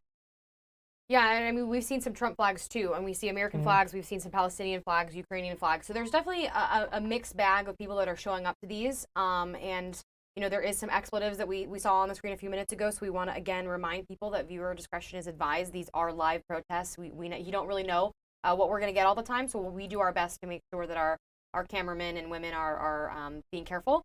But yeah, that's what you're looking at now is a mixed group of people. We've seen, like I mentioned, both American flags, Trump supporter flags, and of course flags from other countries that are represented there as well.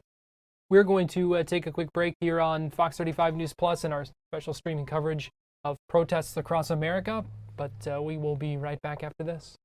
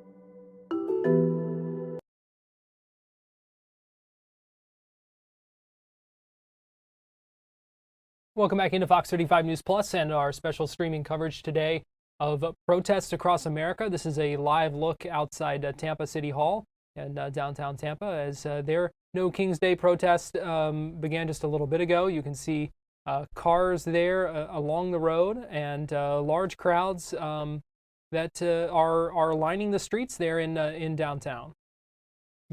This is just one of many protests. Yeah, one of many protests across the state of Florida and, of course, across the U.S. I think about 2,000 protests in total have been planned or are underway as we speak. You guys can see here on the screen, like you mentioned in Tampa, you see that there are American flags waving. You see even Trump supporters that are in attendance. You've seen lots of signs that definitely have some expletives that we're being careful to not show you guys, but you never really know when this is live coverage. Of course, we want to make sure that we're being careful. And then, of course, you see people that are kind of that happy medium where they want something different to be done. They don't know exactly what that looks like, but they want to use their voice. And, of course, it is a First Amendment right in the country to be able to protest and to speak your mind. And so it is a blessing to be able to be in a country that allows this. And, of course, we want everybody to be safe. That's the number one thing is we are certainly praying for what the situation happening in Minnesota. And we're thankful that everything has seemed pretty calm here in the state of Florida. And again, this is a live look in Tampa. You see a gentleman there in the middle with an Orlando Magic hat. So go Magic, one thing we can all agree on Yes. here in Central Florida, right? So that's a good thing there. But seeing these continue, you talk about happy mediums. And in our last segment, you and I talked about kind of the political discourse. And I mentioned someone in Brevard County. Well, I wasn't really sure. I said it was either Brevard or Volusia. It was Brevard County. Somebody Someone in Florida. where there were two people at the protest who disagreed. It was Fox 35's Esther Bauer who spoke with them earlier. I want to play that for you now because I think it's an interesting and insightful interview. So let's check that out again. You know, I think it's really locally where you're at. This is Florida. You know, we got a mixed bag of people here. We're a majority Republican state, I believe. But, you know, there's other places around here in the country that really don't get along. Everybody's getting along here. You know, everybody's friendly. You know, yes, there is a few, and you're always going to have that. But I think, in general, everybody's having a good time here and voicing their opinion. And you haven't felt targeted at all being a Trump supporter in this? No. That, you know, I'll handle that when it comes. Right. Yeah, I'll be responsible. I'm not going to be stupid, you know, just like our Brevard County Sheriff said, don't be stupid. And I 100% agree with him as well. Do you think Donald Trump is a king? No, I think that's just an acronym people have given him. Really, he's not a king. No, I mean, that's kind of ridiculous on the Democratic Party. That's stupid. Sir, can we get your first name? Michael. Michael. All right. Sir, are you also... No, I'm a Democrat. I'm a liberal. However, I understand one thing. America became the greatest country in the world. It was built on one concept, compromise, not polarization. Okay? It was compromise that made America great. We don't have it anymore. We've got polarization. We got somebody over here and somebody over here. Right is right, left is left. It's just not happening until. Where do you think we need to go as a country to get back to compromise? Well, I think that it's going to be hard to do because I don't see any college-age kids out here demonstrating. It's their world. It's not our world. I'm old. I'm 75. The future of this country and the world is the college-age people. You don't see them. They're busy on their cell phones. They don't even know what this is going on. It's sad. Now, whether or not we'll ever get back to compromise and be in a world of, you know, people to understand each other, with that going on, I don't know. How do you feel seeing Mr. Michael, a Trump supporter, out here saying, I support free speech? That's compromise. See, he's got good ideas, I got good ideas. Now, if one of us wins, nobody wins. Because we lose his good ideas or we lose my good ideas. We got to meet in the middle. That's called compromise. That's what America was built on. That's why we're the greatest country, or were the greatest country in the world for so many years. Until we get back to compromise and get away from this polarization, which I'm not sure is ever going to happen, because the youth are not coming out and supporting anything. I don't know. So that was an interesting conversation there, and now you know, and I think that talks about our point of compromise they talked about and disagreement. But let's go now. This is Fox 5 DC coverage at the National Mall, and let's go ahead and listen in. They're covering these Army celebration events there, and it looks like maybe speaking with a service member right now. Let's go ahead and listen in.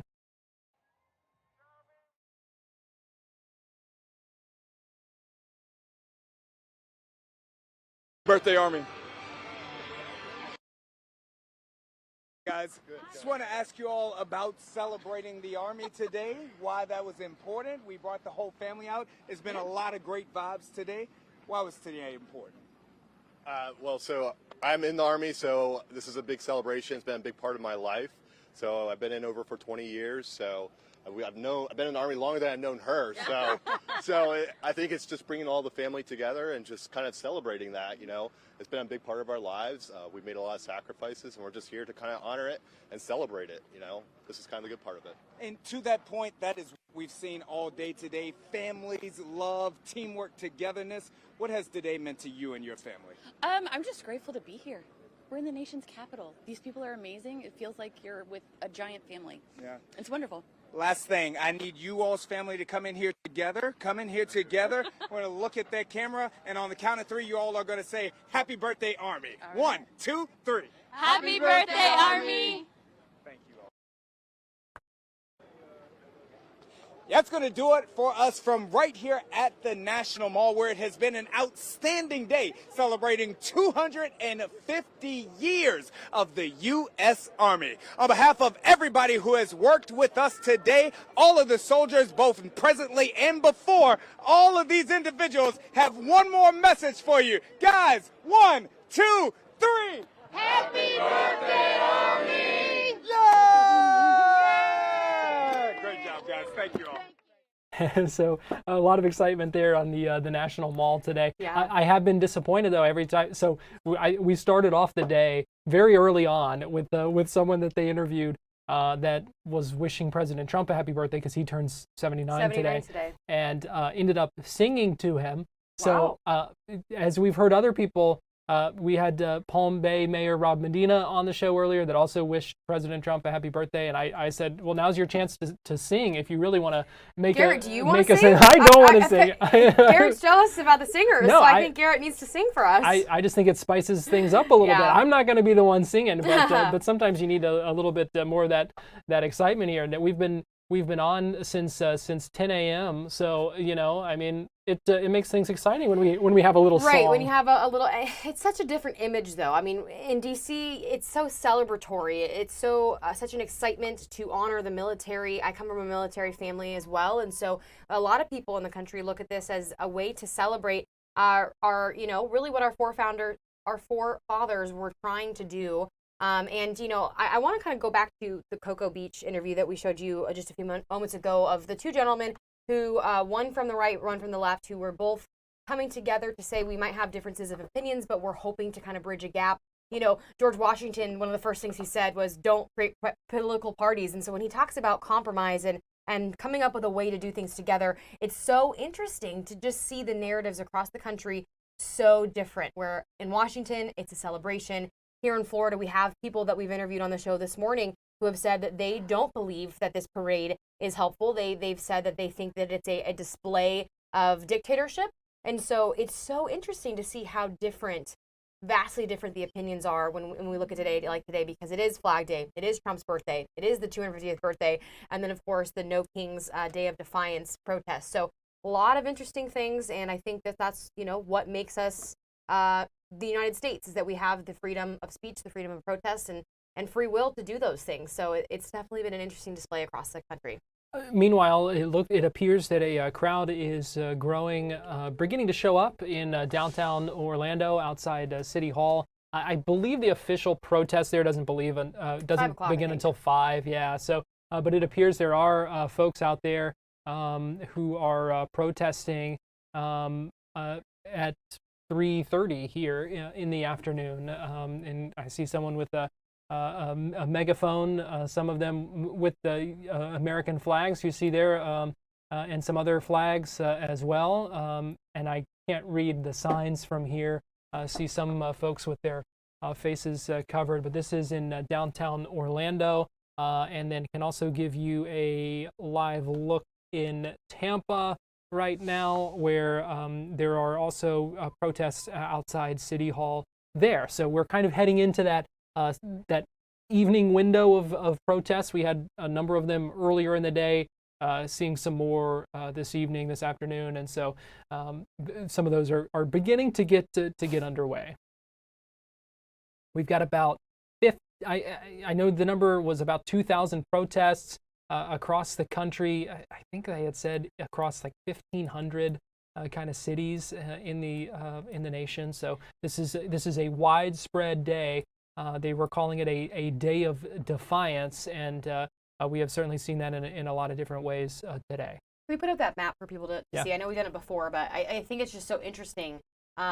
See, even when you like expand out further, it looked like there were some spots in Canada even. But all of those blue dots there, or maybe I'm wrong on In that. Mexico.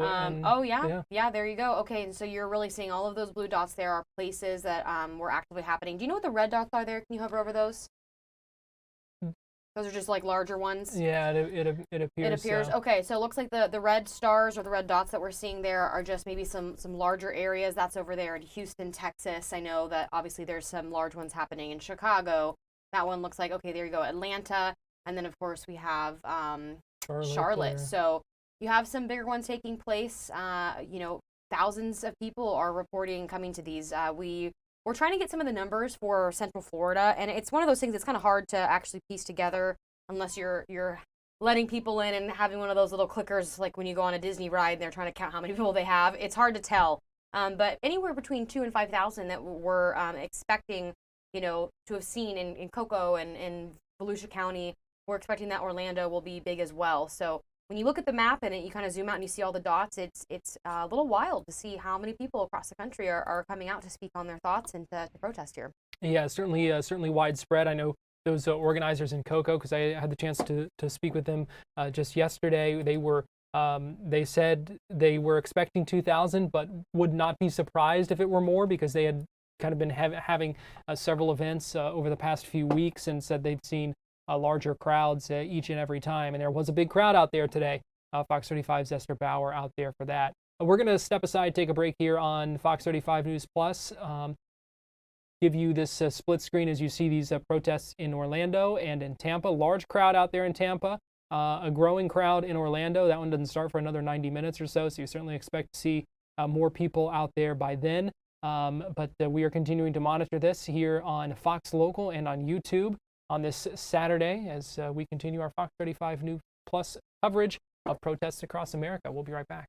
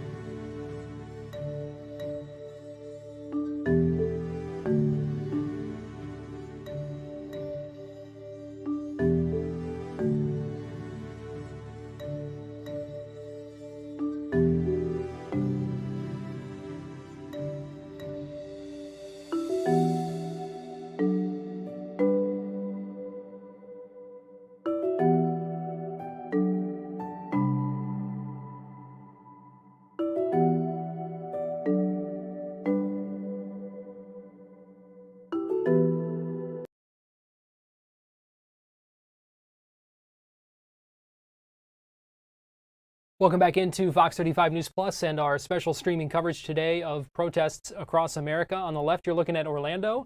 On the right, you're looking at downtown Tampa. As you can see, these protests continuing. It's Fox 35's Chris Lindsay getting ready to join us here in just a minute as well. We're going to check in with him and see how things are going on, because we know that the Orlando protest, Marley, expected to start around 5 o'clock. It looks like folks already kind of showing up there, but as we've talked about, there are people here wanting to make sure their voices are heard on this day. Definitely, and I think a lot of sheriffs and police officers and departments across the state of Florida have really emphasized that they want people's voices to be heard, but they also want it to be safe. They don't want riots. I look back to Sheriff Grady Judd when he posted the pictures of here's what a riot looks like and here's what a protest looks like, and we know the difference and you know the difference, and so law enforcement is ready. My prayer and hope is for the rest of the day that everything remains calm. That's something that I've been really thankful to see in Florida. Things have been peaceful. I know across the country things haven't been as lucky. We've seen some a shooting in Minnesota, which is absolutely terrible, and so my thoughts go to everybody there. But here in Florida, I think people have been pretty peaceful and pretty calm, and just wanting to be able to share their opinions. All right, so let's go ahead and go on out to downtown Orlando. Fox 35's Chris Lindsay, who joins us live now with State Representative Anna Escamani, a Democrat from Orlando, who is joining the crowd there. And Chris, good afternoon to you. We appreciate you joining us.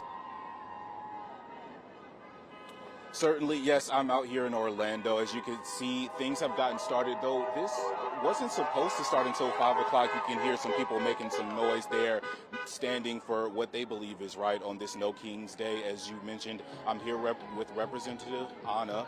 Could you tell me a little bit about why you're out here today? Of course. I mean, I'm proud to represent Orlando in the state legislature, and this is what Orlando looks like. We are in complete opposition to what is coming from the Trump administration. The extremism is divisive. It is unintentionally creating so much chaos in our communities. And for us, it's about lifting up all people, solving problems, not creating problems. And so we're out here to stand in solidarity with our immigrant community partners, with the needs to empower women's rights, to support the LGBT+ community, and to solve the economic crisis that our fellow Americans are facing, not continue to use vitriol. I want to show that as an example across the country on No Kings Day. Certainly, and you are obviously very passionate about this. What does it mean to you to see people out here not only supporting this cause, but out here early, making their voices heard? Yeah, I mean, today's rally starts at 5 o'clock, and as you can see, it is only 3:30, and we have folks who have been building up here, and they've been here since 10 a.m. in some cases. So it shows that across the state and country, we're not buying what Trump is selling. We're rejecting the extremism. We care about the health and well-being of all of our community members. We want to see due process. We want to see everyone be safe in our communities, and I think when you see this type of crowd this early, it's also a precursor to what we'll see later tonight, which we're expecting thousands of people to come here to City Hall to stand in solidarity and peacefully with one another. Obviously, when you have a demonstration like this, not everyone is going to take the same side as you. What's your message to people who disagree with this sort of protest, with this sort of demonstration? Well, we're always ready for counter-protesting and opposition. Safety and security is our #1 priority today. We want people to be able to express themselves, be a part of our First Amendment, the foundation of this country, but do so peacefully and safely. And so for those who disagree with our viewpoints, I welcome you to a conversation. I welcome you to show me how Trump is making your life better right now, because in his first months back in office, it's been complete chaos.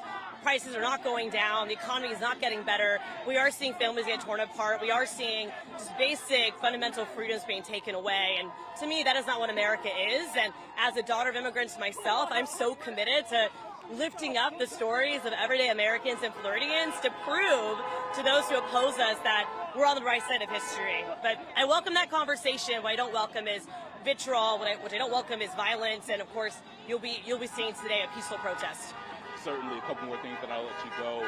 This is obviously one part of the puzzle for you guys. What other sort of tangible things are you expecting yourself and others to do as you try to accomplish this goal that you set out to? That's a great question, because the goal should not be to host a protest. A protest is is as American as apple pie, but it's also a tactic to a larger vision. And so my focus today will also be on registering people to vote. We're going to have volunteers across the event asking you if you're registered and ready to vote. We're also doing vote by mail renewals. Governor Ron DeSantis signed a voter suppression bill into law recently that requires every person to renew their vote by mail ballot, and a lot of folks don't know that. So we'll be doing a lot of voter engagement education today. We're also collecting signatures for Medicaid expansion and giving people directions on ways to get involved in politics long term, because we're not going to change the direction of this country or help our fellow Americans with a burst of energy or enthusiasm. It has to take a consistent persistence for something greater than ourselves, and I'm committed to that. And so we're going to help plug in more people into supporting organizations on the ground that are defending our immigrants, that are defending LGBTQ plus rights, that are helping abortion seekers find care, and are really centered on the needs of everyday people. So there's so many ways to get plugged in. Our goal will to give people those action items today. Certainly. Did you have anything back in the studio for us? No, Fox 35's Chris Lindsay live there with State Representative Anna Eskamani. We appreciate you all joining us and taking the time to speak with us from downtown Orlando. Chris, we'll check back in with you a little bit later.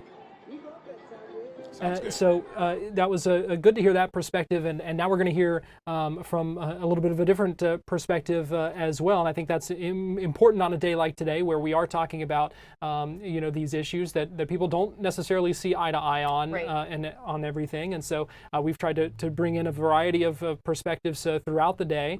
And joining us live now via Zoom is Congressman Randy Fine, from a Republican from Florida's 6th District. And Congressman Fine, we appreciate you joining us this afternoon here on Fox 35 News Plus. Happy to be here. It's a very frightening day, and it's important to talk about the danger that everyone's facing right now. Why do you say frightening? Well, I mean, look, we've seen 2 people murdered as a result of these protests already. Politicians in Minnesota killed. I even saw the sign in your last segment by someone who seeks the overthrow of the United States, who supports foreign invasion. So we have to be very scared. We have a 5th column of anti-American violent protesters, and everyone needs to be concerned today. The left has legitimized violence. We've already seen it with 2 people dead. And I think everyone needs to be very, very concerned with the kinds of people that we're having to deal with now. Congressman Fine, I'd love to ask you a question about a tweet from Senator Bernie Sanders. He quoted, "I want to applaud all the patriots who will be participating, as I will, in No King rallies across the country. Americans believe in freedom, not authoritarianism. In 1776, brave Americans took on and defeated the most powerful depot in the world. In 2025, we will do the same." Obviously, we know what happened in 1776. When you hear this tweet, what is going through your mind? Do you feel like he is inciting violence? Well, the entire idea of the protest is to incite violence. Let's keep in mind, it was the Democratic Party that put up a candidate for president last year that did not get a single vote from anyone, who sued to try to get RFK as a candidate taken off the ballot and attempted to use lawfare to get President Trump off the ballot. The party of kings ain't ours. And what happened in the Revolutionary War was violent. And we can see that Bernie Sanders and Anna Eskamani, they're hearing their calls for violence because someone with No Kings flyers in their car went and killed 2 people last night. So this is a violent anti-American protest, and everyone needs to be scared. These people hate America, and they're dangerous. It's definitely frustrating when we've seen here in Florida a lot of calm protesters that are simply wanting to use their First Amendment right. We've obviously seen, like you mentioned, in Minnesota, 2 people shot. Very scary. I would love to touch on, where this all kind of originated with Los Angeles. The governor there and Mayor Bass said that they wanted to protect Angelenos, and they wanted to give Angelenos a right to protest, and they thought that the chaos wasn't induced until President Trump and the National Guard stepped in. My question to you is, where was that robust, we want to protect Angelenos, when the Jewish Americans were facing riots and the Jewish Americans were facing these similar things? Because in the riots in LA that we saw cars being burned, we saw police officers with bricks being thrown at them, and we've seen in all protests so far Palestinian flags. So I'm curious, with your background, what your thoughts are, not only as an American, but as a Jewish American who is feeling maybe some of this fear. Well, look, I was the only Jewish Republican in the Florida legislature when I served there in the House for 8 years. I'm now one of a very small number in Congress. We are seeing what we call the red-green alliance, where radical Islamists and basically anti-American leftists work together to try to destroy America. What happened in Los Angeles is just flat out gaslighting. I mean, they're saying these are peaceful as cars are on fire, as government people are being attacked and having rocks thrown at them. It's just gaslighting. And the problem is, whether it's Anna Eskamani or Gavin Newsom, they call these people Americans who are in our country illegally. I mean, these people are facilitating an invasion of the United States. And the reason we don't have as much problem in Florida is the Florida legislature and Governor DeSantis have said, we're not going to put up with it. I was proud to help shepherd a bill through the legislature that says if they block the streets today, they're getting run over. You can do that in Florida. And so these wackos have learned that we don't put up with this stuff. And frankly, what we need to do in the rest of the country is export the Florida model to them. But it is scary. These people don't care about protecting these groups. It's all gaslighting to facilitate foreign invasion and Muslim terror. Congressman Fine, you talk about the left inciting violence, but is that some of that rhetoric of telling people to run people over with their cars if they're blocking the streets, does that not count as inciting violence? Absolutely not. And I'll give you a great story. A number of years ago, some of these so-called peaceful protesters were going to block the street in front of my house, which, by the way, that is a form of terrorism. That means an ambulance can't get to a hospital. A pregnant woman can't get to the hospital. People who do that are terrorists, and they should be called as such. I got called by the media, and I got asked, what would I say to these peaceful protesters who were going to block the street in front of my house and prevent pregnant women from getting to the hospital? My answer was, I hope they only block it 4 wide, because then I won't have to back up. And guess what happened? They didn't block the streets. The reason people don't block the streets in Florida is they know what will happen. By saying that we will not put up with this nonsense, that's how we prevent it in the first place. Do I want people to get run over in Orlando? Absolutely not. And the best way to make sure that doesn't happen is to let people know what the consequences of their actions will be. Congressman Fine, we've also seen a lot of American flags at these protests. Do you really believe these people who are at these No Kings protests hate America? Well, I think what we've seen is, given the horrific a public perception of the first few days of these protests, where there was no American flag in sight. One of my favorite videos is when the organizers show up and they start handing out American flags. They've now understood that flying the flag of Mexico and Hamas and Fakistan and all these other places doesn't really sell with American voters. So now they're handing out American flags. I will point out this: everyone going to the protests today is not dangerous. Everyone who goes to these protests is not anti-American. You can disagree with President Trump, and you can be a good, honorable, patriotic person. But keep in mind, they are going to an event that's title calls for violence. Donald Trump is not a king. He was elected overwhelmingly by the American people. The only party that wanted monarchy last year was the Democratic Party. So when you go to an event that's name encourages violence, that has already shot 2 people. The state of Minnesota, Tim Walz, their vice presidential nominee, said, don't go. We shouldn't have these. They got the message up there. If you're going to a protest whose entire purpose is violence, we have the right to be skeptical of your motives. It's not a protest Donald Trump. It's not a protest Donald Trump rally. It is a decapitate a king rally. That's a call for violence, and we should call it for what it is.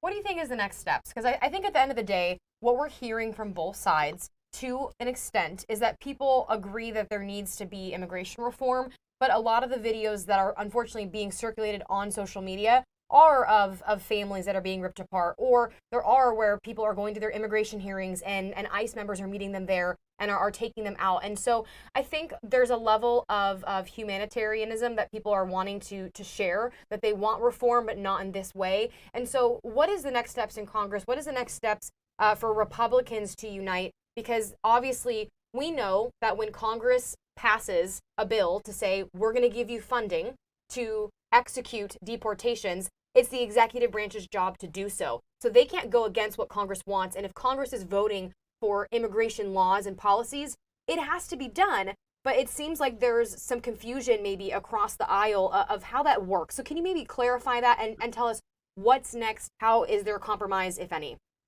Well, I guess I would reject the premise of your question. I mean, we believe that illegal immigrants should be deported. And I am sorry for the children that were abused by their parents, because that's what it was. The parents that put these children in these terrible, terrible situations by doing this to these kids. But you hear the left, you would think that these illegal immigrants magically appeared here. Their parents made a decision to knowingly break the law and come to a place that they weren't supposed to be. They've put their kids in that position, no one else. And so in the one big beautiful bill that I supported, it passed the House. The Senate's working on it now, and we're hoping to pass it by July 4th. We have billions of dollars in there to build the wall and deport them all. And so what I would say is, if you're an illegal immigrant in this country, go home now before we round you up and send you home. All right, Congressman Randy Fine, a Republican from Florida's 6th District. We appreciate you joining us this afternoon here on Fox 35 News Plus. Last thing I'll ask you, we've got just about another minute here before we let you go, but just want to get your thoughts on the big events going on in Washington, D.C. tonight. Well, my family's at it. I'm sorry I couldn't be there. I had a long-standing commitment. I think it's wonderful to celebrate the 250th birthday of our Army. And it is sad that the Democrats and the left have chosen to take Flag Day and the 250th celebration of our Army and use it to call for violence. And so I'm excited about what's happening in Washington. I just wish I could be there. All right, Congressman Fine, we appreciate you joining us. Thank you. So we are going to take a break here on Fox 35 News Plus as we continue to cover these protests across America, but we will be right back after this.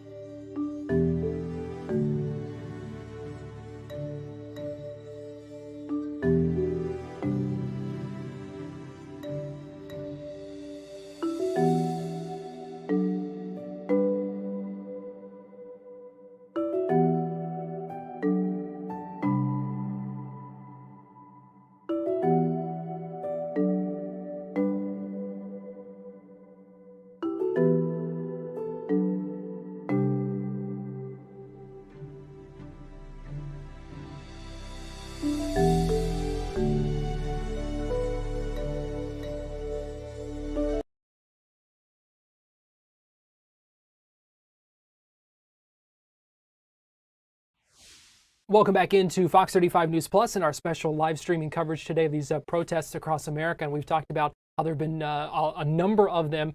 We obviously can't staff them all. Right. You know, we try to get you to as many as we can. We've seen a number across the country, a number in our area. We know there's one going on live right now in Kissimmee. And joining us live is Luisa Ardila, who is one of the organizers of that event. Luisa, we appreciate you joining us this afternoon here on Fox 35 News Plus. It looks like you have a pretty good crowd out there in Kissimmee.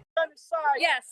There's people from all walks of life who are here joining us to kind of show that we stand against what the current administration stands for. Even the people who voted for him are against what he's doing today and what he's been doing since he took office. And so we're just out here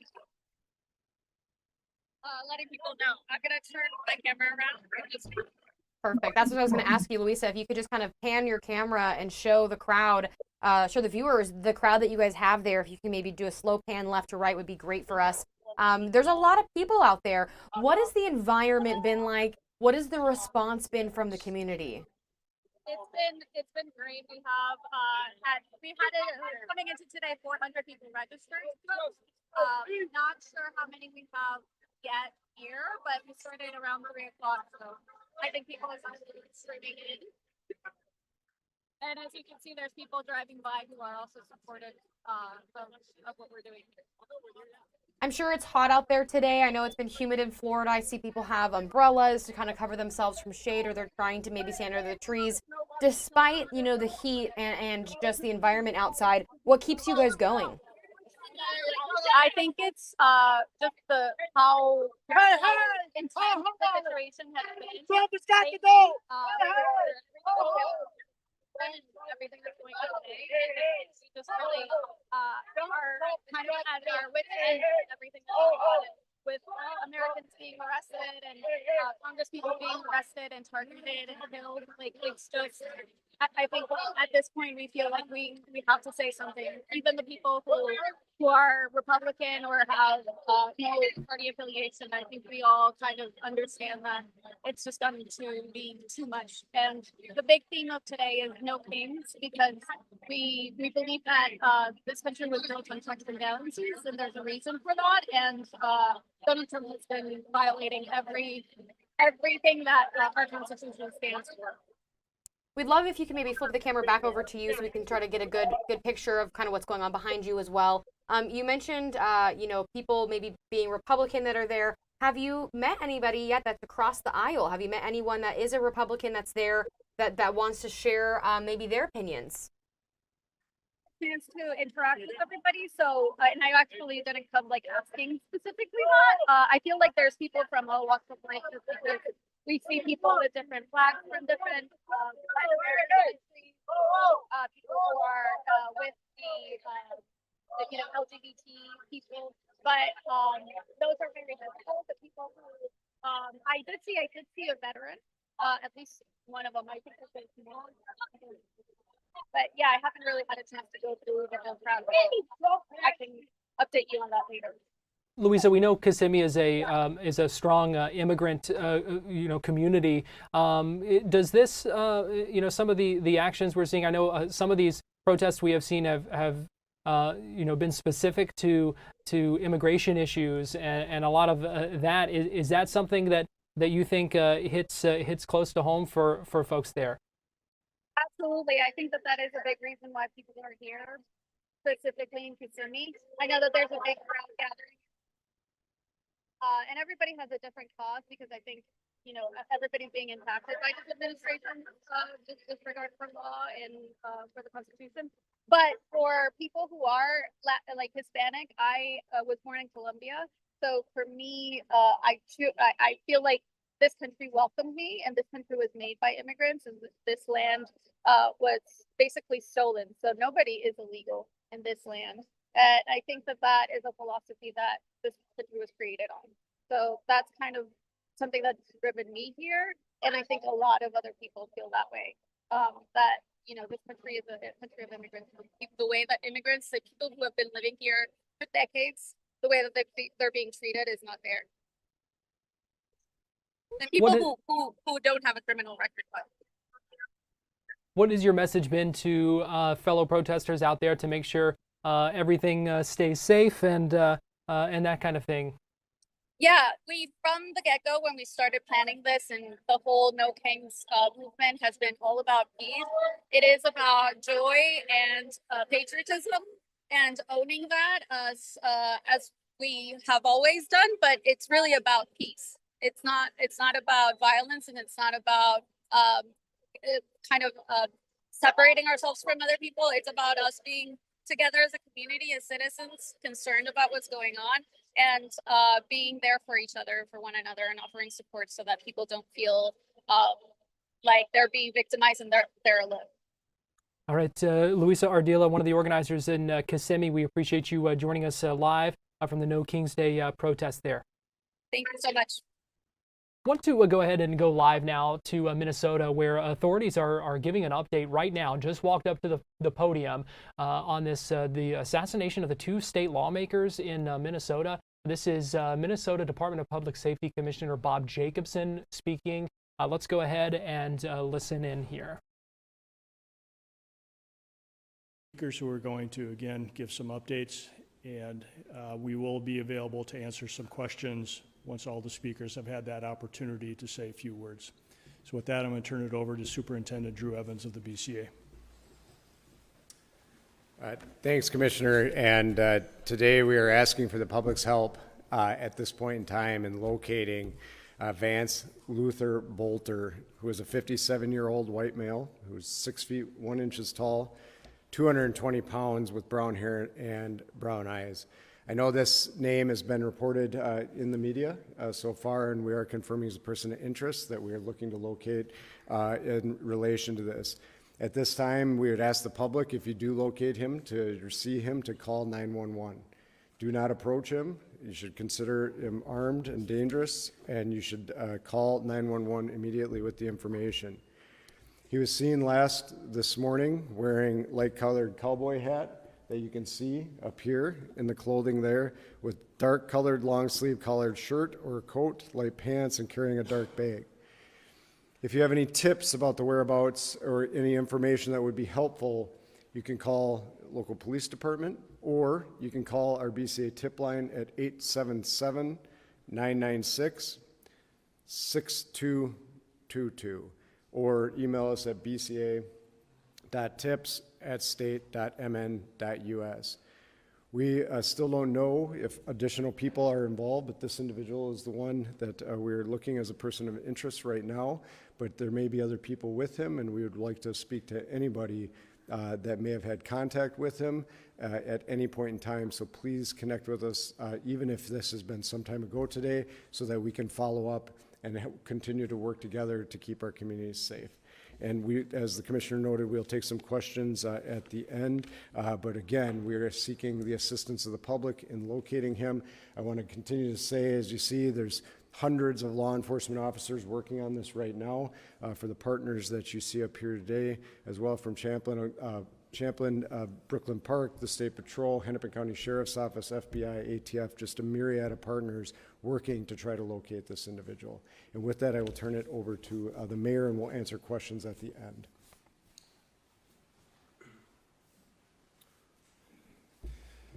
So hi, my name is Hollis Winston, Mayor of the City of Brooklyn Park. First, I want to extend my prayers to the Hoffman family, but also to the Hortman family as well.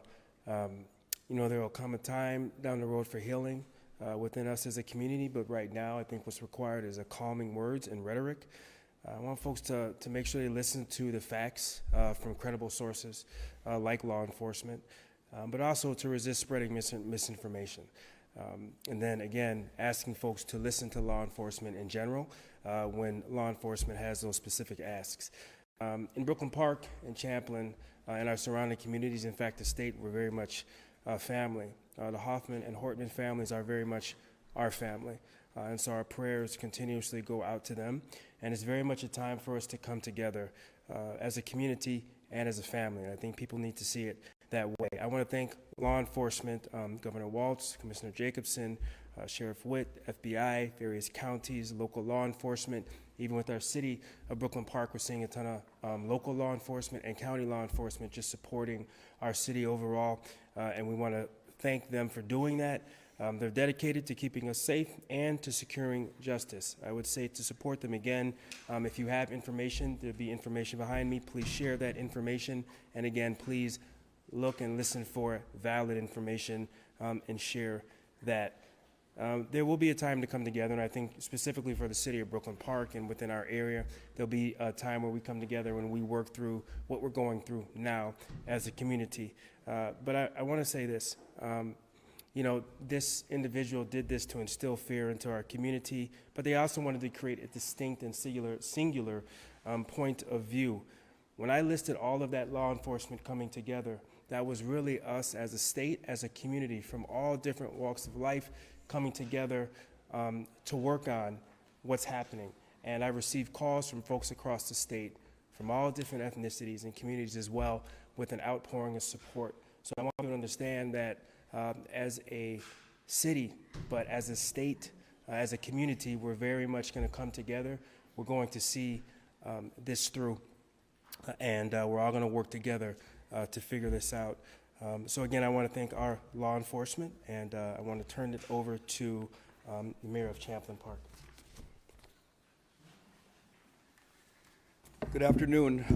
My name is Ryan Sabis, Mayor of Champlin, and on behalf of the City of Champlin, our police department, and our City Council, I want to extend a heartfelt thoughts and prayers to Senator John Hoffman and Representative Melissa Hortman and their families.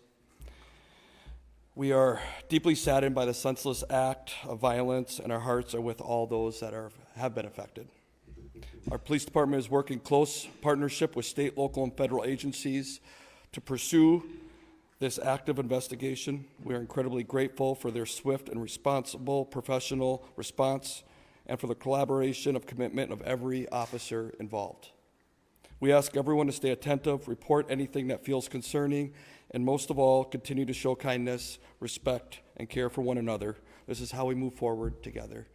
And again, thank you all for being here. And again, I think Mayor Winston said it well that Hoffman family and the Hortman family are very much part of our communities, part of our fabric of our communities, and we really wish the families all the best. Thank you. As folks have said, we'll take a few questions. Please don't forget to, in your first question, introduce yourself, your immediate organization with whom you're with, and if you have a question for a specific individual, call that out. Thank you.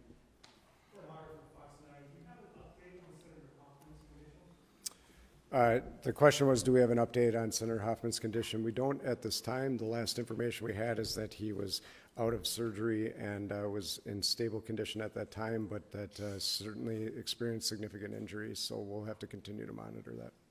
You said person of interest, so not a suspect, or is... He's a suspect, one and the same for this particular case at this point in time. Okay, so we can say suspect. You can say suspect.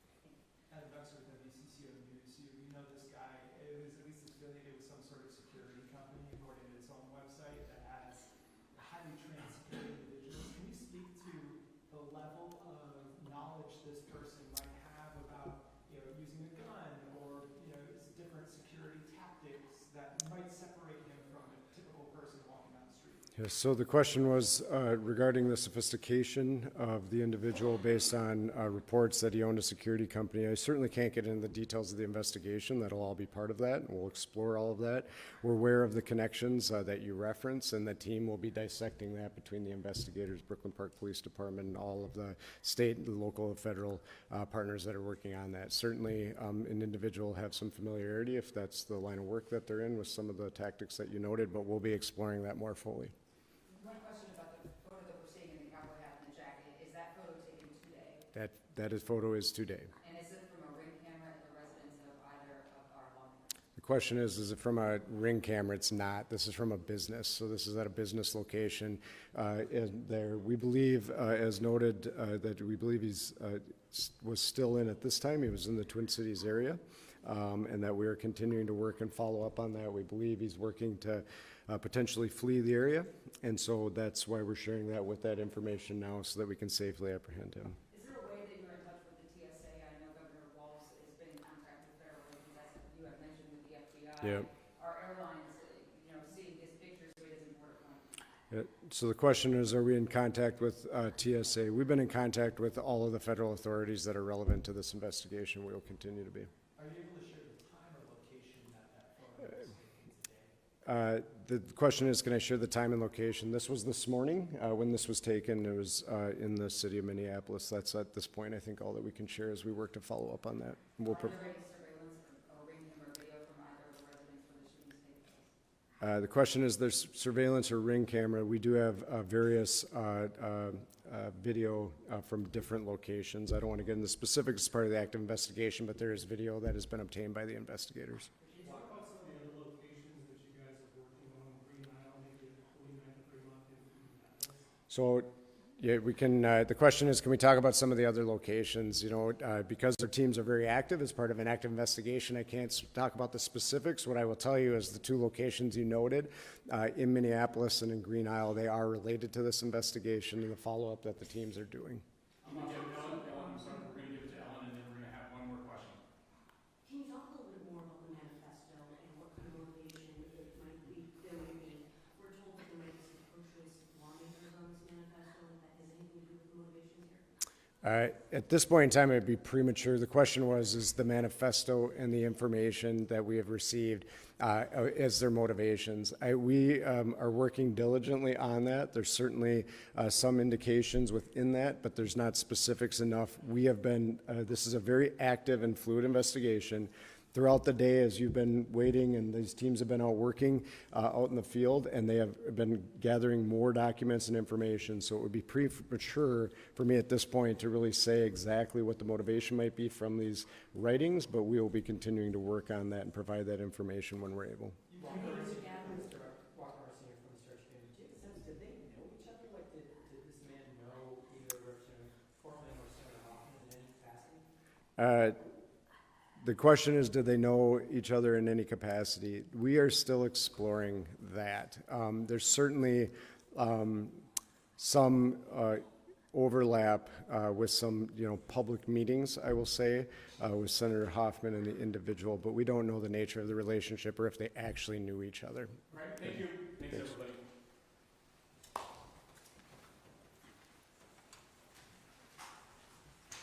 You were watching there as they provided an update on the Minnesota lawmakers who were shot and killed. It's something we are continuing to monitor. We've been keeping an eye on that throughout the day as this news has kind of developed and broken as well. This is the suspect they're looking for. A little bit hard to tell because it from the feed there, but that is the suspect, Vance Bolter, the man they've identified as the suspect accused of shooting the Minnesota lawmakers. One of them has died. The other, you heard they didn't have much of an update on, but something we are continuing to monitor. We are also continuing to monitor these protests across America, but those aren't the only events going on today. We're going to take a quick break here on Fox 35 News Plus, but when we come back, we're going to check in with the organizers of a Flag Day event going on right now in Winter Garden. So keep it right here on Fox 35 News Plus. We'll be right back.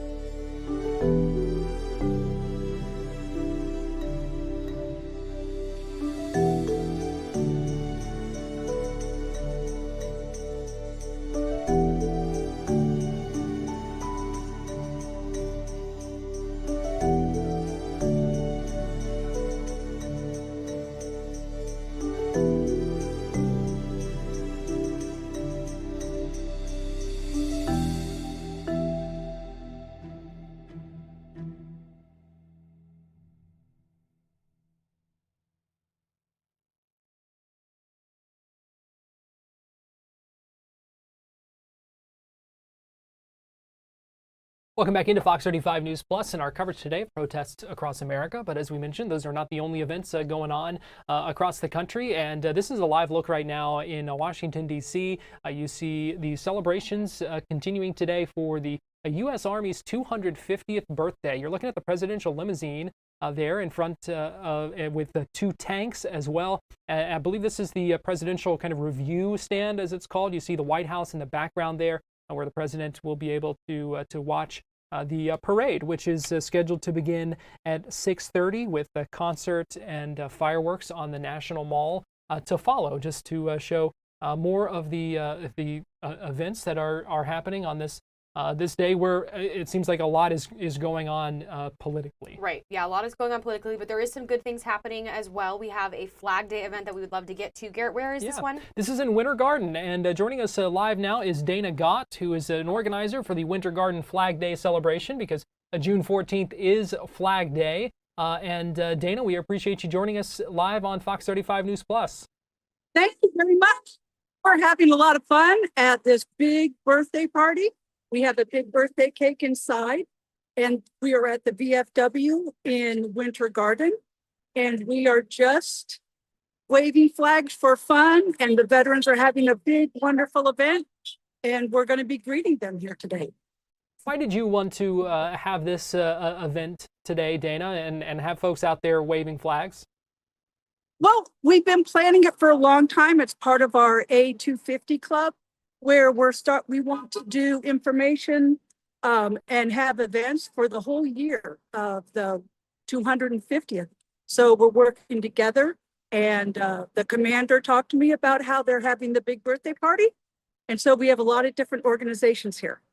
Miss Dana, there's a lot going on across the country politically. There are some protests happening for the No King's Day of Defiance. So can you maybe tell me about, what you're hoping to send, like what kind of message you'd like to send to drivers? They might think that maybe potentially y'all are a part of this, but obviously you guys are here for Flag Day. So what would your message be?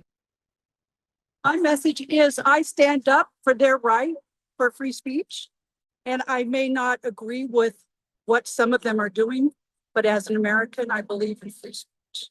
And I also agree that people should be able to peacefully protest.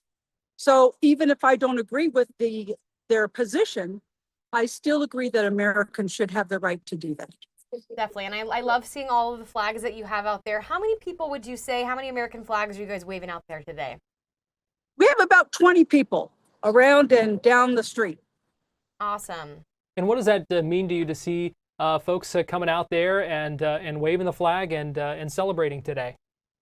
It's just nice and it's fun, and we just want to thank our veterans and our Army men, and just really show that we appreciate that we're free because of what they've done. And we love that everyone's honking and waving outside, and we've gotten hundreds of thumbs up, and that's really nice. Dana, do you consider this kind of counter-programming to some of those protests that we've seen across the country? Well, I think we were planning on ours first. So we didn't want to cancel, and we didn't want to change our position in any way because someone else has something else to say. Our message is very simple. We are thankful for the Army. We're thankful that we've been around for 250 years. All right. Definitely a strong message there. And can we maybe have your camera lady? Can she maybe pan to show us some of the other flags? Yeah. Maybe can she maybe turn around and kind of show us the environment? Obviously, it's hot outside today as well, and so we have veterans and other people who are outside. But it's great to see all of the flags. Dana, you mentioned you're having a birthday party. Are you having the birthday cake for President Trump as it's his 79th birthday? No, this is not about President Trump. We love President Trump, but this is about the Army. So our birthday cake talks about how the Army is still standing strong, and that's where the birthday cake is, with a big American flag, and it's going to be fun. All right. Thank you so much, Dana, for joining us. We really appreciate it. Stay cool out there. We know it's hot outside, so make sure you guys are all drinking water and putting layers of sunscreen on. Thank you very much. Bye-bye. And before we let you go, how much longer y'all going to be out there? We're going to be out here for another hour, and then we're going to go inside for cake. All right, sounds like a plan. Save me a slice there. Dana Gott, organizer of the Winter Garden Flag Day celebration. We appreciate you joining us. Thank you very much. So nice to see them out there and have them join us as well from Winter Garden. So had about 20 people. She's great, and I think her message is really sweet. You know, that she said that, you know, they're not trying to counter protest. She was funny. She said, no, we had this first. We had this plan first, but you know, this wasn't meant to be a divisive thing, that she just wanted to be able to thank the people in the military, which I think is really the heart behind what we're seeing in D.C., you know, with the tank setup that we have going on and the presidential limousine as well. And so it was nice that she said, even though I don't agree with what is happening, she's like, I still fight for people's right to protest and for their First Amendment. So I think this is one of the good experiences of humanity, where we can just come together and say, you know, we don't all have to agree, but we all are American and we all, you know, fly one flag. And so that's great to see that as well. All right. And so we're going to take a quick break here on Fox 35 News Plus. We'll leave you again with another live look in Washington, D.C. there as preparations continue for that parade. We'll be right back after this.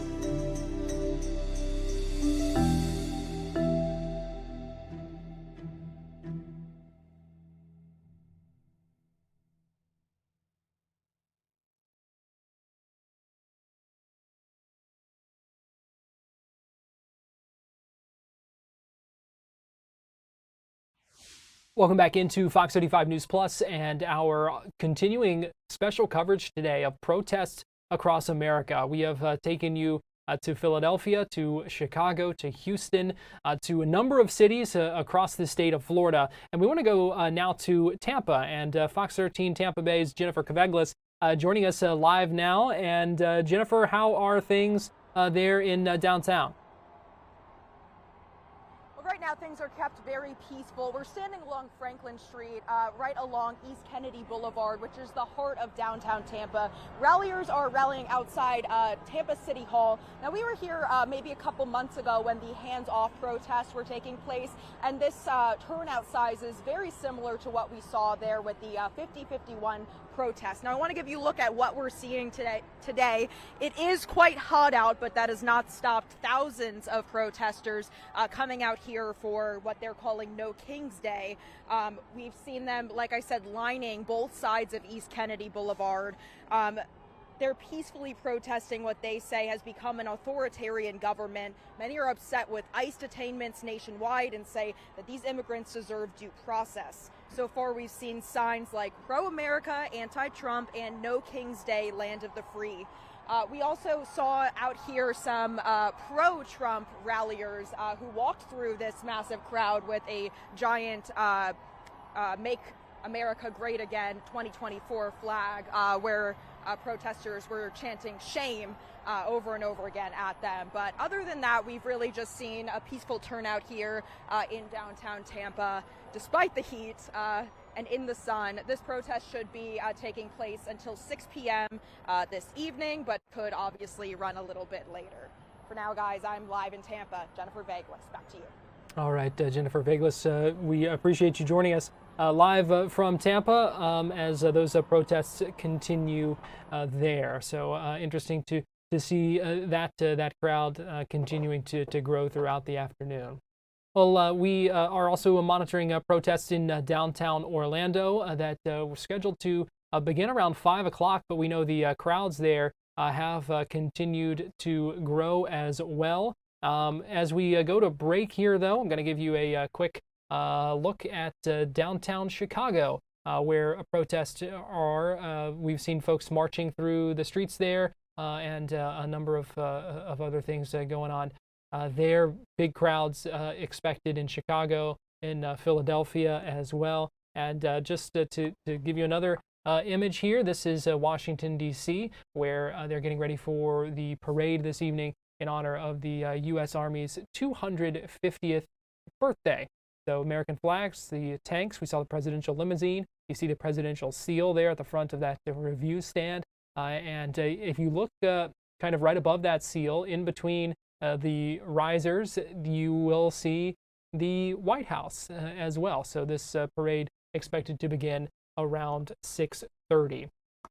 I do also want to mention an item of breaking news that we are tracking here, unrelated to protests as far as we know, but we do have information from Osceola County coming into our newsroom. According to the sheriff's office, there was some sort of a deputy-involved shooting involving the Osceola County Sheriff's Office. No details right now. Appeared to happen in the St. Cloud area. We expect the sheriff's office to hold a press briefing around 5 o'clock to provide some information and also answer some questions. We should note that the Osceola County Sheriff's Office has an acting sheriff right now, with the previous sheriff being suspended, Marcos Lopez, facing charges in connection with that alleged illegal gambling operation. So we expect to hear from the acting sheriff there in Osceola County shortly. So we will hope to have an update for you on that. Around the 5 o'clock hour is when we expect that news conference to begin. Whenever it does begin, we will bring that to you live here on Fox Local. Again, as I mentioned, we are tracking protests and crowds growing in downtown Orlando, and that is where we find Fox 35's Chris Lindsay, who earlier was joined by State Representative Anna Eskamani, and is joining us live now. And Chris, good to see you. That protest is not scheduled to begin until 5 o'clock. We saw people out there, what, was it an hour ago when we last spoke with you? And that crowd has certainly already grown, continued to grow, and it's still half an hour until kind of the official start of things. Certainly, in the last hour or so, there's at least 10 times as many people as the last time we checked in. As you mentioned, we spoke with one of the representatives who was telling us what this was all about. Again, this is No King's Day. A lot of people coming out here to take a stand for the causes that they see fit, whether it be about immigration rights, women's rights, or things like that. So a lot of people making their voices heard. Again, this is not supposed to start until 5 o'clock, but I'm told by the representative that people have been out here since 10 o'clock this morning, and they've been steadily streaming in since about 3 o'clock. Around that time, there were a few dozen people, but as you can see, there are well over 100 people out here making their voices heard. Chris, what's the vibe out there? Can you kind of give us a little bit of a look around? I know we see a lot of people holding signs. What are and people honking? Just kind of give us a taste of what's going on out there right now. Yeah, there's been a lot of people driving by honking. There's a very cheerful mood, so to speak. There hasn't been much negative energy, but these are people taking a stand for the rights that they see fit. So again, there are a bunch of different signs. I'll read some of them. I despise Trump for free. There says abolish ICE. It says no kings in America. Again, this is this idea that they disagree with what the Trump administration has been doing in recent months as it relates to legislation and moves in general. So people are chanting, they're dancing, they're playing music, they're showing some of their signs and whatnot just to sort of take a stance, and they're hopeful that protests and demonstrations like this will make a change. And Chris, I know just a little bit ago you spoke to one of the protesters there. We're going to play that interview here. If you want to just give us a little bit of a lead into it as far as who you spoke to here.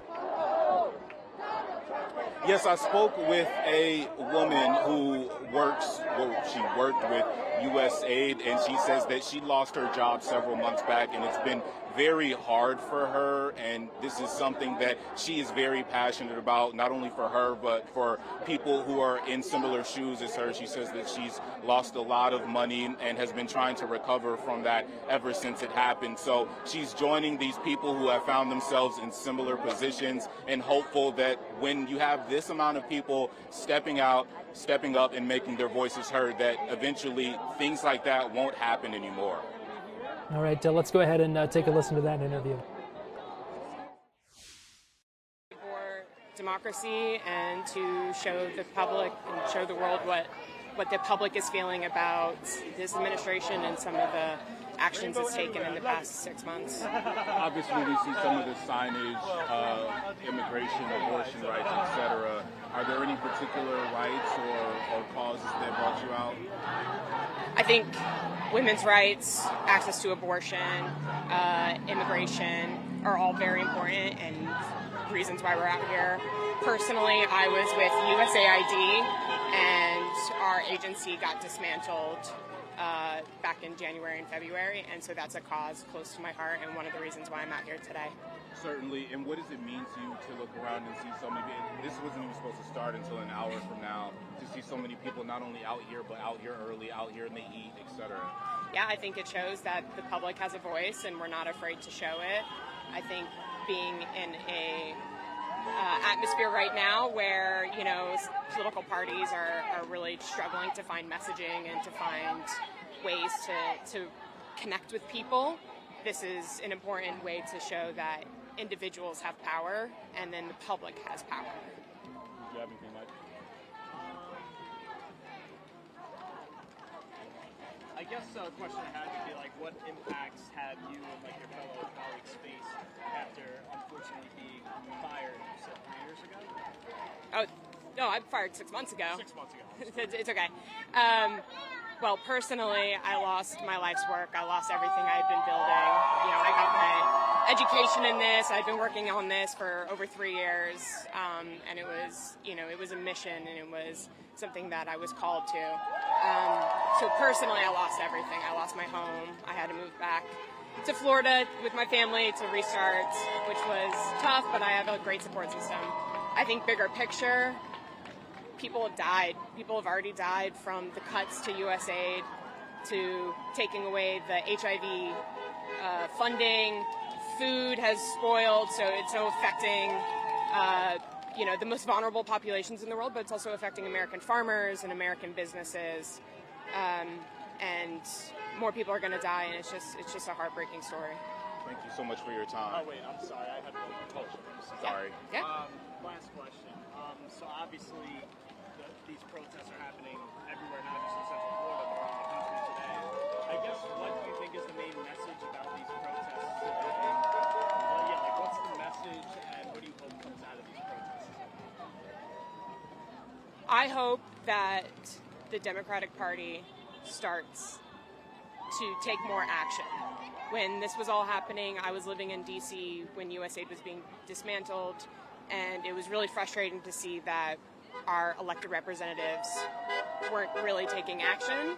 And so out of all this, I hope to see that they realize that this is big and that the public is furious and that they take larger action in Congress to stop it. So, Chris, it's interesting to hear the variety of perspectives and backgrounds that folks come to these protests with, and some different priorities as well. Certainly a few hundred people. She's just one of them who has something that they're very passionate about, something they're passionate enough about to come out here and make their voices heard. Again, this is supposed to officially start at 5 o'clock, but there have been a lot of people here in recent hours, so we'll have another update for you soon. All right, Fox 35's Chris Lindsay, we appreciate you joining us live from downtown Orlando. Thank you. And as we go to break here, going to give you a live look in Chicago, where protests are continuing there. We'll be back with more Fox 35 News Plus in just a couple of minutes.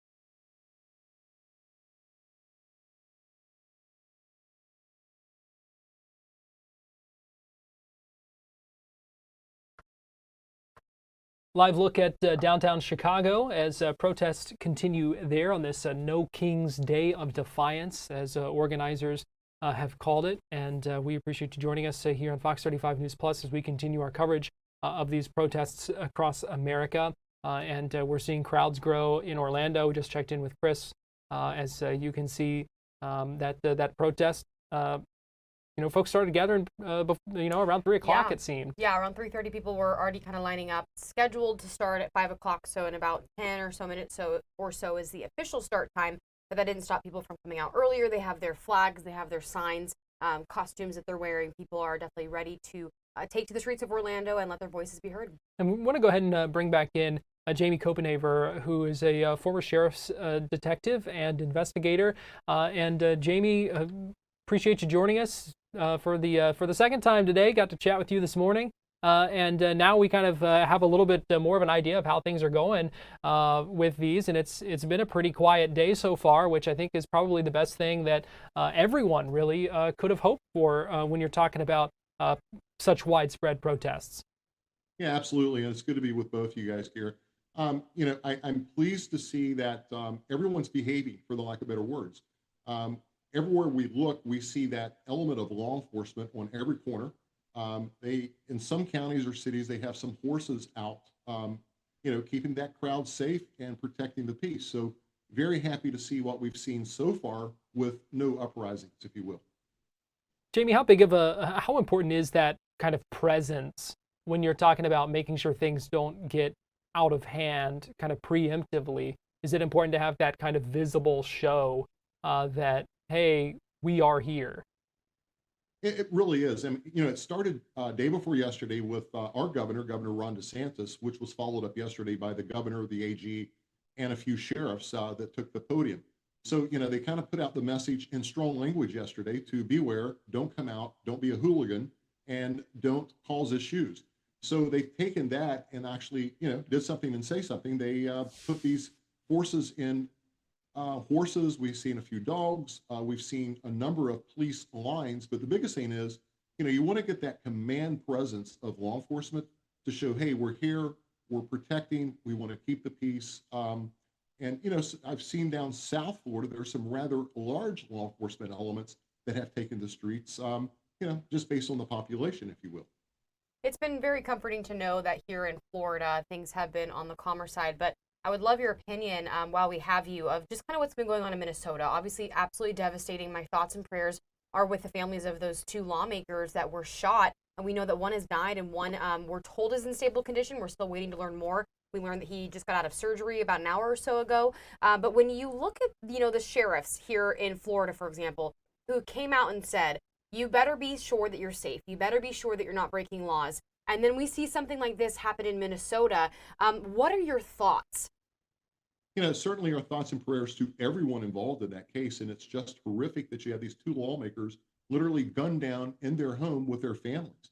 Not knowing a lot about the bad guy or the shooters in this situation, we are learning that they possibly were dressed as police officers. We're hearing early reports that they had a potentially fake-looking police car. So very disturbing. We haven't seen anything like this for many, many years. I know that going back 15 or 18 years ago, we had a couple of federal judges murdered, but we've not seen anything like this. And, my concern is the rhetoric from both sides and all the above.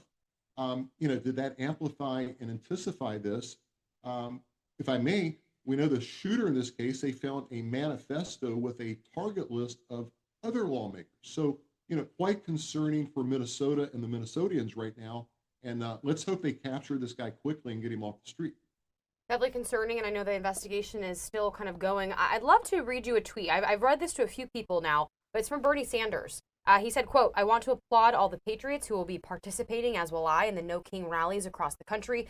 Americans believe in freedom, not authoritarianism. In 1776, brave Americans took on and defeated the most powerful depot in the world. In 2025, we will do the same. We know what happened in 1776. So when you talk about the rhetoric that's being spread and you hear that, do you feel like tweets like these are inciting violence? The day No Kings, a day of defiance, as they're calling it, from your professional perspective, do you feel like that's inciting violence?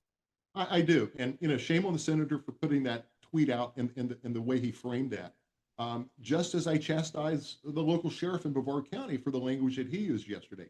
But keep in mind, these are lawmakers, office holders, and they're playing on their base, both sides. But really and truly, we need to see the tempers tampered down, if you will. We need to see the rhetoric lowered. It's great to be raw, raw, raw. Let's go get them and let's march for our rights. There's nothing wrong with that. Marching is part of our fabric. But when you start inciting potential violence, as we've heard it from two lawmakers now, I really truly don't think it has a place on the format today, given what we've seen in Minnesota earlier today. What does that do to the security protocols and things like that as the temperature just kind of continues to rise? What sort of changes and those kinds of things do you think we will maybe see if this continues to be the trend of political discourse and even some extremists who are not afraid to take action? But great point. It's not just the extremists. It's the crazy people. It's the crazy people who think they know what's going on, and they follow those movements. They follow these Signal chats, WhatsApp chats, and they get radicalized. People pick on Muslims and the attacks that we've seen in the Middle East, but let me tell you something. There's some homegrown people that are just as radical as every other country we're seeing, right? In terms of law enforcement, I mean, there are fusion centers located throughout the United States, and that is a center that is collecting intelligence in real time, and then funneling that intelligence back out to our men and women in law enforcement to react. So, you're looking for any actionable intelligence coming in. And then, of course, out in Minnesota, I'm going to use that for an example. They located a manifesto, and law enforcement out there acted very quickly. That was actionable intelligence, and went and provided security for those other lawmakers who were on that quote unquote hit list. So, it's a fluid situation continuing when we go up against this, because as the climate changes, law enforcement must adapt and change with whatever tempers and climates they're getting in the intelligence. Sorry about to be long-winded, but it's a juggling act, but it's well organized. I totally understand. Do you feel like law enforcement in some areas might be a little apprehensive? When we look to Los Angeles and what really sparked this a few days ago, we saw bricks and rocks being thrown at police officers at LAPD. We saw, people banging on the windows for ICE and Border Patrol cars. We saw a lot of violence towards police officers, and obviously this is their job. But to see kind of the uproar that's come from this, do you feel like there's any apprehension at all when it comes to going to these events, knowing that they could become potentially deadly? I just kind of chastise the governor, the attorney general, the local sheriff for that strong language. But let me tell you, the message needs to be sent out. I have no problem with the message our lawmakers are issuing. But we don't want to rise to the inciting part. I mean, I've kept up with some local chats concerning the statements made by all three yesterday. And some of these chats, it really riled these folks up. So, we don't want to see anything to incite this, but on the same token, let me tell you, if business needs to be handled, our men and women of law enforcement needs to be given the appropriate tools and the leeway to go out and stop this violence before it becomes another Los Angeles. So, I may chastise the language of our officials, but in the same thing, I'm going to give them credit for coming out with a strong message. We're not going to tolerate this in our county. All right, Jamie Copenhaver, former sheriff's detective and investigator. Always appreciate your perspective, and thanks for joining us today here on Fox 35 News Plus. Thank you so much. And as we get ready to go to break here, here's a live look in Chicago as the protesters continue to fill the streets there, a number of signs as well. We're getting ready to take a break here. We will be right back at the top of 5 o'clock as we kind of reset things and have our streaming-only newscast as our Protests Across America coverage continues. So keep it here. We have much more to come on Fox 35 News Plus right after this.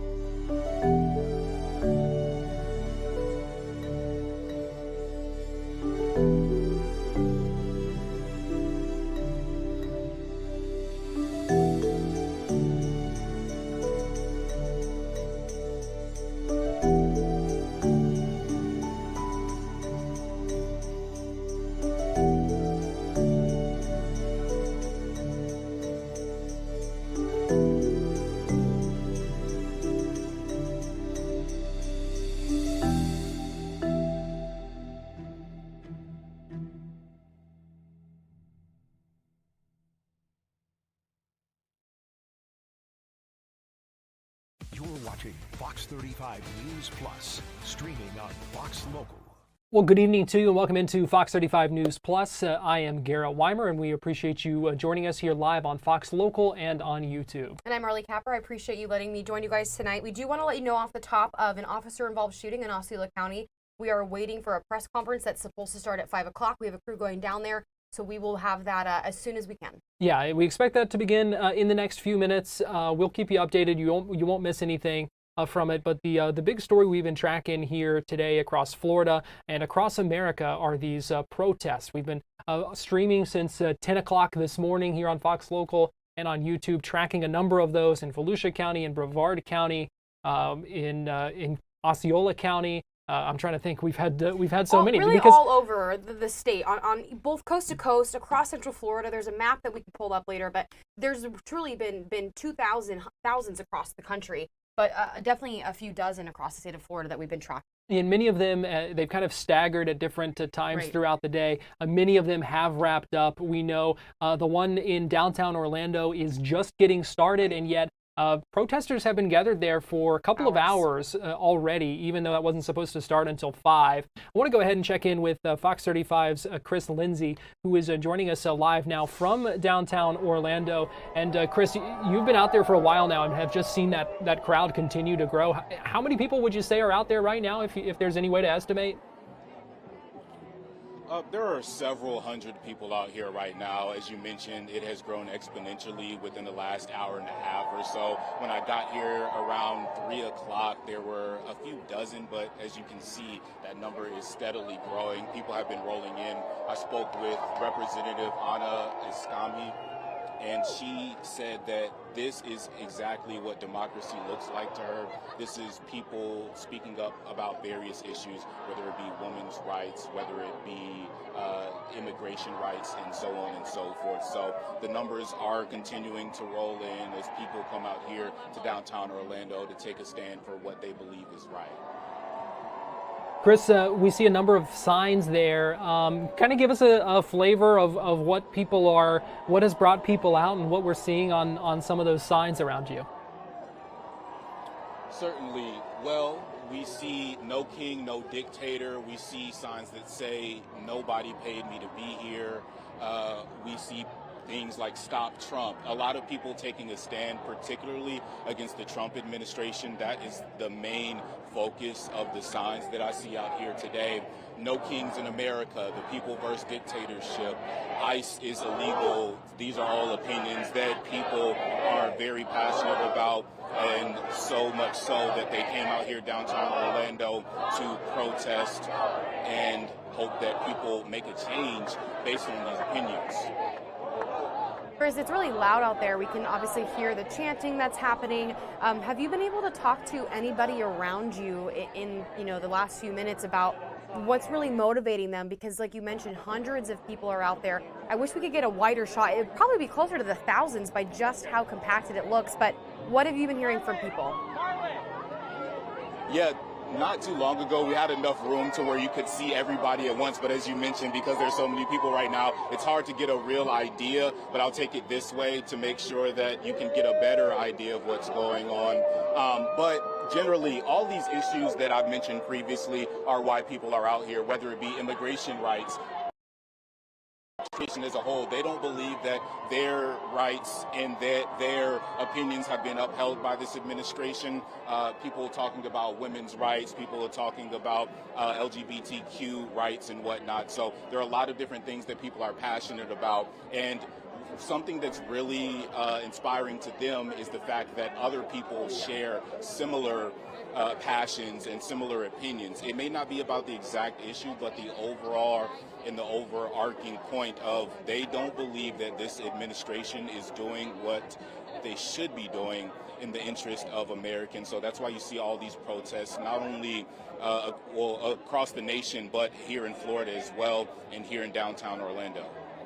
And we do want to note that we are seeing some language on those signs around you, and so we just want to remind folks that this is a live protest, a lot of unpredictability, and so viewer discretion advised, as we have on our screen here as you're watching live on Fox Local and YouTube. And Chris, it looks like there's barely elbow room. When we first took to you around 3 o'clock, I mean, there was plenty of space for you to walk, but do you feel like it's just like packed quarters?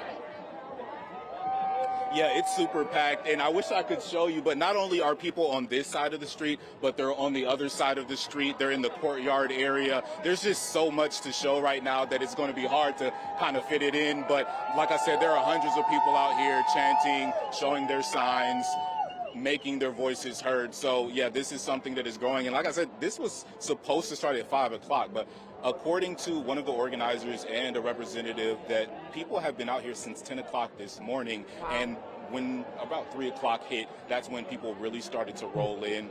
Despite the heat, despite other concerns, people are here trying to make a change and make a difference. All right, Fox 35's Chris Lindsay in a packed downtown Orlando as the protests there continue. We appreciate you joining us here on Fox 35 News Plus. Thank you. And we were talking, we're like, wow, we would love to see more. And then like as soon as he does, it's like they are literally all around him. It is packed right now in downtown. Yeah, it's packed. And then I wanted a wide shot, but I know that there can be expletives like we saw in the shot there. And that's why we really want to keep reminding you guys that viewer discretion is advised, because this is a mixed bag. We don't really know exactly what we're going to get or what signs people are going to come up with. And so that's an important thing to note as well. But we're trying to be as careful as possible. But yeah, I mean, very packed scene there, very little room for him to move around. And that was not the scene that we saw at 3 o'clock when it was just still maybe a dozen or so people. Right, and that's just one of the protests we have seen today. Fox 35's Matt Trezza was in Volusia County, stopped by Daytona Beach where there was a large crowd, also stopped by New Smyrna Beach. Here is Matt from Volusia County earlier today. Hundreds of people came out to protest in New Smyrna Beach, Daytona Beach, and in downtown DeLand. Activists call this a national day of action and mass mobilization. At each of the rallies, activists chanted slogans, waved signs, and flew the stars and stripes. It's all part of a nationwide No Kings event planned to coincide with the president's scheduled military parade in Washington. Organizers say the Day of Defiance is expected to be the largest single-day action against President Trump's policy since he returned to office. We spoke with some activists who turned out to show their opposition to the president's agenda. It's not a Republican or Democratic thing. It's about human rights, and what he's doing to the people that are here legally is wrong, and that he's not going by the Constitution. He's trying to fight the Constitution every step of the way. Local law enforcement was also standing by at each of the rallies to make sure that nothing got out of control. In New Smyrna Beach, Matt Trezza, Fox 35 News. All right, Matt, thank you so much. Well, we wanted to continue our coverage, obviously, as the protests across America are happening. We also had Esther Bauer, who is in Cocoa and part of Melbourne County. So let's get right on over to her. She interviewed a lot of different people. Some were kind of like the happy mediums, right? That they were both wanting, both sides of the aisle wanting to be able to speak their mind and use their First Amendment right. Here's what she had to say with the people she interviewed. We're here at the intersection of US 1 and 520 in Cocoa, and this is one of the No Kings protests that are organized across the entire country. We've been out here even before the event started at 11, and these sidewalks were jam-packed full of people. Since the event has been going on, we've just seen the crowds grow. About half a mile down this sidewalk, you can see signs, flags, people playing music, chanting their displeasure with the current president. And if we zoom over, my photographer is going to pan over and zoom in, showing you really every single corner at this intersection is full of people that are just saying they are not happy with what the president is doing. They do not support many of his policies. A lot of people told us they don't feel like their groceries are any cheaper. They are concerned about immigrants being detained and deported from this country, and that's why they say that they're here protesting peacefully. Just been a large crowd. Organizers were expecting about 2,000, and people are saying they think there's upwards of 5,000 people that have come out to this specific protest. We're going to talk with one of the protesters right now, Lauren. So Lauren, how do you feel seeing all these people? I feel a lot of pride for. I feel a lot of pride for the community here.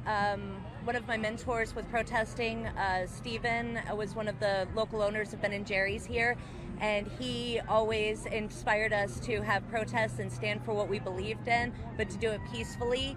And we've proven time and time again that we can do this peacefully. If you look at our track record as organizers here, it's not just, I have the Brevard Peacekeepers, we have Awake Brevard, we have the Brevard Dems.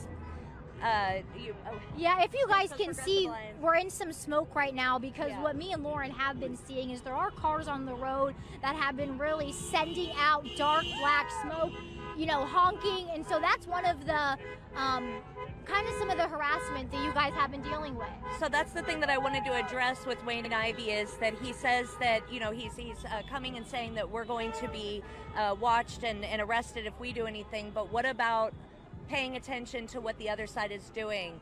And I hate to say it's us versus them, but when it comes down to it, when you have people with the Trump polls at a protest a couple of years ago, a man hit a young girl in the teeth, knocking her teeth out during a protest.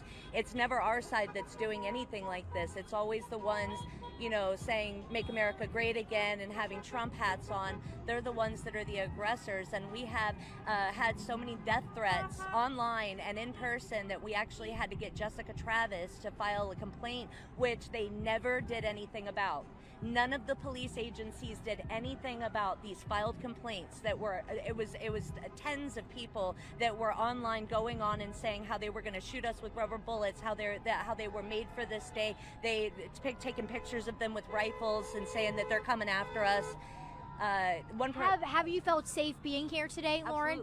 Absolutely, because I know who's running this thing, and we are in contact with the police 100%. We respect the police. We respect our community. We're not here to trash anything. For his 15 minutes of fame to go on and say, that he's going to shoot us dead, graveyard dead, he should have said that he's proud of us for standing what we believe in, and this is what people fought and died for, right? The right to just do it peacefully, and we've never done anything wrong, so we shouldn't be villainized. And it seems to me like he almost wants to spark a hatred and more of a divide when he says things like that.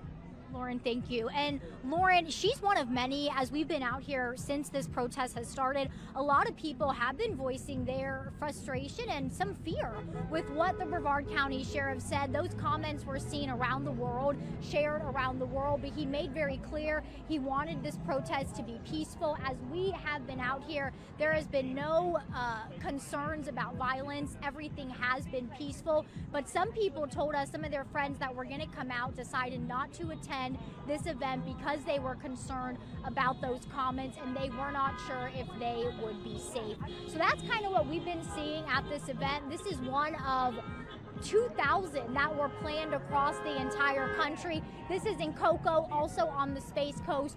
Palm Bay had another event, and these people are just here exercising their right to protest and practicing free speech. But we will send things back to you.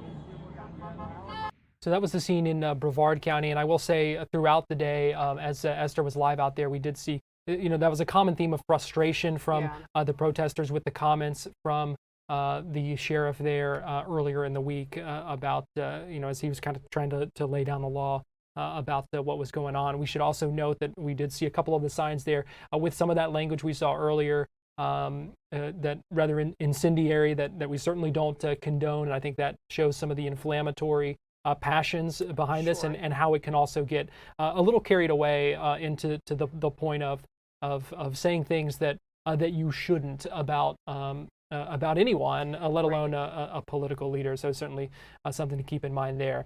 But we want to go ahead and bring in now Fox 35 Storm Team meteorologist Laurel Blanchard for a check of the weather. Laurel, we appreciate you joining us here. It has been a long day of these protests and folks really dealing with a lot of heat and a lot of humidity out there. Yeah, dealing with a lot of heat and humidity out there for sure. And really what we're going to continue to keep an eye on, especially as we head into the evening hours, is the possibility of a couple of thunderstorms, but luckily I think they're staying away from downtown and further closer to the I-75 corridor as we head through the rest of the evening. But taking a look outside in downtown Orlando right now, you can see the sun is shining, a couple of partly cloudy skies out there, but other than that, it's not a bad day here across Central Florida to get outside. And as we do take a look through the rest of the evening, we're going to keep an eye on the possibility of a couple of scattered showers and thunderstorms to pop up across the region, and that could definitely lead to some thunderstorms being picked up as we head into about the 8:30, 9 o'clock hour. That's something that we're going to be watching very carefully as we head through the rest of the evening. So storm tracker radar really focusing in on downtown at the moment. Not seeing anything within about a 10-mile radius from there. But if we zoom out to take a look at the entire region, Gainesville seeing a couple of showers, areas across Osceola County also seeing a couple of showers. But I think really if we do see any thunderstorms start to pop off as we head into later on in the afternoon, I think it's really going to be along the Florida Turnpike in between Orlando and Spring Hill, if not closer to the I-75 corridor. So where we were seeing those thunderstorms yesterday, the Villages up towards Gainesville, possibly seeing another line of those thunderstorms start to spark up as we head into the late evening hours. But luckily with that really limits that severe chance. So if we are going to be seeing anything, just a couple of scattered storms here and there, but even still, those should be moving in and out of the region very quickly. All right, that is certainly good news. Fox 35 Storm Team Meteorologist Laurel Blanchard, we appreciate you joining us and giving us that forecast. Thanks, Garrett. Now we want to go live now to Osceola County, where we are expecting this news conference to begin any minute now. You see Chief Deputy Weiss just walking up to the podium to give us some information on this officer or this deputy involved shooting. We really don't have any more details other than that at this point. Yeah, we know it's out of Osceola County, and it looks like he's going to be speaking here soon. They just got the mic set up, so we are going to try to listen in for you guys, and hopefully he will start speaking in a minute now. Yeah, he walked up there while we were speaking with Laurel, and do expect him to give us some details. This staging area in the St. Cloud area, don't have an exact location, but let's go ahead and listen in. Camera photographer getting things focused there. And I think we're about to get underway. One second, sir. Yeah, please put that light on because it looks like crap right now. Thank you, Omar. Can you look off the, look that way? It's hot. Thank you for that, Omar. That's all right, my shot. Can you see? No. I can move over a little more. All right, still trying to get the things arranged there. Obviously, very much a developing situation. This is out on, this is a staging area that they've set up for this this news conference. You can see them adjusting some lights there. All right, Chief Deputy Dan Weiss, listen in. Good afternoon. My name is Chief Deputy Dan Wise with the Osceola County Sheriff's Office. I'd like to thank everyone for being here today. I'm here to notify the public that there was an officer-involved shooting today involving 2 of our deputies and 1 subject. What we know right now is that at approximately 12:49 p.m. today, we responded to the neighborhood behind us in reference to a family calling about one of their family members having a mental health crisis and putting a gun to their head. 2 of our deputies responded. While en route, we activated emergency services as far as EMS and everything, and our deputies staged. When the deputies arrived, they encountered an armed subject coming out of the wooded area. This particular subject at the time was carrying a firearm and was unclothed. Several times, the 2 deputies that responded told the individual to put his gun down, put his gun down, put his gun down. The subject charged our deputies, and both of our deputies had to fire their firearms and then stop the subject. A weapon from the subject was recovered on scene, and they immediately after the shots were fired, they immediately called EMS and began life-saving measures for the individual. The Florida Department of Law Enforcement has been notified and is investigating this incident right now, along with the state attorney's office. There's not a lot we can say right now that because it might hinder our investigation, but our deputies are okay. They weren't shot, and the one individual that was shot is deceased. And again, I wish I could tell you more right now, but that's the investigation as it is right now. And we'll certainly provide more information as we get it. We do have body-worn camera footage of the incident, and we'll release that when that's appropriate. So was he in the house when deputies arrived, or he was out of the house by the time they got here? I'm sorry, I didn't hear you. When deputies arrived, was he out of the house or still in the neighborhood? He was in In the the neighborhood. neighborhood. All right, I'll take some questions now. I just want to make sure that I heard right. He pointed the gun and he fired at the deputies? Right. So the individual had the gun and charged at the deputies, and the deputies fired. Again, it's under investigation right now with the Florida Department of Law Enforcement. I can tell you that a firearm was recovered from the scene that we believe was the descendants. When the deputies were responding, were they alone, or was there like a crisis management team with them? There were two deputies that initially responded. You know, given the situation, they got here as fast as they could. And before they got here, you know, they notified EMS the stage. And so it happened really fast. And have there been any prior incidents before? I can't answer that right now. Can you I don't give know. us any description of the person, like their gender, their age, person who? The deputies? No, the person who was shot. The person, the descendant is an 18-year-old white male. And you said when you said unclothed, like he had no clothes on? That is correct. When the deputies confronted him coming out of the woods, he did not have his clothes on. What kind of weapon was retrieved at the scene? I can't hear you. What kind of weapon? What weapon was? I can't answer that right now. Any details of how long this was happening with the family? No, I don't have that information right now. That's currently under investigation. When it comes to mental health issues? Hold on. You know if the suspect struggled with mental health issues? Was that something the family tried to make you aware of, or did they have incidents like this? One more time, the wins. Yeah. Was the suspect known to have mental health issues? Right. Struggle with mental I don't know that right now. I can't answer that because it's still under investigation. Again, please remember that this just happened a short time ago, and the Florida Department of Law Enforcement is collecting all that information. When it comes to mental health, like crisis calls that you guys get, is there like some sort of protocol you guys train when it comes to? Sure. I mean, a lot of our deputies in our agency have critical incident training. They do that. So there's certain protocols. So yeah. Did the suspect fire? About the deputies who were involved on administrative leave at this time or anything like that? Have you guys Yeah. determined that? So at the current time, those deputies will be put on administrative leave with pay as a normal protocol with our agency until FDLE concludes their investigation, and the state attorney's office will then review the case. And then once that happens, then we'll get the case back for our internal policies to see. Did the suspect get any shots off at the officers? I don't know that right now. It's still under investigation. Never likes to end it like this. How are your deputies doing? How are Right. they doing? So I personally talked to both of the deputies, and they're okay. They're shaken up, of course. I mean, it's not every day that, you know, our deputies, it's something we don't want to do. Absolutely. So our deputies are shaken up, but we have services that we provide our deputies, mental health services, and they'll be taken care of. Is that the wood area? Is that the wood area that he's coming from? That's correct. The woods behind me. Where compared to that, where's the house? I'm not exactly sure of the address, but I think it's within 1 or 2 streets here. That's all the questions I'm going to take. Thank you, everyone, for being here, and we'll update you guys with press releases in the near future. Thank you.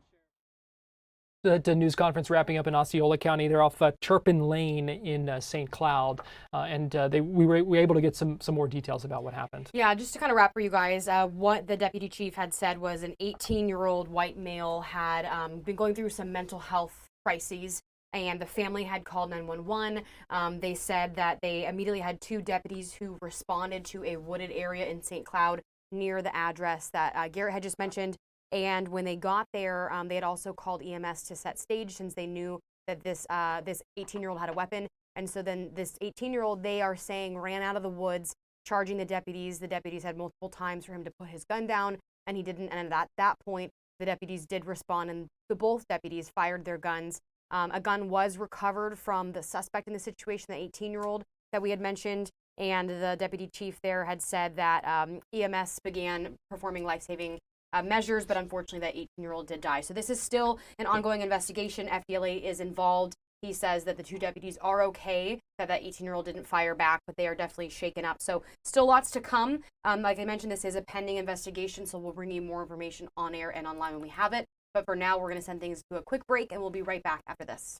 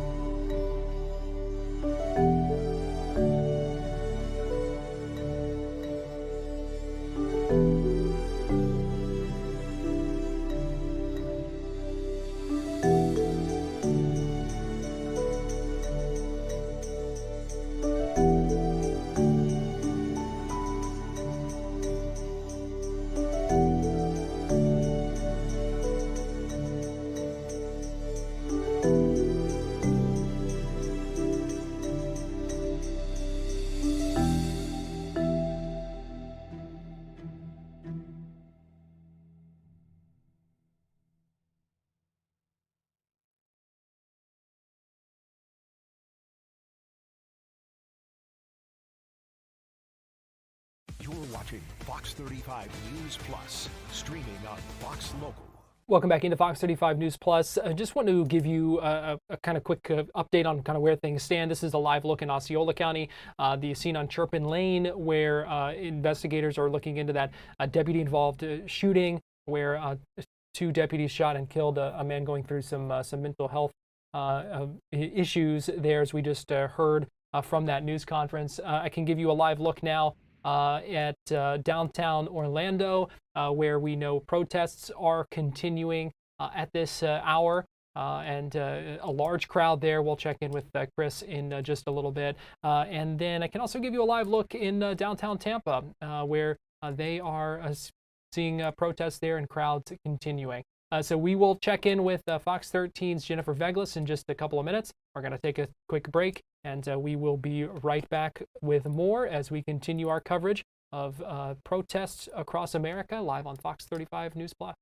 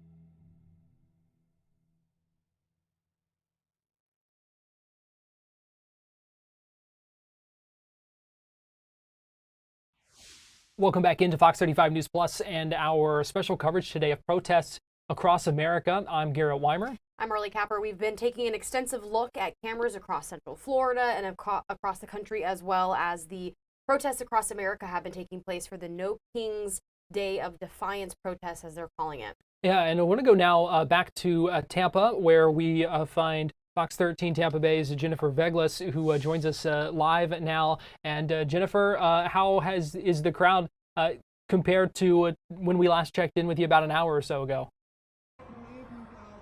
Yeah, hey guys, the crowds have subsided just a little bit just because of this heat out here. It is pretty hot today, and we are right in the heart of downtown Tampa along East Kennedy Boulevard, right where tons of cars traffic through. We've seen people driving through with Mexican flags, with American flags. We've seen a lot of just American flags in this crowd, lots of signs rallying for No Kings Day. We've got thousands of people here.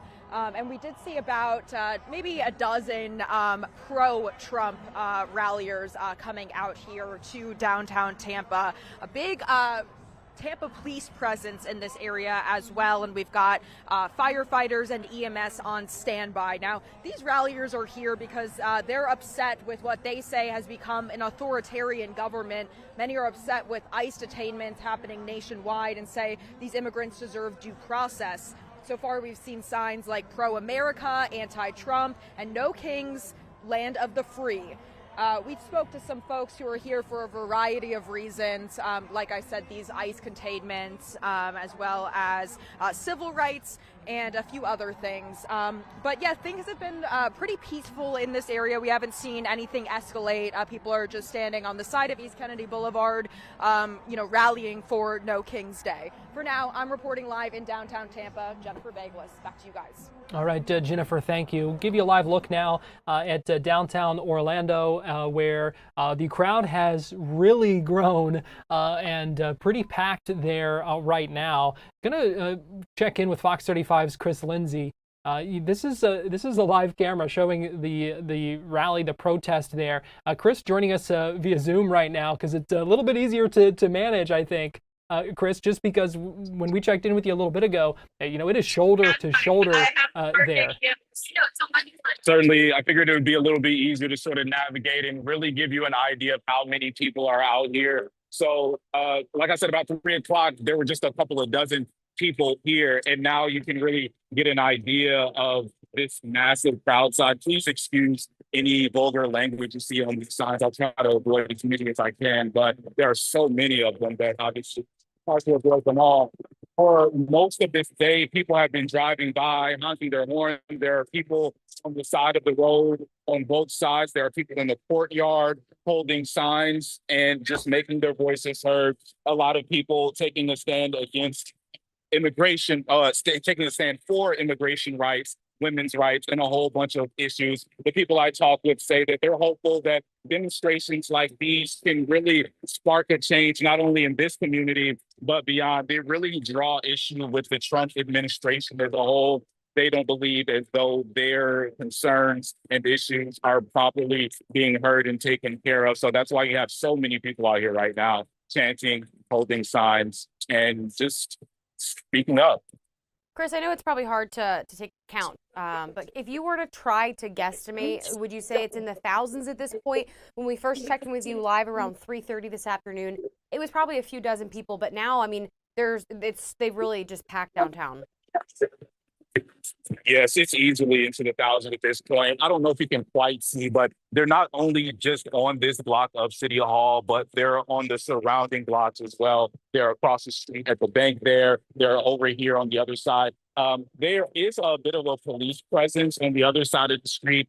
They're just trying to make sure things continue to be nonviolent and that people are going about this the legal way. So well into the thousands, I believe, at this point. And that's crazy to say. As you mentioned just a couple of hours ago, there were 30 people or so. Yeah, and still expected to continue now till, 7 or 7:30. So we're talking another couple of hours of this, Chris. Is there, are there speakers, or is it just kind of folks kind of chanting and holding their signs?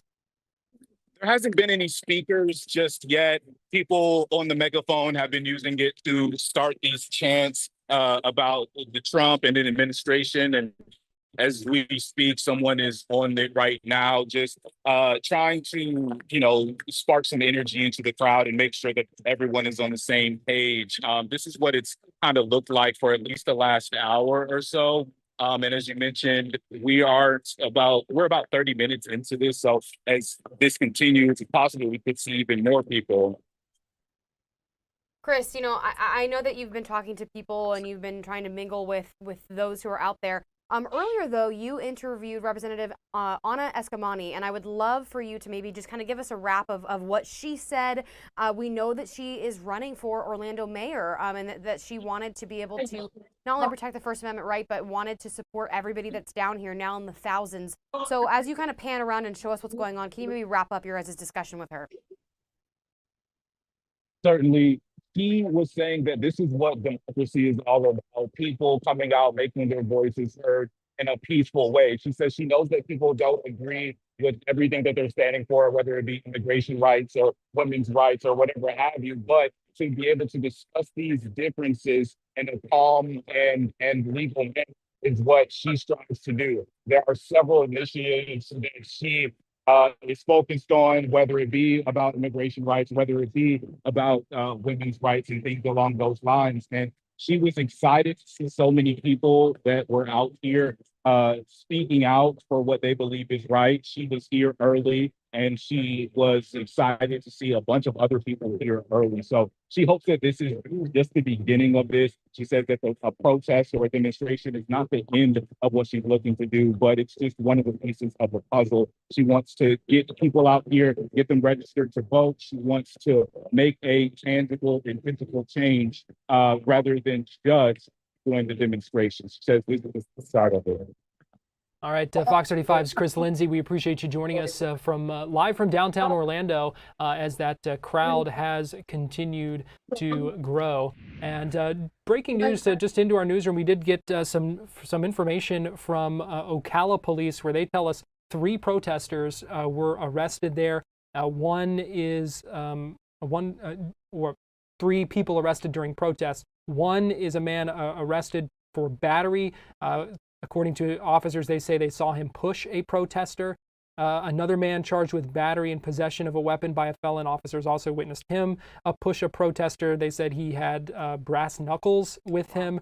And then a third person facing charges, also charged with battery, and she was a protester and allegedly hit someone with a cardboard sign. So again, this just in from Ocala police. We're trying to get some more information, trying to get an interview with Ocala police as well. And I will say those are the first kind of major of issues we have heard from these protests in our area today. Right. Yeah, we heard some maybe like scuttle about this in Ocala earlier, but now we have this confirmed from the sheriff's office. And for the most part, everything across Central Florida has been very calm. People have been following the law. We know several sheriffs across the state have really laid down the law that you know what is a riot and you know what is a protest, and so to follow that. And again, we're seeing thousands in downtown Orlando calmly and peacefully protesting. So we will work on getting more information for you guys, and like Garrett said, hopefully an interview soon out of Ocala for what's going on down there. We're going to go to break here on Fox 35 News Plus, give you that live look in downtown Orlando, and when we come back, going to be joined by Dr. Larry Walker, political analyst and a UCF associate professor, to talk about the politics of this moment. And so we'll be right back with more after this.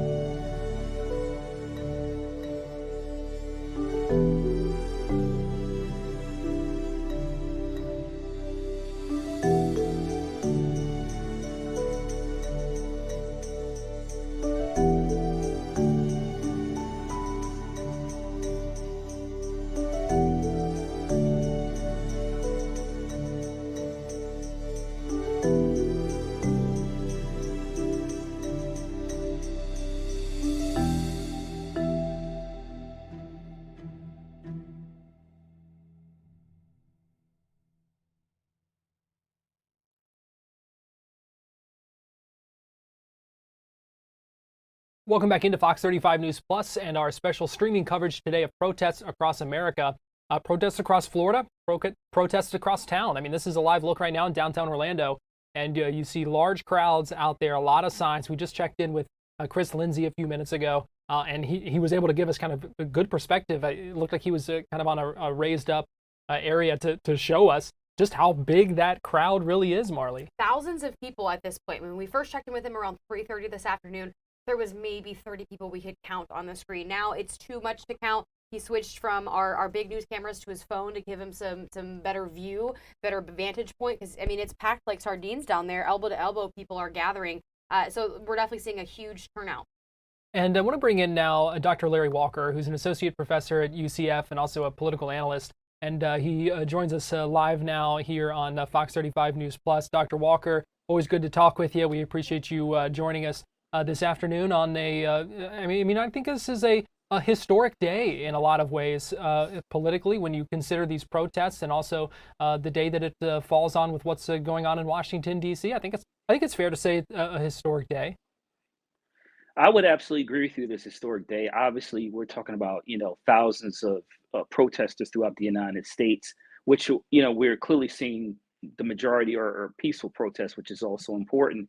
But also, you combine that with what's going on in D.C. with the budget reconciliation bill, in addition to the apparent assassinations of political leaders in Minnesota. It makes for a very interesting weekend in the United States. Dr. Walker, I think it's devastating what's going on in Minnesota. I think when we look at Florida, we saw a ton of sheriff officers. We saw the governor say, hey, in the state of Florida, we're not going to have any of this funny business. But it's really disheartening when you see people who genuinely want to use their right to protest and their right to the First Amendment for freedom of speech, and then when it turns deadly, I think a lot of people are disappointed and certainly praying for the families. What's your reaction to hearing about Minnesota? Yeah, so certainly it's concerning. I'm a former congressional staffer, and my boss when I worked for him occasionally got various threats that the FBI had to investigate, and unfortunately, this is if you pull out throughout U.S. history, we've had whether we're the JFK or Abraham Lincoln, et cetera, or various other Harvey Milk or various other state or federal leaders who unfortunately have been assassinated. And this is it's a troubling sign, considering, like I said, some of the turmoil that we're dealing with whether you're on either side of the immigration issue or various other issues that the country is dealing with. It is troubling, and I'm hoping this is not the beginning of a trend. Dr. Walker, this morning, Senator Bernie Sanders tweeted saying, quote, "I want to applaud all of the patriots who will be participating, as will I, in the No King rallies across the country. Americans believe in freedom, not authoritarianism. In 1776, brave Americans took on and defeated the most powerful depot in the world. In 2025, we will do the same." We know what happened in 1776. Obviously, there's rhetoric on both sides of the aisle. But when you hear a tweet like this, and then we see what happened in Minnesota, are you concerned that comments and statements like these have actually maybe incited violence? Well, 1776. I'm from Philadelphia, so understand the importance. Certainly, the date and what it means in terms of our nation, and so I think that Senator Sanders, like many politicians, is taking advantage of a political moment to amplify his voice. And I think the other thing is we talk about the tragic, murders in, Minnesota and attempted murders, is we're learning more and more about the individual who was responsible for these horrific deaths, learning more about his background. And particularly, like I said, we're also finding out that he had a long list of mostly, unfortunately, Democratic leaders in the state of Minnesota, including former VP candidate Walz. So, political rhetoric is dangerous. And, like I said, I highlighted earlier that we've had some unfortunate assassinations of political leaders. And so it's going to be very important to tamper that down at this moment. Obviously, we talked about the protests, not only here in Florida, Central Florida, but throughout the nation are peaceful, but also that is also punctuated by these unfortunate murders we heard about earlier today. So political leaders need to be walked very carefully. I was even reading that some, leaders in the House on both sides of the aisle are having had, calls today talking about additional protection for their families and homes. So we have to be very careful with dangerous rhetoric to ensure that when what happened in Minnesota is an isolated incident. Yeah, that's a good point. Do you think, because, we've heard calls for, for years now to kind of, to lower the temperature, to try to, kind of tamp down some of the rhetoric that we have heard as things have seemed to escalate. Do you think something like this is a wake-up call in some ways to say, okay, yeah, we've said it, maybe out of one side of our mouth that we need to tamp down this rhetoric, but then when it's advantageous to us, we will take advantage of that moment. Do you think something like this is a wake-up call to say, hey, we really do need to dial this down? I'm hoping that this is, like you said, is a wake-up call, and that political leaders realize that they have to be very careful. Because listen, from what we've read about this individual who's committed these assassinations, he was primarily focused on Democratic leaders. But it's important to keep in mind that policymakers on both parties have been, we've had attempted assassination. You look at the Republican whip from Louisiana a few years ago. He was a Republican, was attempted assassination. So this happens, and it is a troubling part of what we've had throughout U.S. history, and we do need to be very careful. And I'm hoping, like I said, the point you're making is that what happened in Minnesota is is a kind of a if you're driving down the street and there's a flashing light on, and that you need to be go proceed with caution, that policymakers, and whether we're talking about DC or Tallahassee or any other capitals throughout the United States, understand they have to temper down the rhetoric, because there are a lot of people in our country who take what's being said serious, and then they seek out, like you saw with these Minnesota legislators in the last several hours, that they purposely seek out to do harm. And we've got to do a better job of having a conversation about important policy issues that improves the lives of all Americans. Dr. Walker, obviously school is out for the summer, but let's bring things back to Central Florida here. Obviously, downtown Orlando is just really heating up. It was official start time at 5 o'clock through 7 p.m., but we saw people there as early as 3 p.m., like we mentioned earlier. But my question for you is coming up in this fall, how do you approach this conversation with your students when you look back at today, because it is a historic day, right? We see the 250th birthday of the United States Army, we see Flag Day, we see even President Donald Trump's birthday, and this is a day that the No Kings Day of Defiance has chosen for this protest. So how do you handle these conversations in the classroom? I think that's an important question. I think you have to walk very carefully on issues like this. So my general approach is, when I have conversations and teaching students, is that my job is, my classroom is student centered. So, when things like this happen, and like I said, continue to happen leading into the fall, and certainly in fall and the spring semester, I allow students to have, to start the conversation on things like that, and then sit back and kind of allow students to have the conversation. So my perspective is usually, like I said, is student centered, and allow students to bring up these kind of topics. And if they feel comfortable talking about it, make sure that it's an environment that all opinions are valued. And I sit back and kind of, act as a facilitator and let students have the overall discussion. But I want to say is, this is, you highlight your point. This is June. I think in July and August, we could have, 2, 3, or 4 or 5 completely different things that happen before the semester starts in August. But like you said, I'm student centered and let students kind of guide the conversation on current events. Dr. Walker, do things like these, is there a history of things like these, protests and large scale events like this moving the needle in history? We hear about the importance of protests when it comes to the history of our country, and the importance of being able to exercise that right of free speech. Is this something that moves the needle, that can spark change? Yeah, so I think it's really important. I'm someone who's looked very closely at political movements throughout U.S. history, and yes, they often start out as a small spark. We talked about 1776, right? The fight for independence from England, and so these things start off very small. Whether you talk about the Boston Tea Party, and then it sparks a revolution. They absolutely can start, and we don't know which direction this is headed. I think another great example of the civil rights movement, people often thinking about the 1960s, but it really occurred over a series of decades and small incremental changes. So absolutely small, events like this can spark significant change, not only in the United States, but throughout the world. All right, Dr. Larry Walker, an associate professor at UCF and a political analyst We appreciate your time and really appreciate your perspective and for joining us this afternoon here on Fox 35 News Plus. Thanks for having me. Thank you. As we go to break here, I want to give you another live look. This is Tampa, downtown Tampa, where the protests are continuing there after a long day of protests across Florida and across the country. Keep it right here on Fox Local and YouTube. Going to take a quick break, and we'll be right back.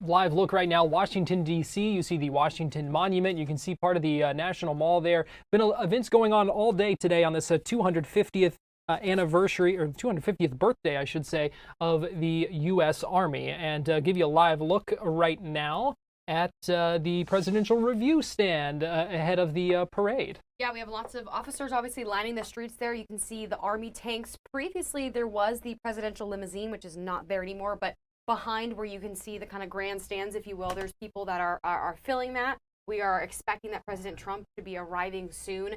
Again, this is the 250th birthday for the U.S. Army. That's scheduled to start around 6:30 this afternoon. Now, this has really kind of sparked a lot across the country. This is one of the reasons why people wanted to have the No Kings protests, a day of defiance, is in response to this. Some people on the left have said they feel that this is very authoritarian of him to want to parade the military around, where people on the right are saying this is truly to celebrate the military and thank the men and women for their service and for protecting our country.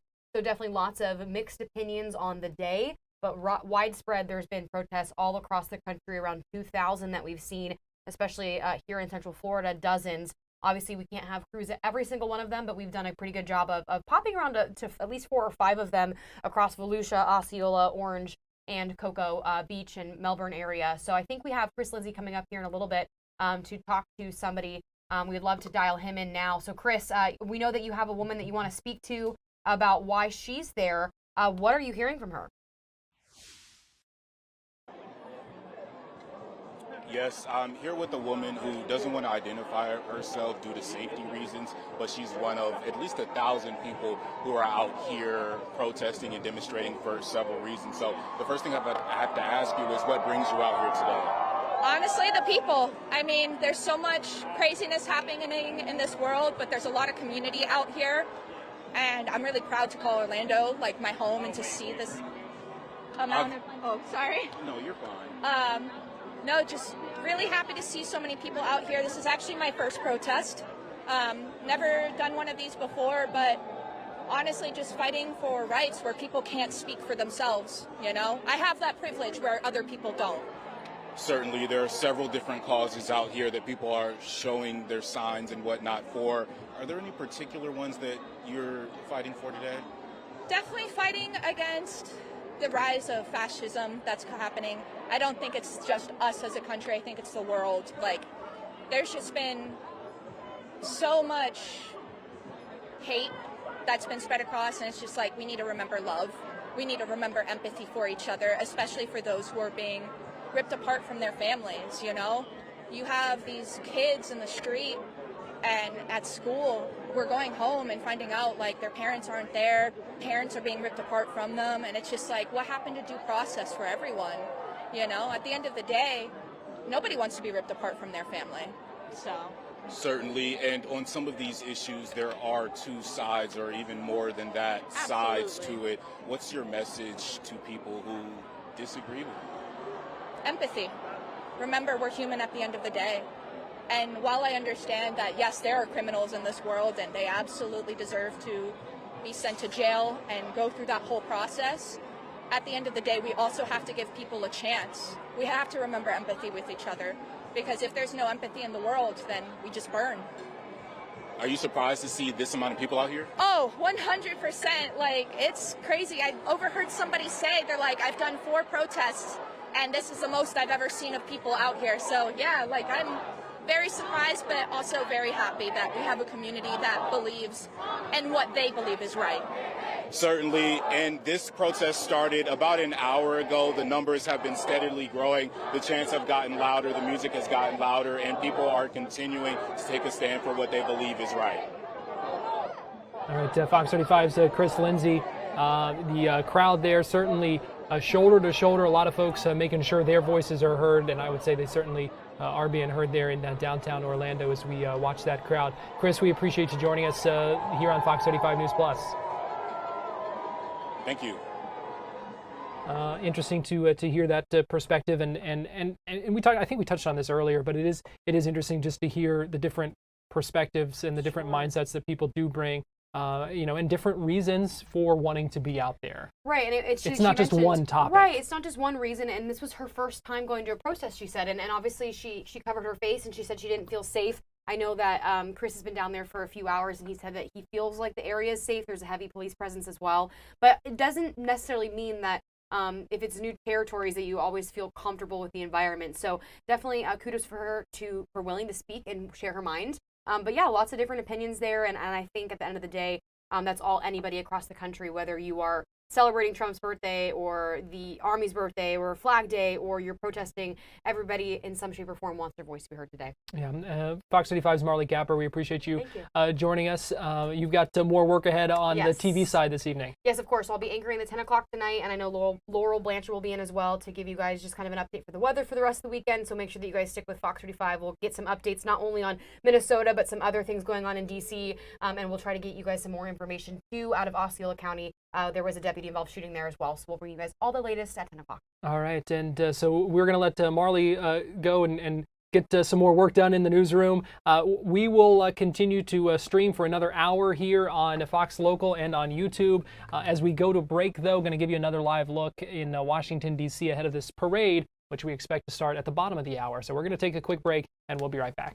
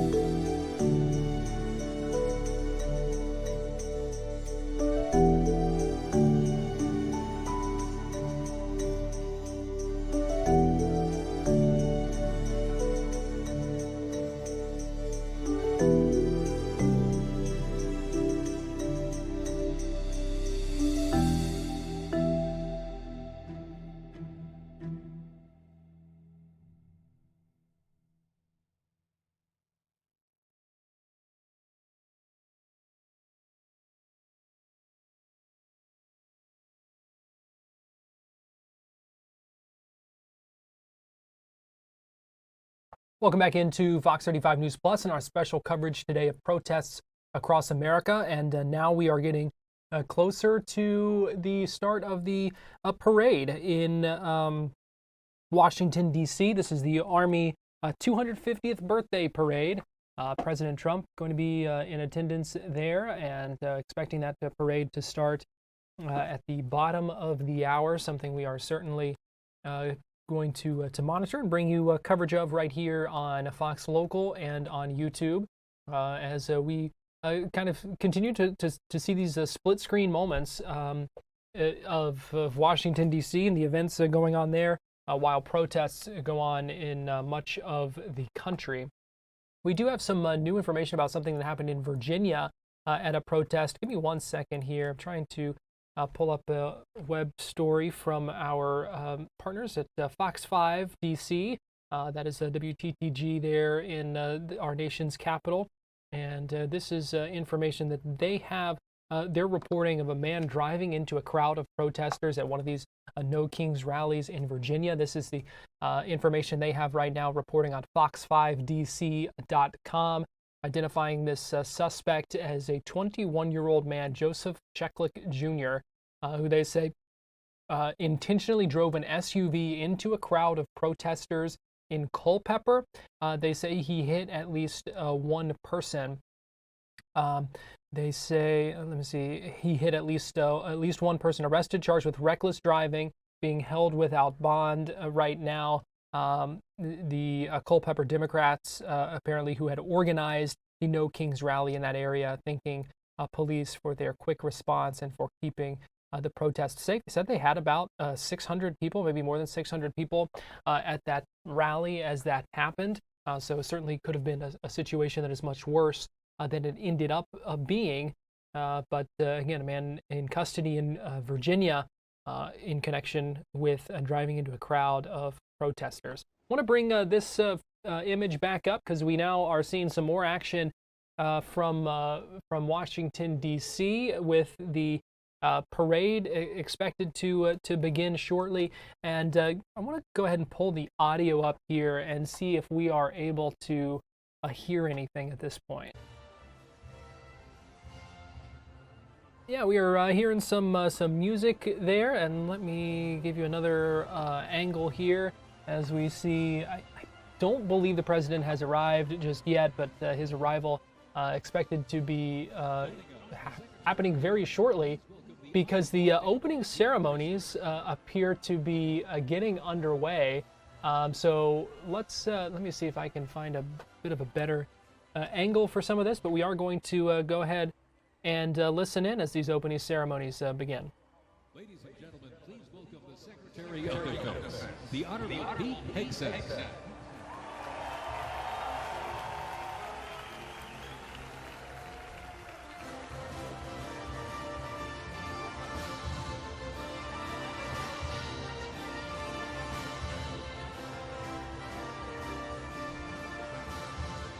Ladies and gentlemen, the Vice President of the United States, J.D. Vance, accompanied by the Second Lady of the United States, Usha Vance, and their 3 children.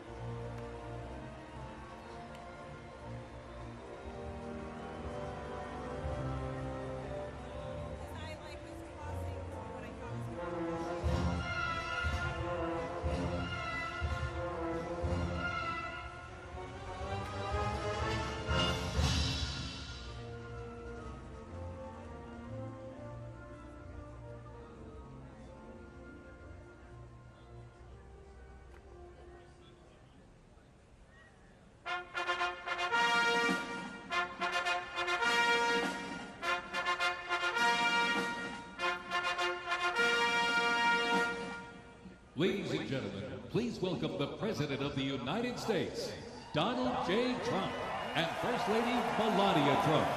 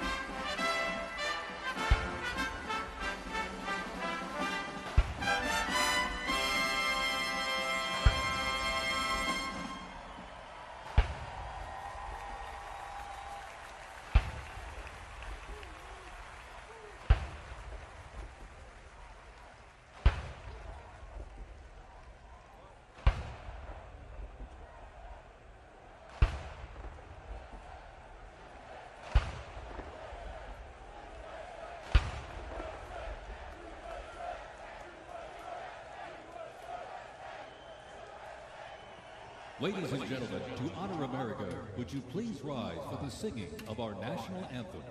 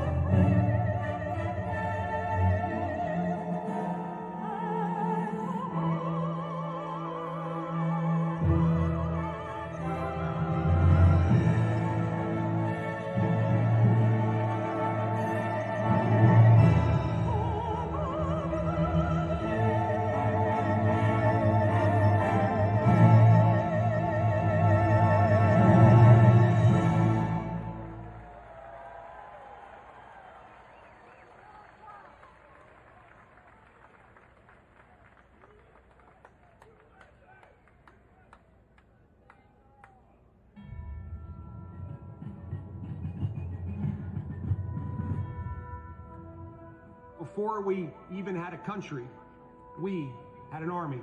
They started as a small, unorganized group of shop owners and farmers, but they fought the most powerful army in the entire world to a standstill in Concord, Lexington, and Bunker Hill. Then our Continental Congress chose George Washington as general of our Continental Army. But it wasn't until 1 year later, on July 4th, 1776, that news arrived of the signing of our Declaration of Independence. Now we had a new army and a new nation. With little gunpowder, no shoes, bloody feet, few cannons, little training, and even less food. Valley Forge started in December. They went into winter camp in December of 1777. Approximately 2,000 Americans died that winter of disease. They lived through hell, but they never ever gave up. Not this army, not this first American army. Finally, Washington and his army arrived, here at Yorktown, where they had General Cornwallis and his powerful British army trapped in this city against the sea. All of the preparation that Washington has learned through the course of those 6.5 years meets its full force here at Yorktown, and he employs it brilliantly. Sailing from the Caribbean, the French Navy arrived and took on the British fleet. Washington decided to make his move. Our men began digging to get closer and closer to the fort, finally getting within rifle and cannon range. Naturally, George Washington chose to set off our first cannon shot. The British had two small forts in front of the main fort. They were called redoubts 9 and 10. Then, on the moonless night of October 14th, the American and French forces attacked the redoubts. The hand-to-hand combat with bayonets, knives, and fists was bloody, to say the least. But within an hour, we were victorious. And as the sun came up the next day, Cornwallis looked out and realized he was in serious trouble. So he prepared an all-out, desperate counterattack. It didn't work, and the British were forced to surrender. We were supposed to lose to the best army and the largest and most professional navy in the world. But our young army had won the war and our freedom, the freedom we hold so dear. And 250 years later, for what started as a ragtag group of shop owners, has now become the most powerful army in the world. Today, many things are very different from that army here at Yorktown, but one thing remains the same. Today, many things are very different from that army here at Yorktown, but one thing remains the same. An undying passion, guts, and love for our country remains deep in the heart of today's army. When I look into their faces, you can see it. That will never change. God bless the United States Army, and God bless the United States of America. Celebrations just beginning to celebrate the U.S. Army's 250th birthday in Washington, D.C. That parade about to get underway. We're going to take a quick break, and we will be right back.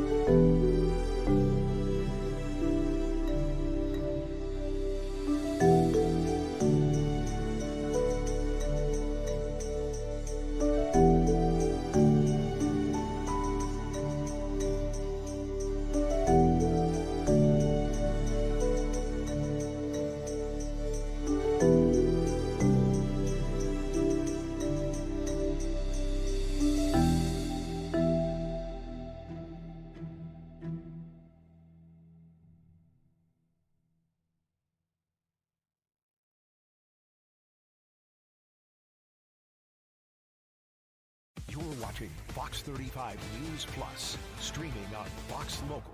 Welcome back into Fox 35 News Plus. You see President Trump there as the parade gets underway in Washington, D.C. Let's go ahead and listen in.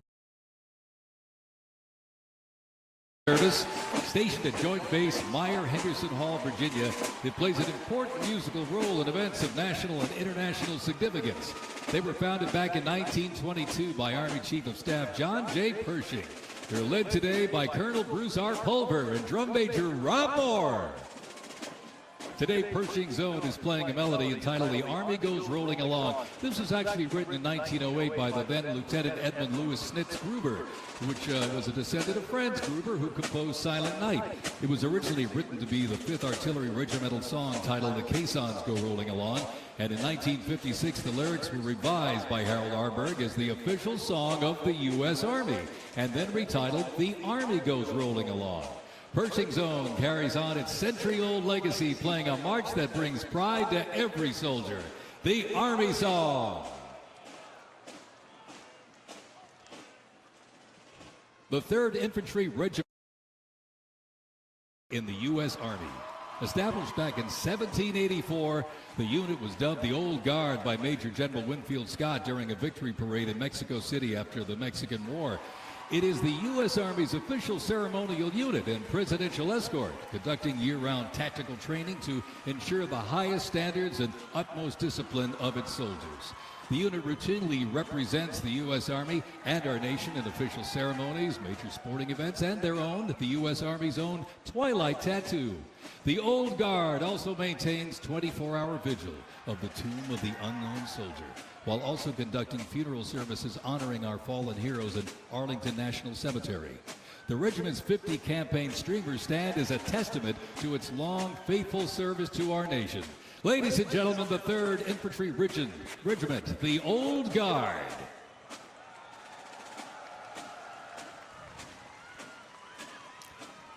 In 1775, the shot heard round the world at Lexington and Concord sparked a revolution, uniting 13 colonies and forging a continental army from farmers and frontiersmen. Against the odds, they turned the tide at Trenton and Saratoga, survived Valley Forge, and at Yorktown forced a British surrender, securing independence and giving birth to the United States of America.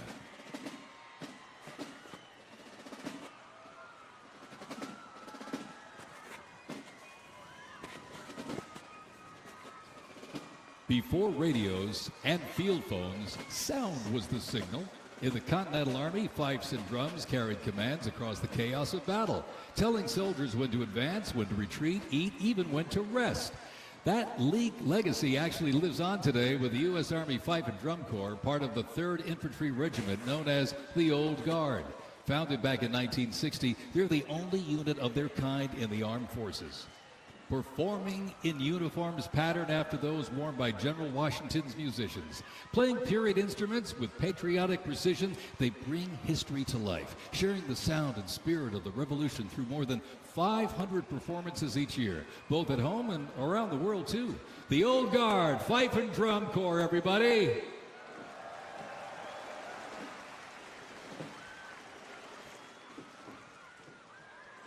And now, from high above, ladies and gentlemen, celebrating 250 years, your United States Army parachute team, the Golden Knights.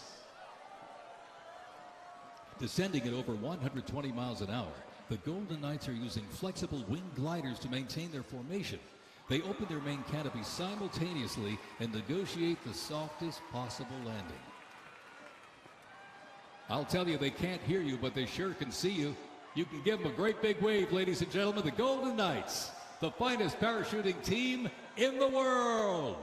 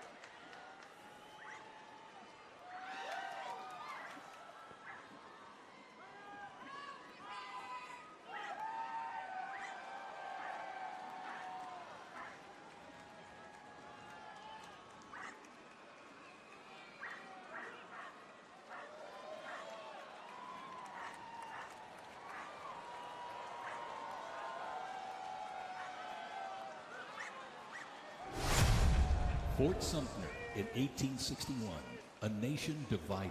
Over 4 brutal years, nearly 2 million soldiers fought to preserve the Union. Among them, 5 future presidents and the first recipients of a brand new military decoration, the Medal of Honor. With independence won, our nation's westward expansion began.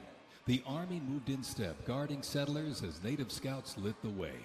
Immigrants joined the cause, and the Buffalo Soldiers etched a legacy of grit and honor across the American frontier.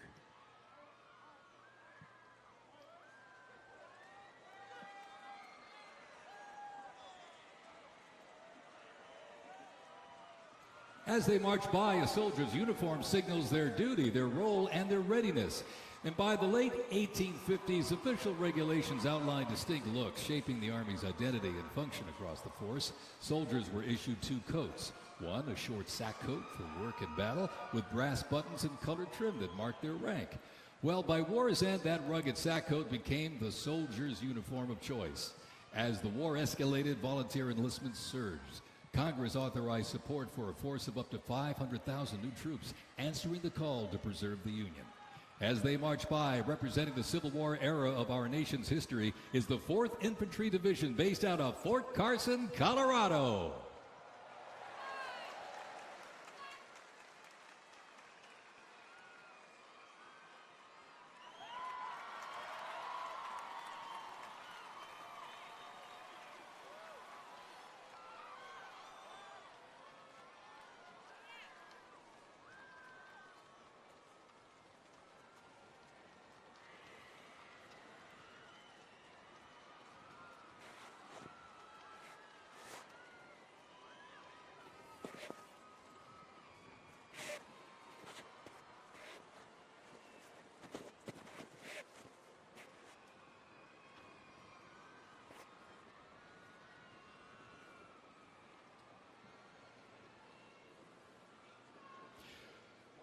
From Fort Cavazos, Texas, home of legends, the 1st Cavalry Division rides with pride.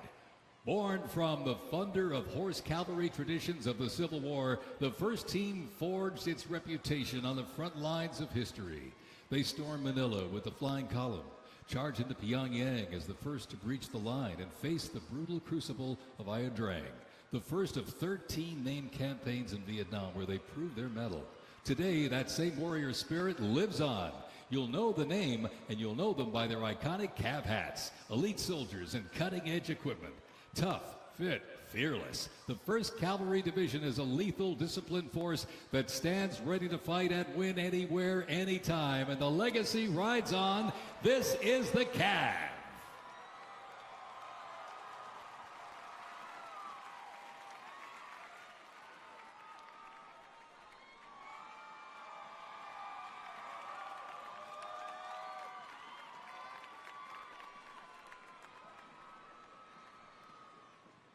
Special thanks to our sponsor, Lockheed Martin.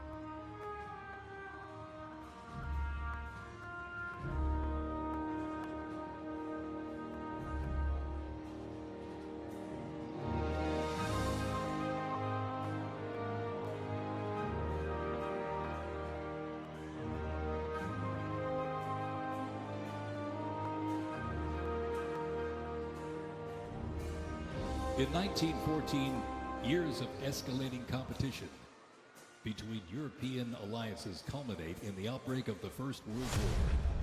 The two sides engage in the savage war of attrition, defined by opposing trenches, barbed wire, poison gas, and mass casualties. The United States initially maintained its neutrality, but was eventually drawn into the conflict in 1917. Despite having less than 130,000 soldiers at the beginning, the Army eventually grew to over 4 million, with nearly 2 million soldiers serving in Europe. In 6 months of fighting, nearly 50,000 Americans lost their lives, with another 190,000 wounded. The guns fell silent with the armistice of November 11th, 1918.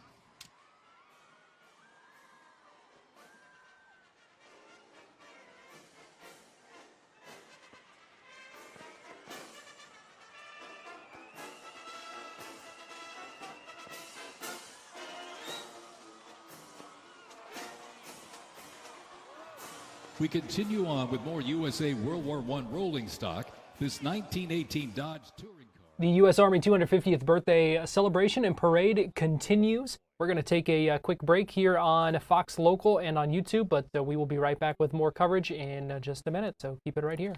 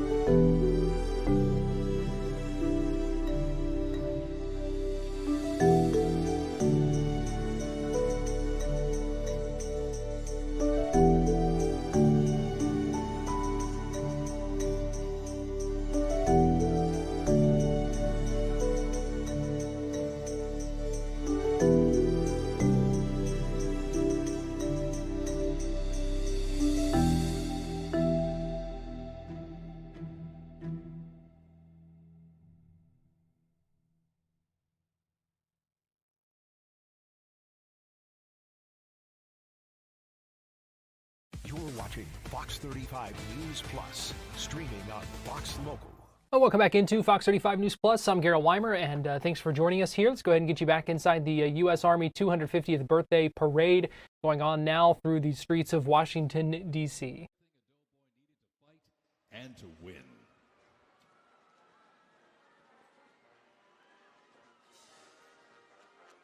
Incidentally, the 42nd Infantry Division was deployed to heavy combat abroad and then deployed again in World War II, ultimately liberating the Dachau concentration camp. The 42nd responded to the terrorist attacks on 9/11. Later, with the war on terrorism, the rainbow stretched across the world again, deploying in Iraq and Afghanistan.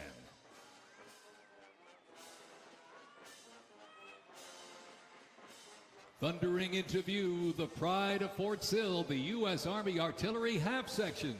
This is literally powered by horsepower and heritage. This elite ceremonial unit honors the legacy of the Army's horse-drawn artillery.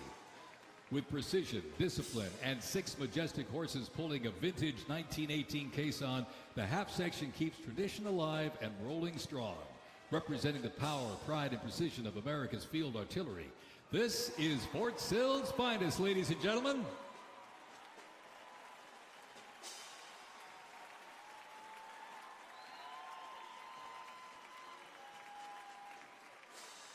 Special thanks to our sponsor, Form Energy.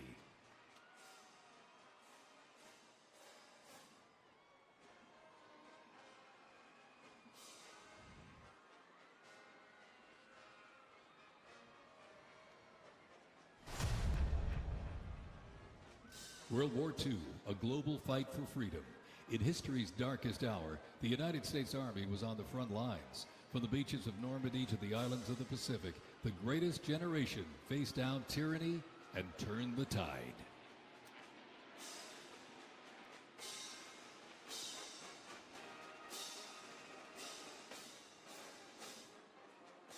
From bombers to fighters to transports, U.S. Army aircraft started to thunder across the skies in World War II. And take a look up there, ladies and gentlemen. Flying overhead right now. They are fast, they are fierce, and famously used in the Doolittle raid over Tokyo. Leading up front, the mighty B-25 Mitchell. Up next, the Cadillac of the sky, the P-51 Mustang. From the sky, we're back down on the ground. In World War II, one vehicle led the charge, the legendary quarter-ton 4x4 command recon vehicle, the Jeep. You might have a Jeep in your driveway, but not like this. The U.S. Army truck quarter-ton 4x4 command reconnaissance, better known as the Jeep, was an iconic vehicle of World War II and was the world's first mass-produced four-wheel drive vehicle.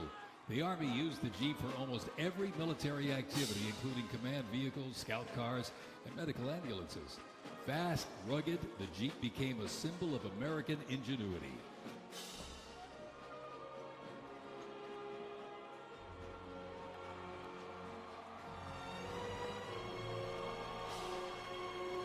From Fort Bragg, North Carolina, this is the 82nd Airborne Ceremonial Band. The 82nd received the nickname All-Americans after a contest as it represented the diverse origins of its members from every state. This name remains today symbolized by their iconic AA patch. Fort Bragg's finest, ladies and gentlemen. Give them a big round of applause, the 82nd Airborne Ceremonial Band.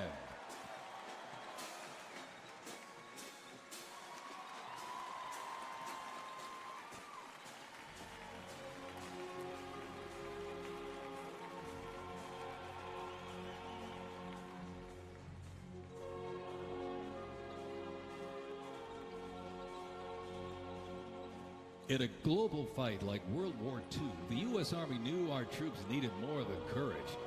They needed innovation. Uniforms evolved for every environment, but olive drab remained the mark of the American soldier. Shaped by lessons from the trenches of World War I, the Army introduced 2 battlefield essentials. The M1 helmet, tough, stable, and built to protect under fire, and the M1 Garand rifle, powerful and fast. It gave American troops a very clear edge. General George S. Patton called the M1 rifle the greatest battle implement ever designed, and history proved him right.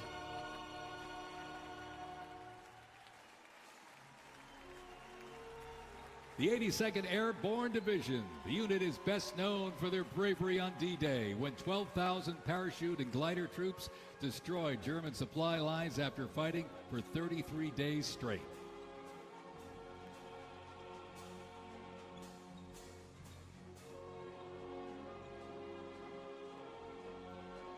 The 101st Airborne Division, based out of Fort Campbell, Kentucky, traces its lineage back to 1918 when it first established as the 101st Division.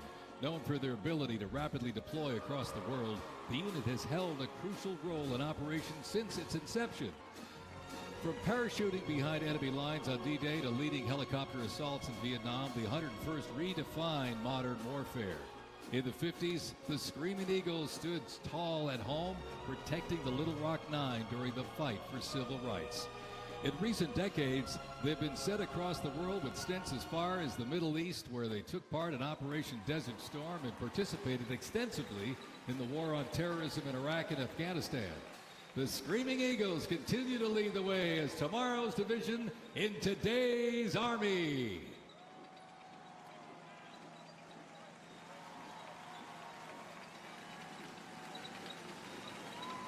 The iconic Sherman tank is here, ladies and gentlemen. It was the cornerstone of the U.S. Armed Forces, showing its military might in World War II.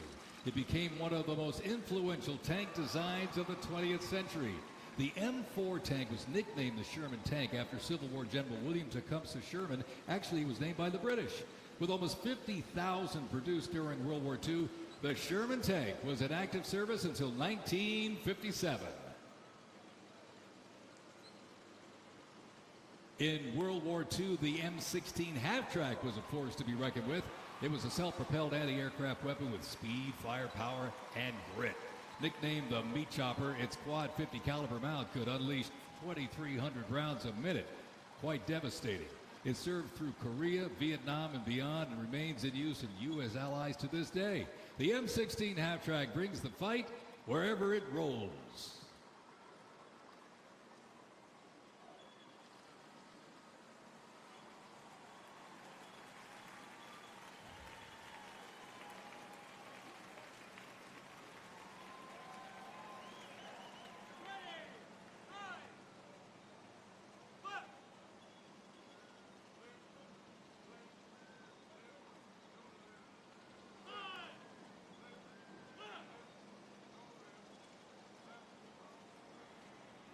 The U.S. Army Transportation Corps motto states, "Nothing happens until something moves." That was never more true than with this. Look at this, the 2.5-ton Chevrolet Deuce and a Half. 10,000 pounds of cargo and was the backbone of the Red Ball Express that kept the Allies supplied after D-Day in World War II.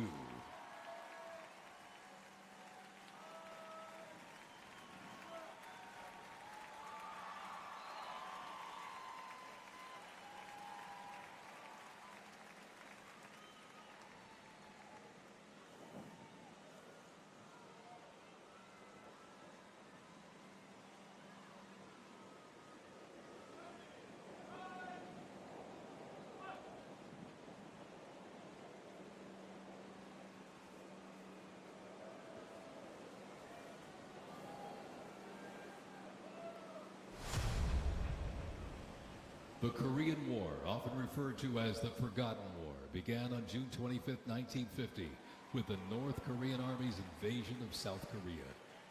A coalition of South Korea, the United States, and other United Nations members defeated the invasion and advanced into North Korea. The coalition fought and defeated 2 Chinese offensives in the spring of 1951. Armistice negotiations began shortly after that defeat in July of 1951 until the armistice was signed 2 years later in 1953. Combat consisted of small attacks, raids, and patrolling. During this war, the United States deployed approximately 6.8 million military forces to the Korean Peninsula.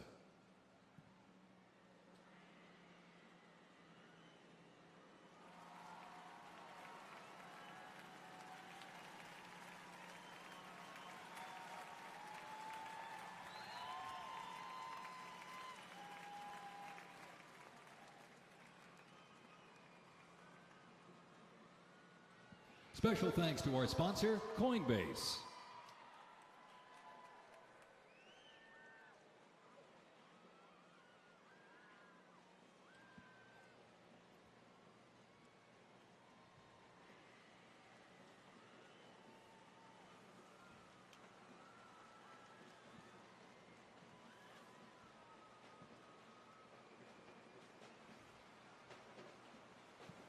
The M151 kept rolling along as the lightweight, high-mobility general-purpose vehicle replacing the famed World War II Jeep back in 1961.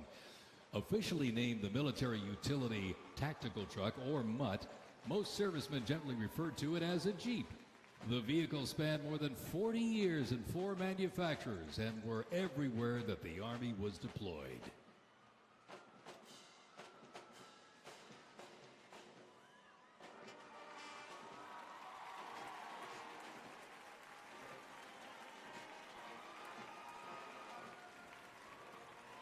Another rolled by earlier, and at 2.5 tons, this deuce and a half, the M35A2 classic military transport truck was a mainstay of the U.S. Army for decades, particularly during the Vietnam War and Operation Iraqi Freedom. The deuce and a half proved its value moving cargo, supplies, and soldiers.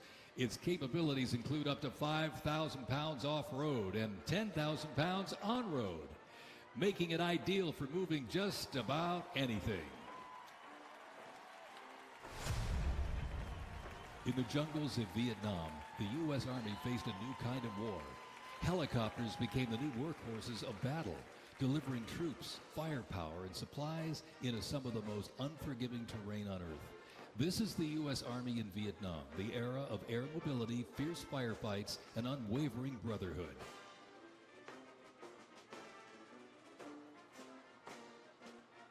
And over the music marching through, the roar of these legendary Army helicopters takes to the air. Flying overhead right now, they help define the Vietnam War. That staccato beat of the rotor blades was a welcome sound to many troops mired in combat. From transport and medevac to close air support and reconnaissance, they brought the fight to the front and pulled the wounded to safety. The OH-6 Cayuse scouted the terrain with unmatched agility. The AH-1 Cobra, also nicknamed the Snake, brought serious firepower. Its slim design, as you can see here, helped it survive and thrive in hostile environments to protect soldiers below. And the icon of the era, the UH-1 Huey, the first turbine-powered helicopter in service with the U.S. military. There was nothing the Huey couldn't do. General support, air assault, cargo transport, medic evacuation, and ground attack missions. The Cayuse, Cobra, and Huey, ladies and gentlemen, 3 iconic Army symbols in the sky.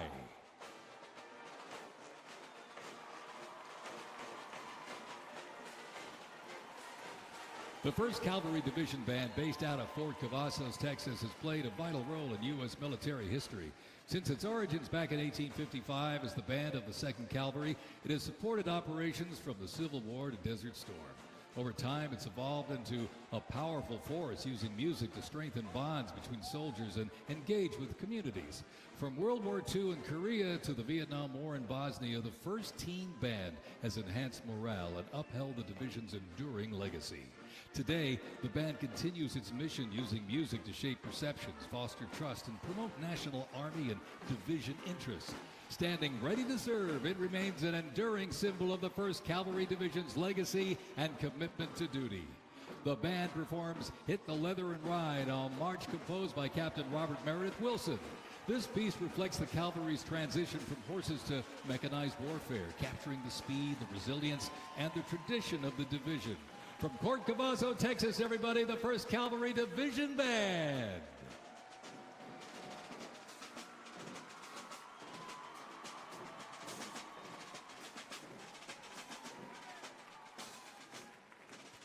The U.S. Army deployed large numbers. The U.S. Army 250th birthday parade continuing in Washington, D.C. as we also watch these No Kings Day protests continuing across the country. You see a live look there in downtown Orlando where a large crowd is gathered, and also San Antonio as well in the box below that. We're going to take a quick break here on Fox Local and YouTube, but we'll be right back after this.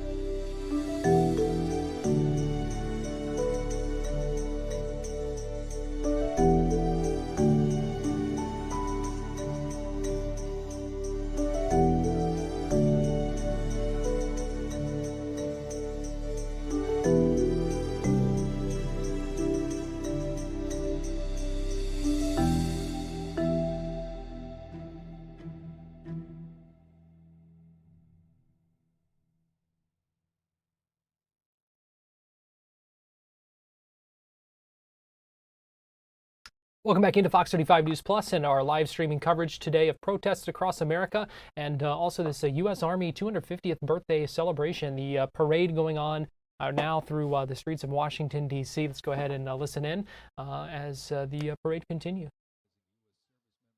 Coalition partners from more than 30 countries had assembled in the Saudi Arabian desert. In mid-January 1991, the U.S.-led coalition began Operation Desert Storm, which kicked off with an intensive air campaign designed to knock out key Iraqi infrastructure and weaken Iraqi forces. The ground offensive was launched in early 1991, where military forces overwhelmingly destroyed enemy tanks and vehicles. After only 100 hours of ground combat, coalition troops liberated Kuwait, and the Gulf War ended with Iraq's surrender.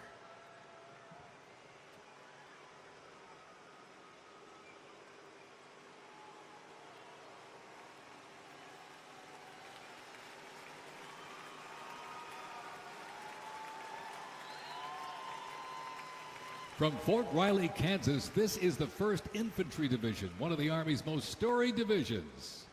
Nicknamed the Big Red One because of the distinctive red on their unit patch, as the oldest continuously serving division in the U.S. Army, the unit has participated in every major operation since World War I, living up to its motto, no mission too difficult, no sacrifice too great, duty first.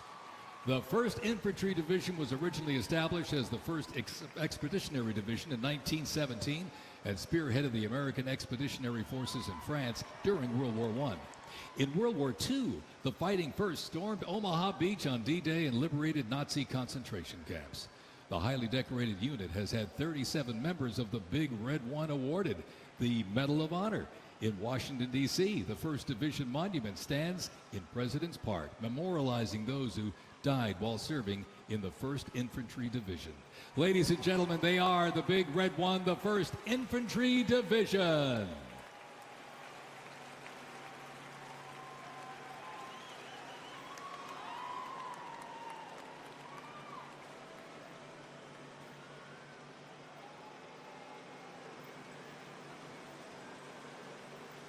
More military rolling stock. During Operation Desert Storm, the M2 Bradley fighting vehicle proved its value on the battlefield. It is fast, it is tough, and it is lethal. Named for General Omar Bradley, a leader from West Point's famed class of 1916, the Bradley was built to carry troops into combat with protection and power.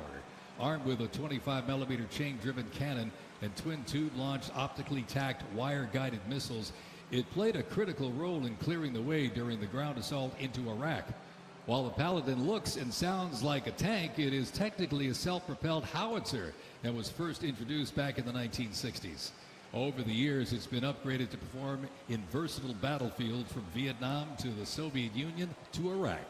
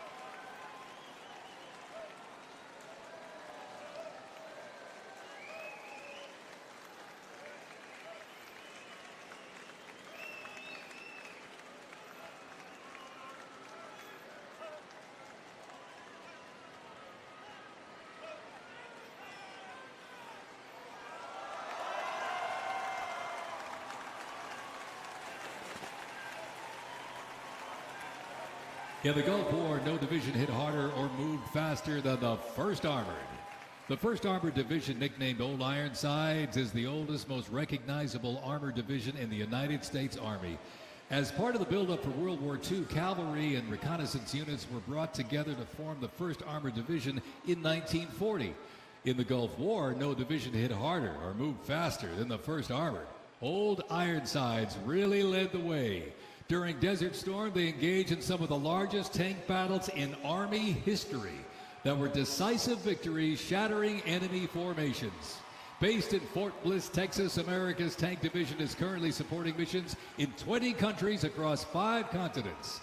From World War II to today, Old Ironsides remains battle-proven and always ready.